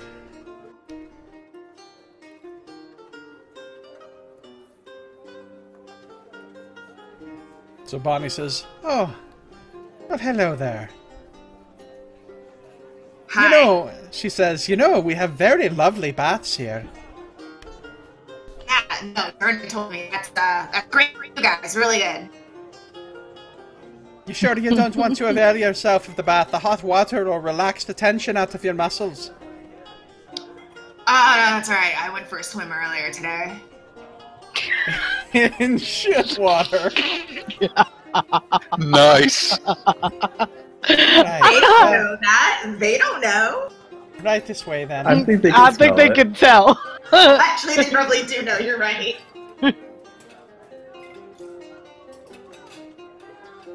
She notices the way you're looking around, and she kind of assesses you, and she says, "You know, actually, I do think we have one open right now that's just got a single bed in it. Why don't I put you in there?" That would be greatly appreciated. Who do you work for? What? No, never mind. Just kidding. But Midge is definitely just looking at her. Alright. Remember, Durnan's in on it. He They're sent Roscoe away. They're all in on it. There is not one person in here that you can Even trust. the baby. The baby's the ringleader. The mastermind. The more innocent someone appears, the deeper their schemes go. His eyes are like bright and wide, and he's sucking his thumb, and you're like, I'm on to you. I've seen Varys do illusion tricks, so I know that this is just another one of his tricks.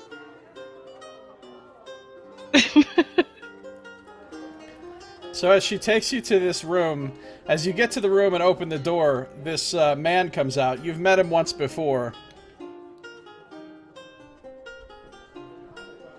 His name is Vic.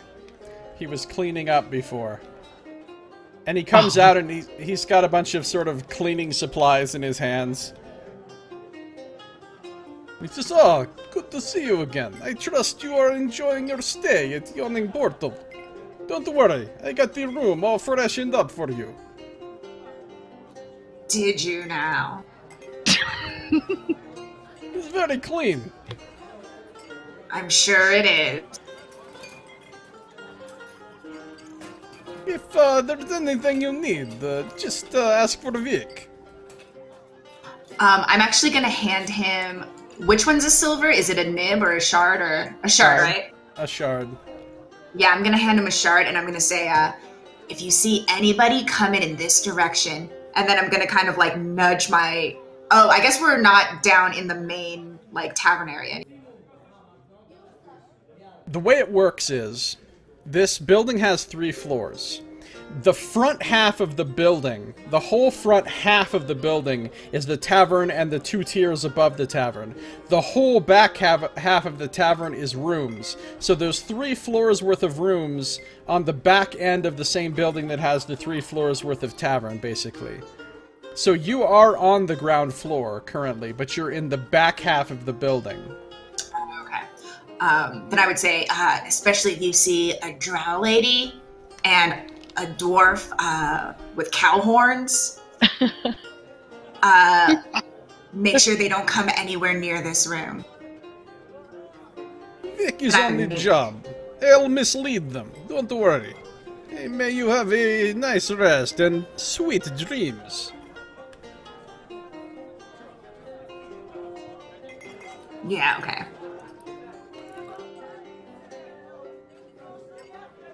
He doesn't see... Everybody that you run into, pretty much that you've been talking to, has made some sort of face at the smell of you, but he apparently doesn't seem to notice your smell at all, or if he does notice it, he's very good at pretending that he doesn't. He's used to it. He's the charmer of the Yawning Portal. He's the only one who's used to it. As soon as Midge gets in that room, though, she's gonna just like feel along all the walls. If there's anything hanging on a wall, she's gonna like move it and check to make sure there's no like spy holes. She's gonna like take the sheets off the bed if there is, you know, all that stuff, and just like strip the bed, dump it all in a corner. Okay, awesome. Yeah, there's some paintings and stuff, but you check everything out, and it all seems pretty much on the up and up. It seems that way, which is even more suspicious when you think about it. It's too perfect. There is a lock on the door, though. Yeah, Midge is gonna lock the door, and then if there's any furniture, she's gonna push it against the door. Alright, awesome.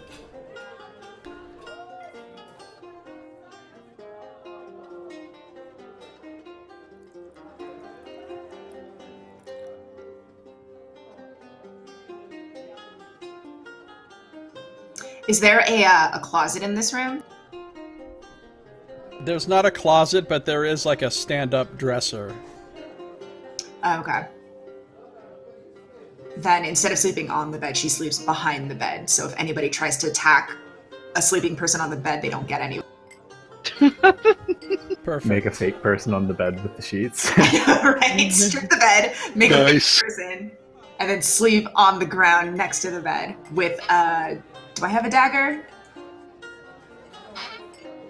With my Wake up every moment or every minute to cast Shillelagh on the quarterstaff.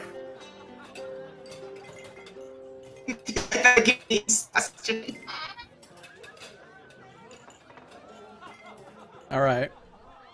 So you are well ensconced in your safety.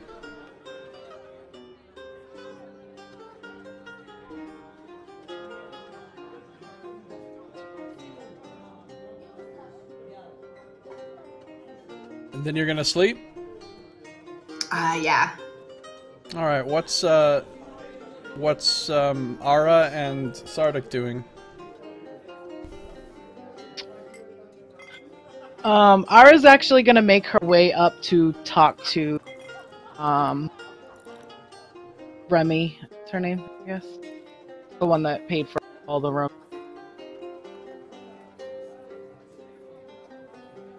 Yes. Yes, her. Amalia Remy Haventree. You saw her working on the ward earlier. She seemed to be the senior of the two mages, because the other one was deferring to her and she seemed to be in charge.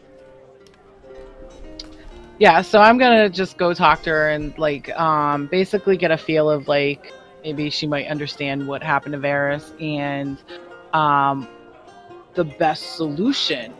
Because if I could get it fixed, which she highly doubts will happen, it wouldn't be that easy in her mind. If she can get it fixed before she has to give Varys off to the Drow, she'd be more than willing to do that.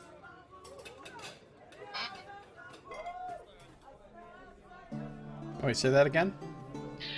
She's gonna go up and she's gonna just basically, like, get a feel on, like, what's wrong with Varys and how to fix it, and find out if it can be fixed, or she decides whether or not she's gonna leave him with the Drow. Oh, she may or may not be Jaheira. Curiously like Jaheira. Alright. She says, hello. Who Hello. might you be? My name is Ara, and she holds up Varys and she's like, this is Varys. Pleasure to meet you, Ara. And Varys. Interesting, I don't usually see people bring babies here. Well, when I was brought here with him, he was an adult. Oh, really? So, he became a baby? Down in the Undermountain, yes. How did that happen? A vision of someone, ha ha ha, and pointed a finger, and he became a baby. Do you mind if I examine him? I hand the baby over. So she looks him over, she casts a spell, and says, oh, This is incredibly strong transmutation magic. Beyond even anything I could do.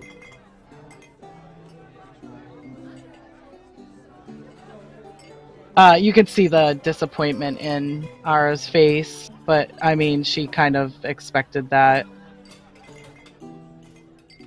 Did you have a run-in with Hathor himself? I'm not sure if it was himself. It was a, like, corporeal version of him. Well, I suppose you're lucky that at least he's alive. And you. Yes. If you were hoping I could undo this somehow, I have to disappoint you. I do know people in the city who could, but we seem to be cut off.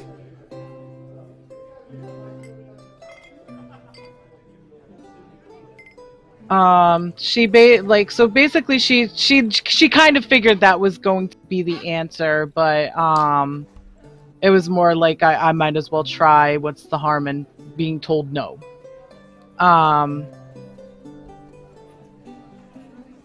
So basically she would just kind of like hint towards like maybe once like the wards have come down, maybe seeking out a friend to see like what can be done.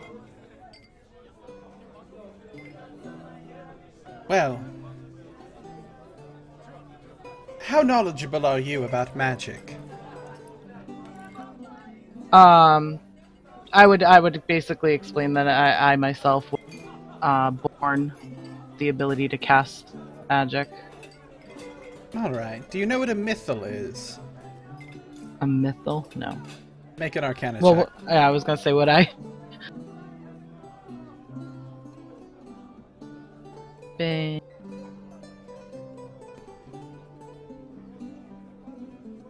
Nope. I don't think Drow really use mythals, so Yeah. it's not unusual that you wouldn't. And you're not a wizard, you're a sorcerer, so you wouldn't have studied as much magical theory. Right. Well, to make a long story short, in the ancient days of the great elven empires, there were incredibly powerful feats of elven high magic performed by many great elven archmages that created these sort of living spells on an area called a mythal. They were protective in nature, and they had great power in order to affect the area which they protected. Since Undermountain was at one time, very long ago, part of Illifarn, the elven nation, there was a mythal here originally. When Hathor came and took over Undermountain, he began to experiment and tinker with the mythal, making it his own. It doesn't have all of the full power of an original true high elven mythal, but it still retains a lot of power to control things in and around Undermountain, which is how Hathor has such incredible influence over the area. Durnan, in his explorations of Undermountain 200 years ago, found an ancient elven artifact which contained part of the power of the mythal. He brought that up here with him, and he used it as the foundation stone of the building that he constructed here, which is today the Yawning Portal Inn. And as such, it gave him power of a quasi-mythal around his own establishment. That is what these wards were part of. Various defensive enchantments in a lesser version of a living spell that allowed him to protect his business. However, much time has passed, and because of Hathor's original experimentations and then further alterations by the Archmage that Durnan employed when he built this place, the mythal became unstable, and over time it has degraded, and it has begun failing.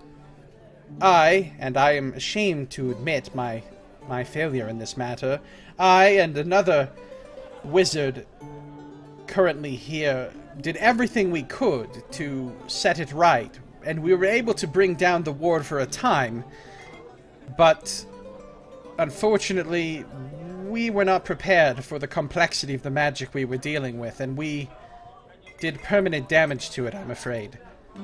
So now it has become stuck in the warded position and is no longer able to be manipulated. In other words, there's absolutely nothing we can do about it now. The word? So we're stuck here indefinitely? More or less, yes. There's nothing any of us inside the Mythal can do about it now.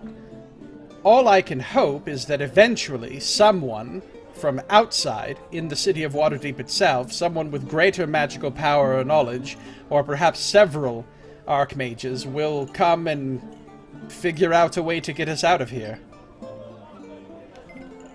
Unfortunately, we cannot even be in contact with them,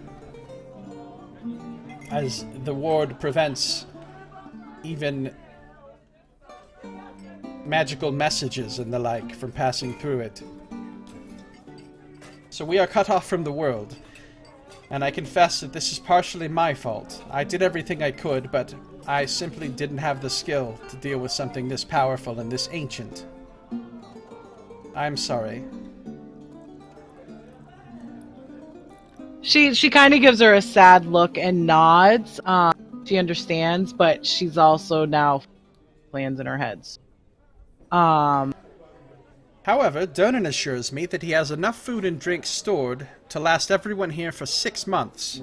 So, we're probably not going to starve or die of thirst anytime soon. Hopefully someone will have figured out a way to free us before that much time passes.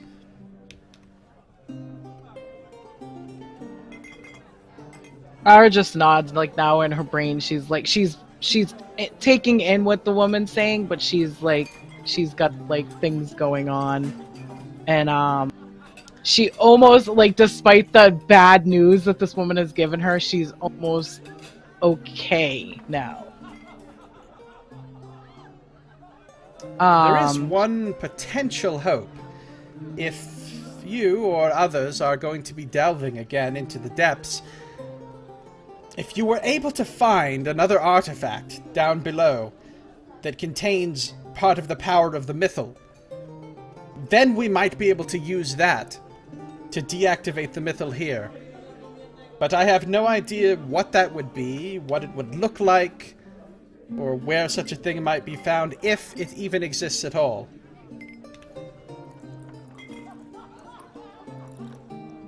Well, I guess I'll just have to collect what I can and hope something works. If you find anything tremendously magical that it seems of ancient elven make, be sure to bring it up. I will do that. She thanks her for her time and apologizes for interrupting her thoughts, and kind of waves No and need. The apology is mine for getting us all stuck in here. Or at the very least, for not being able to fix it. well, you did help get us out of the entry. At the very least. Because she helped fix it when we were stuck in the entryway, right? Where we were stuck, like... Yeah, she's the one that Okay. did most of the work in fixing it originally, when you were stuck in the entryway, yes. Yeah, so I mentioned a thank you, like, not, like, leaving us completely and utterly stuck till our deaths, basically, in the entryway where we couldn't come or go. If I might ask, what are you going to do with your friend there? She looks at Varys.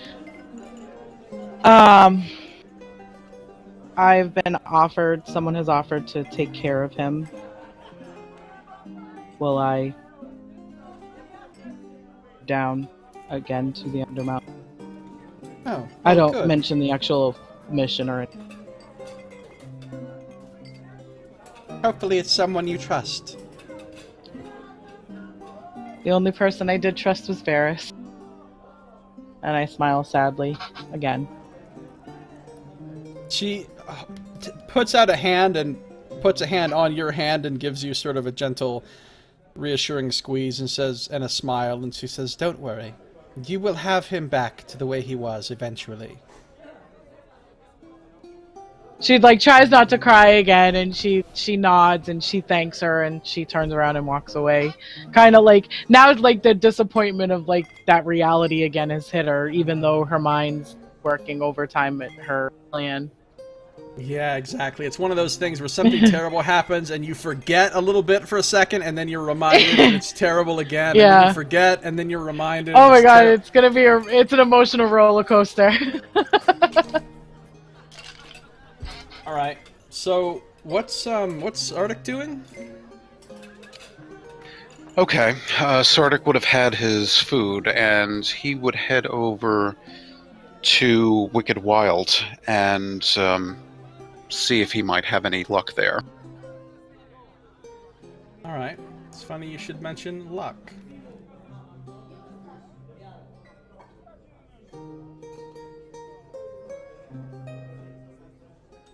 So this is Wicked Wild. She's at a table on her own. She's kind of leaned back, and she's got a large copper holy symbol of Tymora that she's just rolling across her fingers like a coin. In her other hand, she's kind of rolling around and playing with a set of mahogany dice.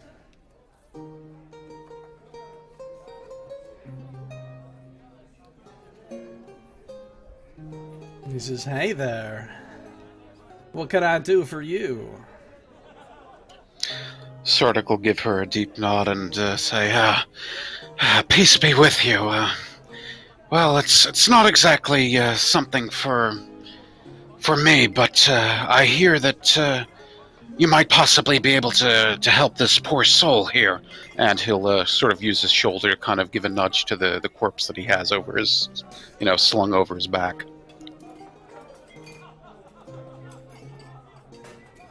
You look like you got one who ran out of luck there. It's true.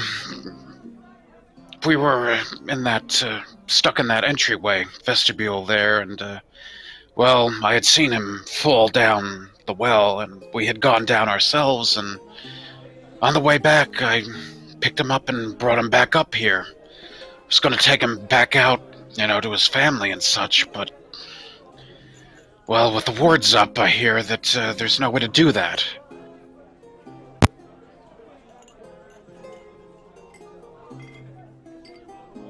She kind of peers at you.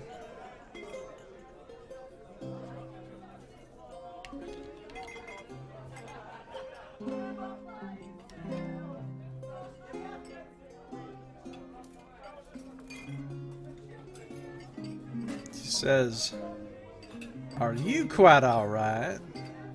You look like there might be something a little off about you." What do you mean?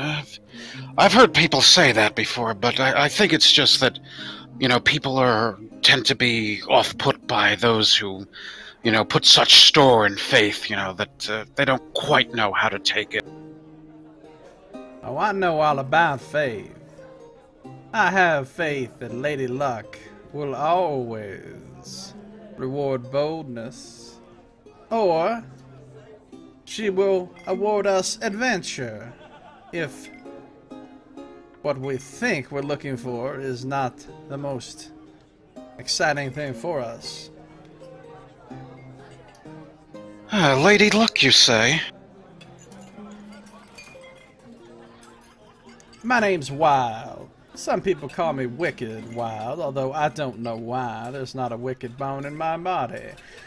But I'm known to serve the goddess of fortune, Tymora. I'm sure you've heard of her. She holds up the symbol. Yes. Yes, I have.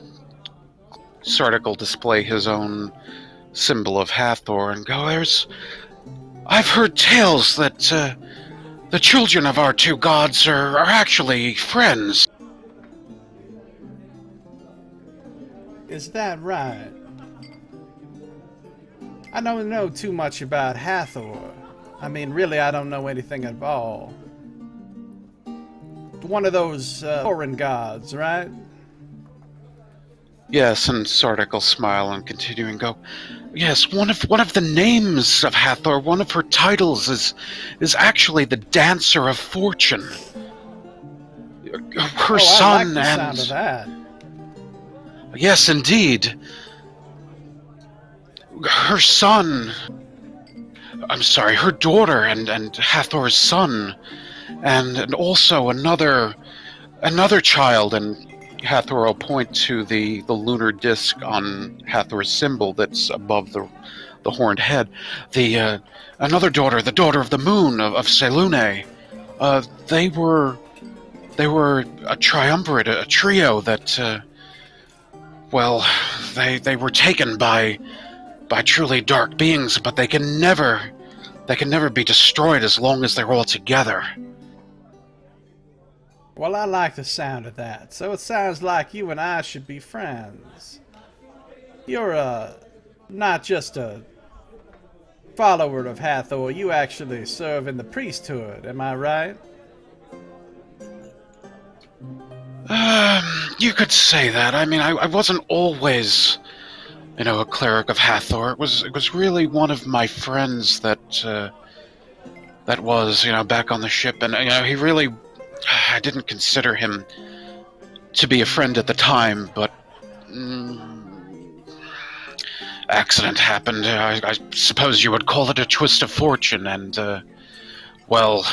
now I've taken up his ideologies and kind of hold them in my heart.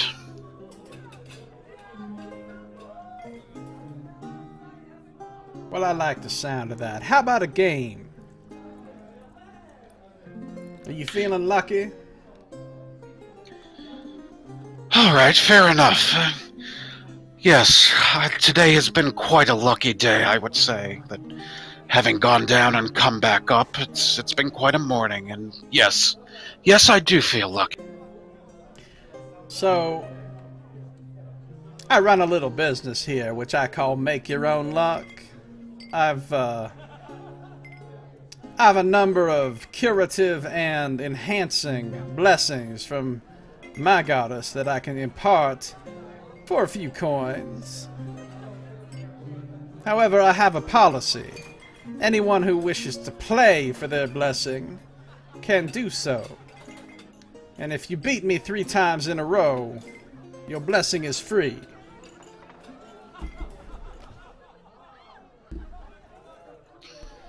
That's an interesting philosophy there. Yes, I rather like that. So are you looking for a little pick-me-up for your friend there, or are you looking for something for yourself?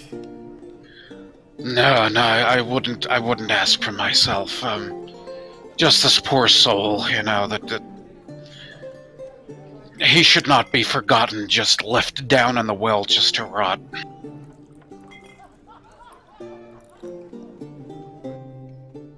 The bad news is... Oh wait, raised dead is 10 days. Yeah, that's good. Well, here's the way it works. If you want me to raise him, I would normally require a small donation of 1,040 dragons.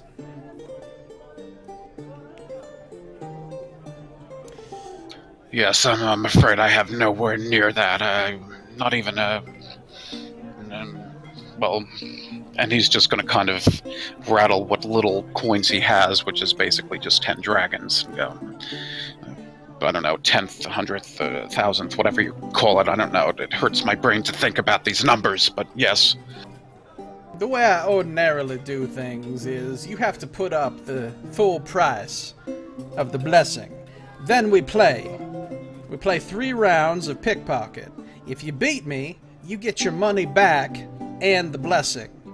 If you lose, I keep your money, and you get the blessing. Now, since you don't have the money this time, I'm willing to make a one-time exception. Since you're a new customer and a fellow man of the cloth, and I liked your little story about your god and mine, so you just put up your 10 coins. Okay, fair enough. And Sardick will readily put those down.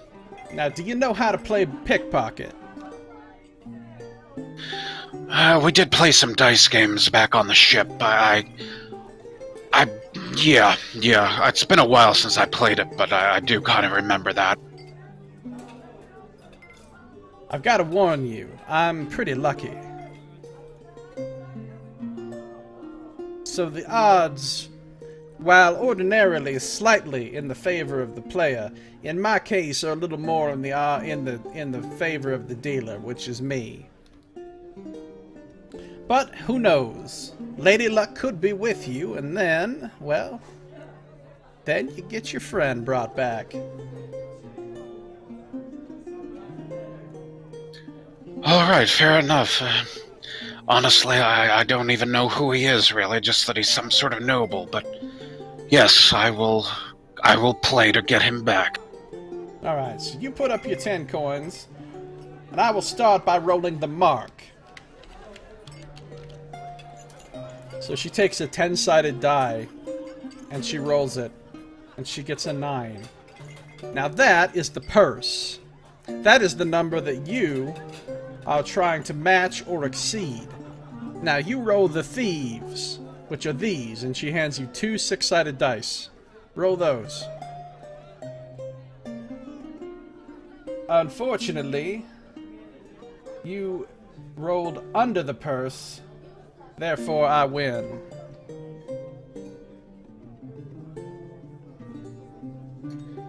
Sardick kind of sighing. Alright, yes, I think I remember this game now, yes.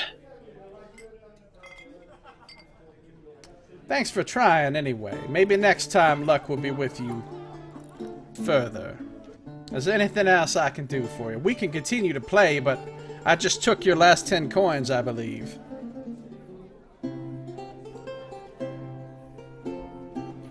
Yeah, and I'll go ahead and take those off. Sardick will say, well, you know, there is one other thing, you know, if I can't be persuaded to have you just simply raise him out of the generosity of your heart, there's one other thing that you might be interested in playing for. Let's see what you got. I've also got his corpse with me, too. Yeah. Well, as I mentioned before, I was told that he is from quite a wealthy, noble family. And if you were to raise him, I would have to think that he and his family would be quite generous and would reward you in kind. I need nothing for myself. I seek nothing with this. You're welcome to whatever they might give you, but I mean, I can't guarantee that myself, but that in and of itself is the essence of luck. I mean, if you'd like to just try your own fortune at that, please, by all means. Alright, make a persuasion check.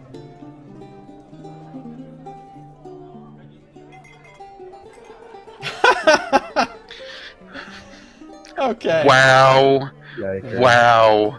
Wow. She shakes her head. She says, I'm afraid not.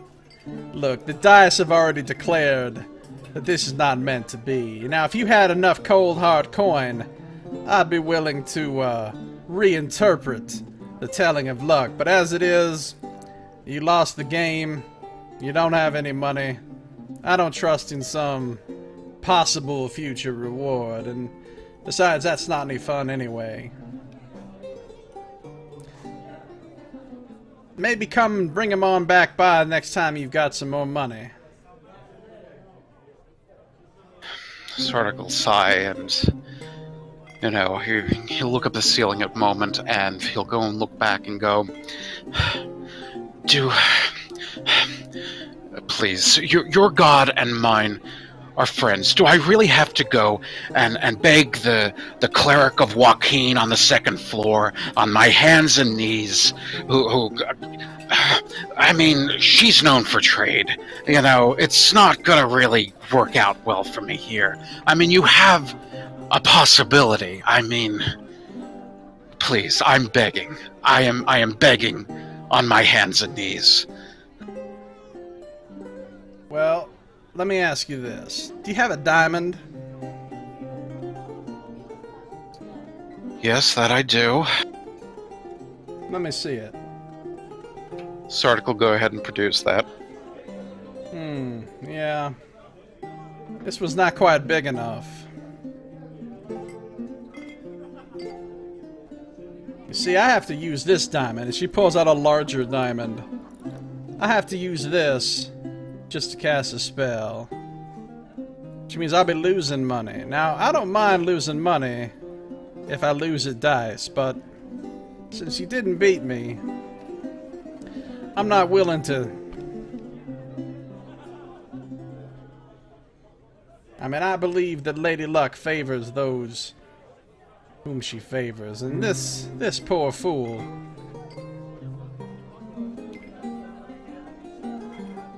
he just isn't favored.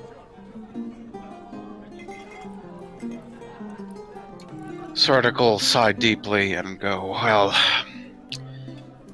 I thank you for at least offering me the chance of raising him up. Thank you for that, at least. And peace be with you. Hey, you know, you got 10 days. If you manage to put together some money between now and then, he might have a second chance. Just all depends on how the lady favors you.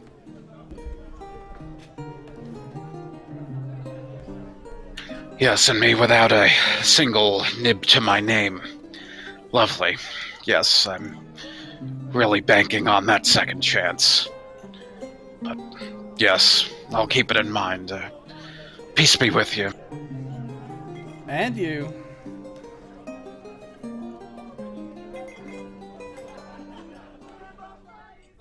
So, you drag your corpse away dejectedly. Yep.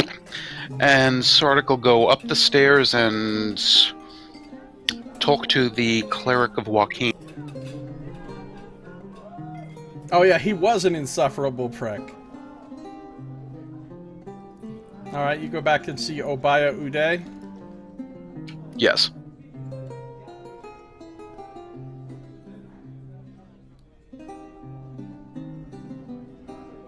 She says, welcome back. You bring me any magic items, maybe a spell book. Well, we haven't found anything overly magical yet. I found a few odds and ends down there, but nothing I can really say is magical. But I come asking for a bit of a favor, not for myself, but just for this poor soul that I found down there who fell down the well the other day. She looks at the body sort of distastefully, as though, you know, she doesn't want to have anything to do with it. Why you bring a dead body up here? Because you like me, are a cleric. It's what we do. We're meant to... Let me stop you right there. I am a priestess of Joaquin, yes, but my level of faith is not yet great enough that Joaquin has given me the ability to bring back the dead. My apologies. Well, I'm in the same boat, so I hear you on that. Peace be with you, and thank you for listening. Good luck. May your paths be lined with gold. I could use a few thousand of it to get him up, but yeah. Alright. So, meanwhile, what was Ara doing?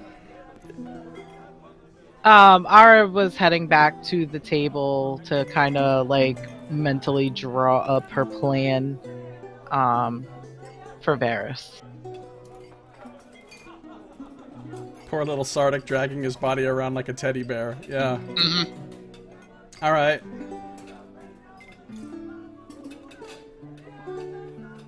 And Sardick, did you have something else you wanted to do?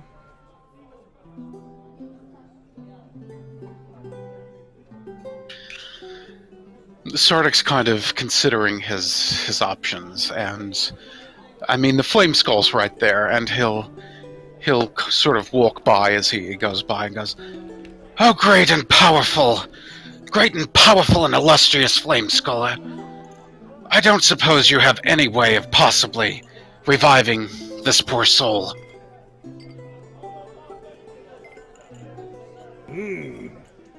Hello! Welcome back to the great Razavi Khorasanis! But no!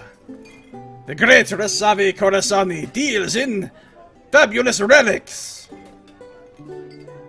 weapons and armor of magical power. But no, Razavi Khorasani cannot bring back the dead.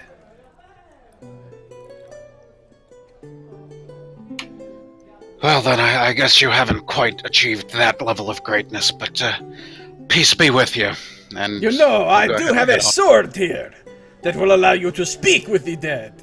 This is Death Eater. He shows you a very fancy-looking black-bladed short sword.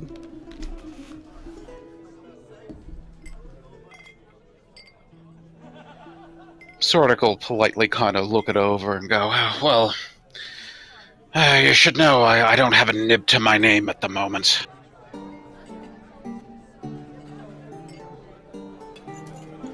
Well then, Razavi Khorasani cannot do anything for you at all.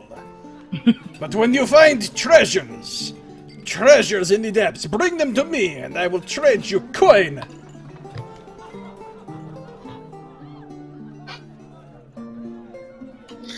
Sardick for a moment considers bringing out his array of items that he's gotten from down in the room there, but thinks better of it and just ends with a "peace be with you" and heads down.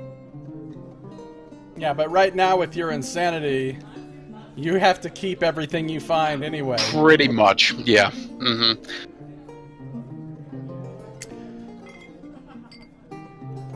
Yeah, it doesn't seem like anybody can do anything for this guy at this time. Durnan's like, "Why are you still dragging that body around my tavern? Back down the well with it. Either you do it or I'm gonna do it." Sardick sort of gives him a glare and looks between him and another body that's propped up on the counter and go, "Well, if you're in the mood and dragging bodies, why don't you start with that one first?" That one's different. He's waiting. And how for is someone. that different? And tell me how, oh elitist. How is that one different? You're getting a little too rowdy. Settle down. This is my place Well, you and I can't- make the rules. That one, it's complicated. Not the same situation at all. That one's not rotting. It's not gonna stink up the place. It's not gonna spread disease. It's not gonna... And besides, like I said, he's waiting for someone. That thing you're dragging around is just a rotting corpse. Not... And having... This is a place where people eat and drink. You can't have that here. Well now, if you think about it, it's really your fault that this whole situation is here. I could have simply walked out the doors. But no. Just a simple stroll into Waterdeep, and this would have all been resolved in the matter of, what, an hour? I'm afraid that's not possible now. So, the question is, are you gonna put that body down the well, or am I gonna put both of you down the well? You being here is a privilege. I could revoke it if you continue Yes, to I feel act highly privileged at the moment. Sardick's going to kind of look at the well and sort of think in dwarven terms. And is like the well, is it in the corner of the room? Nope, it's in the center of the room.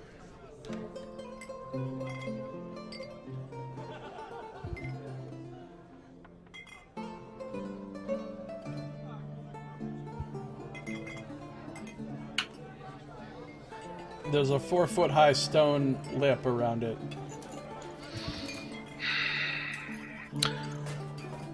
All right, Durnan. Well, if that's what your name is, I don't even quite remember at this point.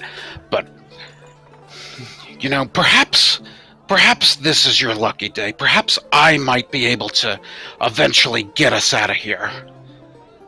If you would simply put up the coin to simply raise him, I would go ahead and get us out of here for free. Durnan just laughs. No, I don't think that's gonna happen. Sardick will go into his bag and pull out his pickaxes and his shovels and show all of his, his hardy mining equipment and say, I can simply go down a bit, burrow my way over, and burrow back up and make a way out of here. I don't think it works that way.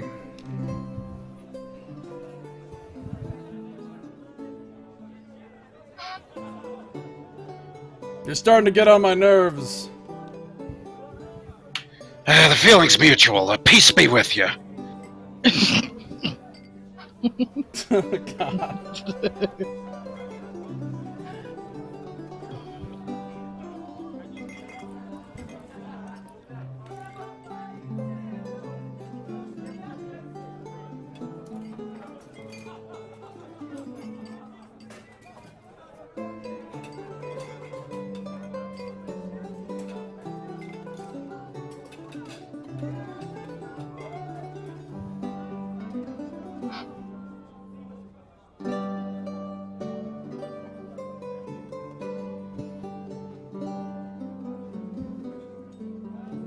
So now what? What are you guys doing?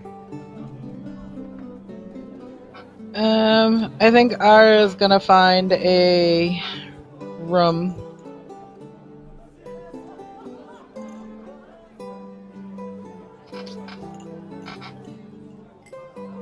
Alright. They take you back to a room. Has 2 beds, but nobody's in the other one.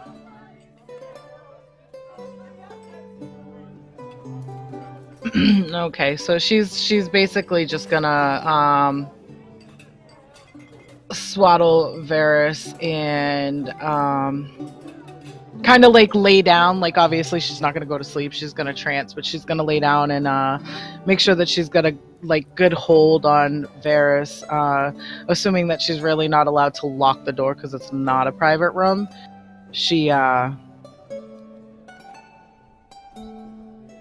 She kind of puts something in the way, though, so that, like, if someone comes in, they might knock it over, which will make enough noise for her to be distracted enough out of her trance to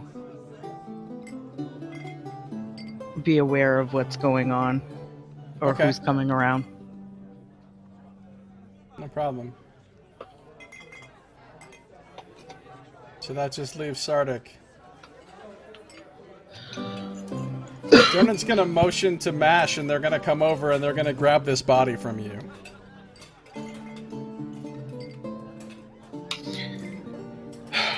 Sardick will fight them off for a moment and say, all right, there's one last thing that I can do. Just give me one night, and I will have this taken care of. Just give me a goddamn room. Godforsaken, set-forsaken room. And just give me a nice 8 hours, and I will have the situation handled. Alright, fine. One night.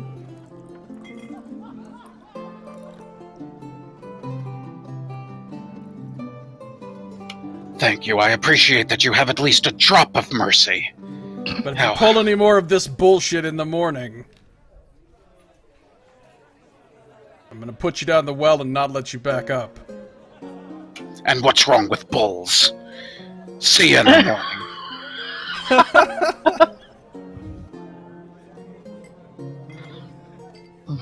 And Sardick will go and head off to a room. Durnan just looks at MASH. Damn millennial adventurers.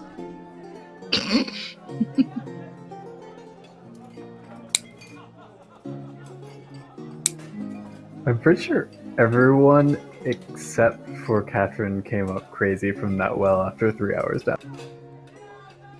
Yeah. Well, Ara's not really crazy.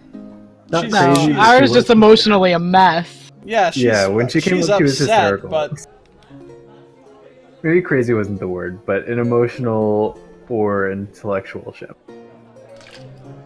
yeah. All right, you going to bed?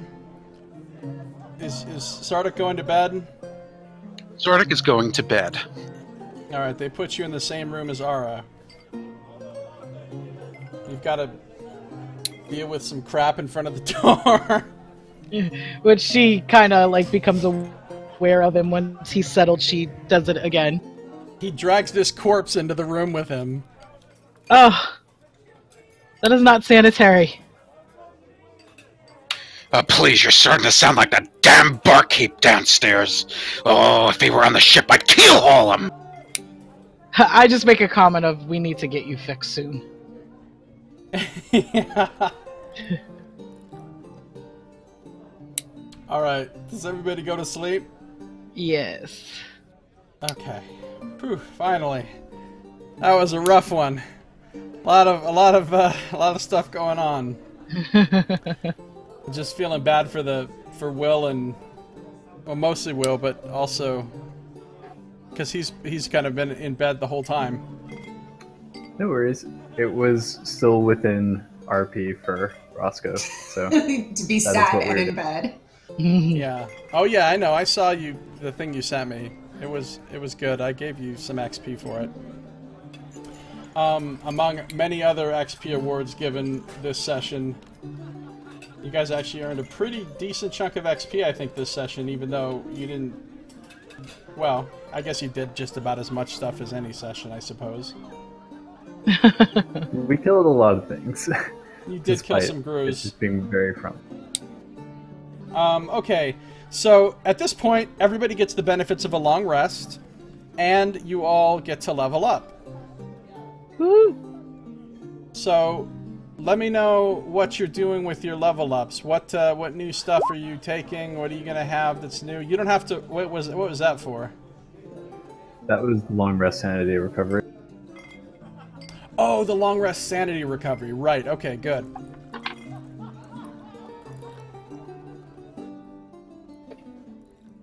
So Roscoe, what are you leveling up in? Rogue or Warlock?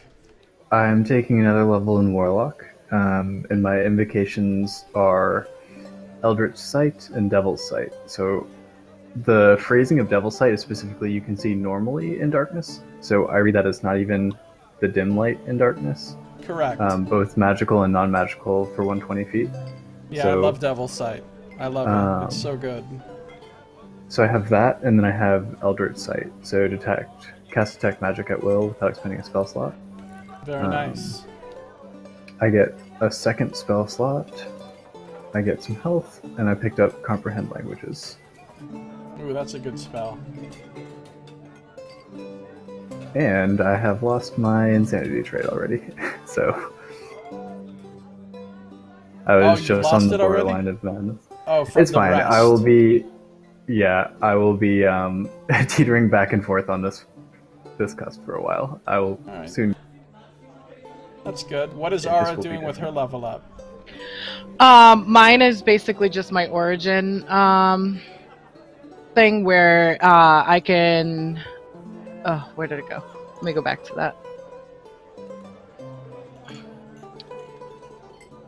Okay, so it's my Draconic Bloodline Elemental Affinity, where when I cast spells of the type of dragon my lineage is, that type of damage is added. My Charisma modifier is added to the damage.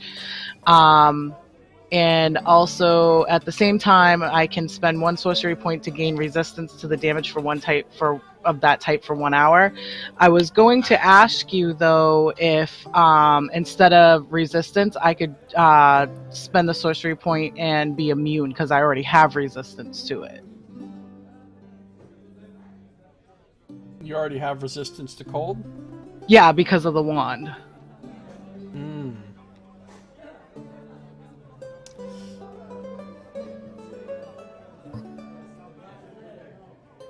Sure.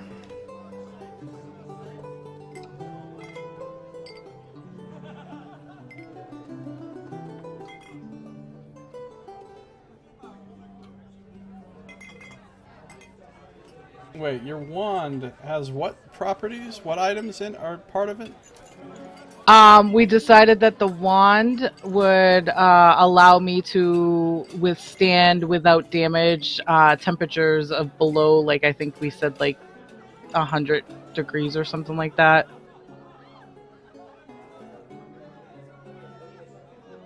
Oh yeah, and what else? What else does it do? I have I the know pearl. it can animate.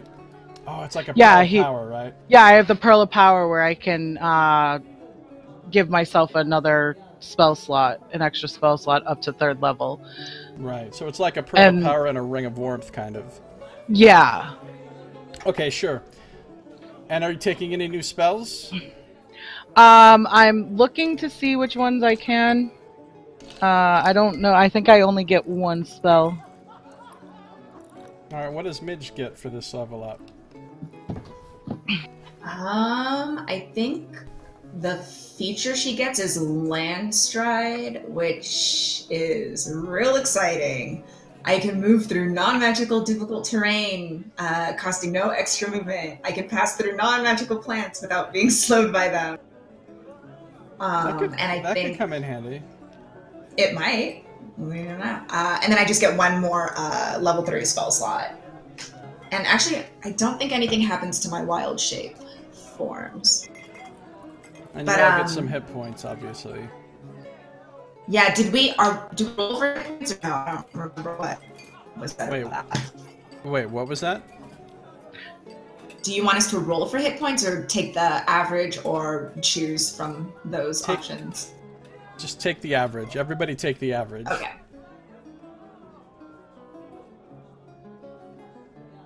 What's Sardick doing? Everybody's just taking another level. Well, Roscoe took a level in Warlock. Ara's another level in Sorcerer. Midge another level Druid. And Sardick? Yeah, Sardick's going to take another level in Cleric, and he gets the Blessed Healer feature for that. Another use of Channel Divinity. His Preserve Life pool goes up a bit. All that kind of stuff. And another spell.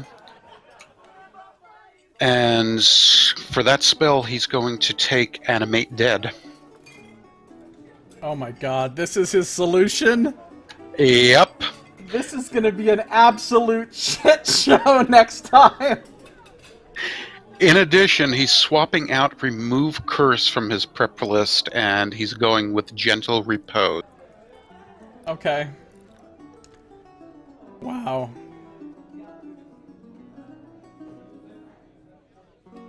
Katrin is taking another level of Barbarian, which would be her 4th level of Barbarian, so she gets a stat raise, which she's going to bump her Constitution,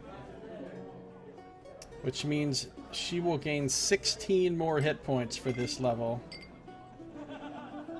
And another point of armor class. She's really tanky now. Well, she already was, but even more so now.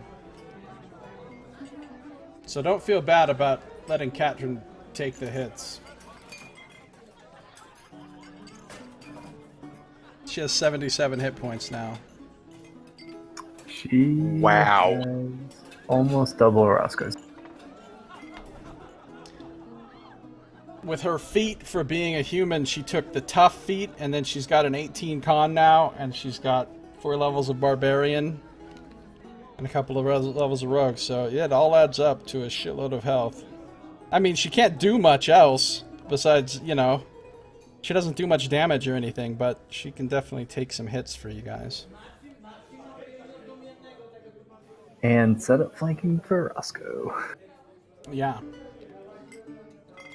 Okay, so everybody's leveling up, and that's where we're going to stop for the night. So next time we'll come back, it'll be the new morning. I'm going to say that 2 hours have been spent general fucking around before this. And then there's an 8-hour rest, or are you guys going to sleep longer than 8 hours? I would do my 4-hour trance and then probably just kind of like draw up my idea for what I'm going to do with Varys. Okay. Yeah, Midge wouldn't need more than 8 hours for the rest. We'll say that 10 hours more have passed by the time it's morning and everybody's kind of getting motivated. So that means a total of 13 hours have now passed, which means you only have 17 more hours of paranoia, Midge. I'll say it now just so it's on the books and not forgotten. Roscoe would probably get up before everyone except for Ara at this point because he went to bed earlier. And he will actually take a bath now that he's recovered some sanity and is in his right mind and realized that he's covered in his own blood. So, all right, yeah, the bathroom is open. You can use it as you need to.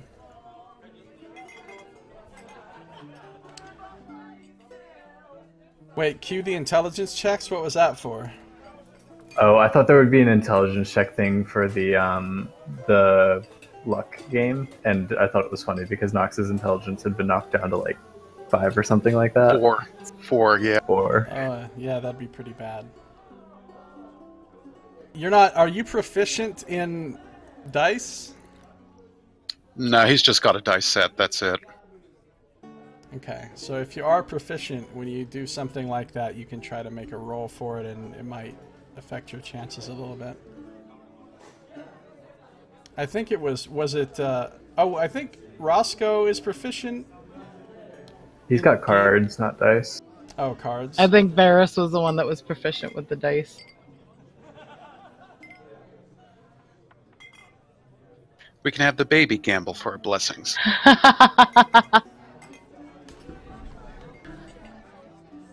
Hey, Amaranth.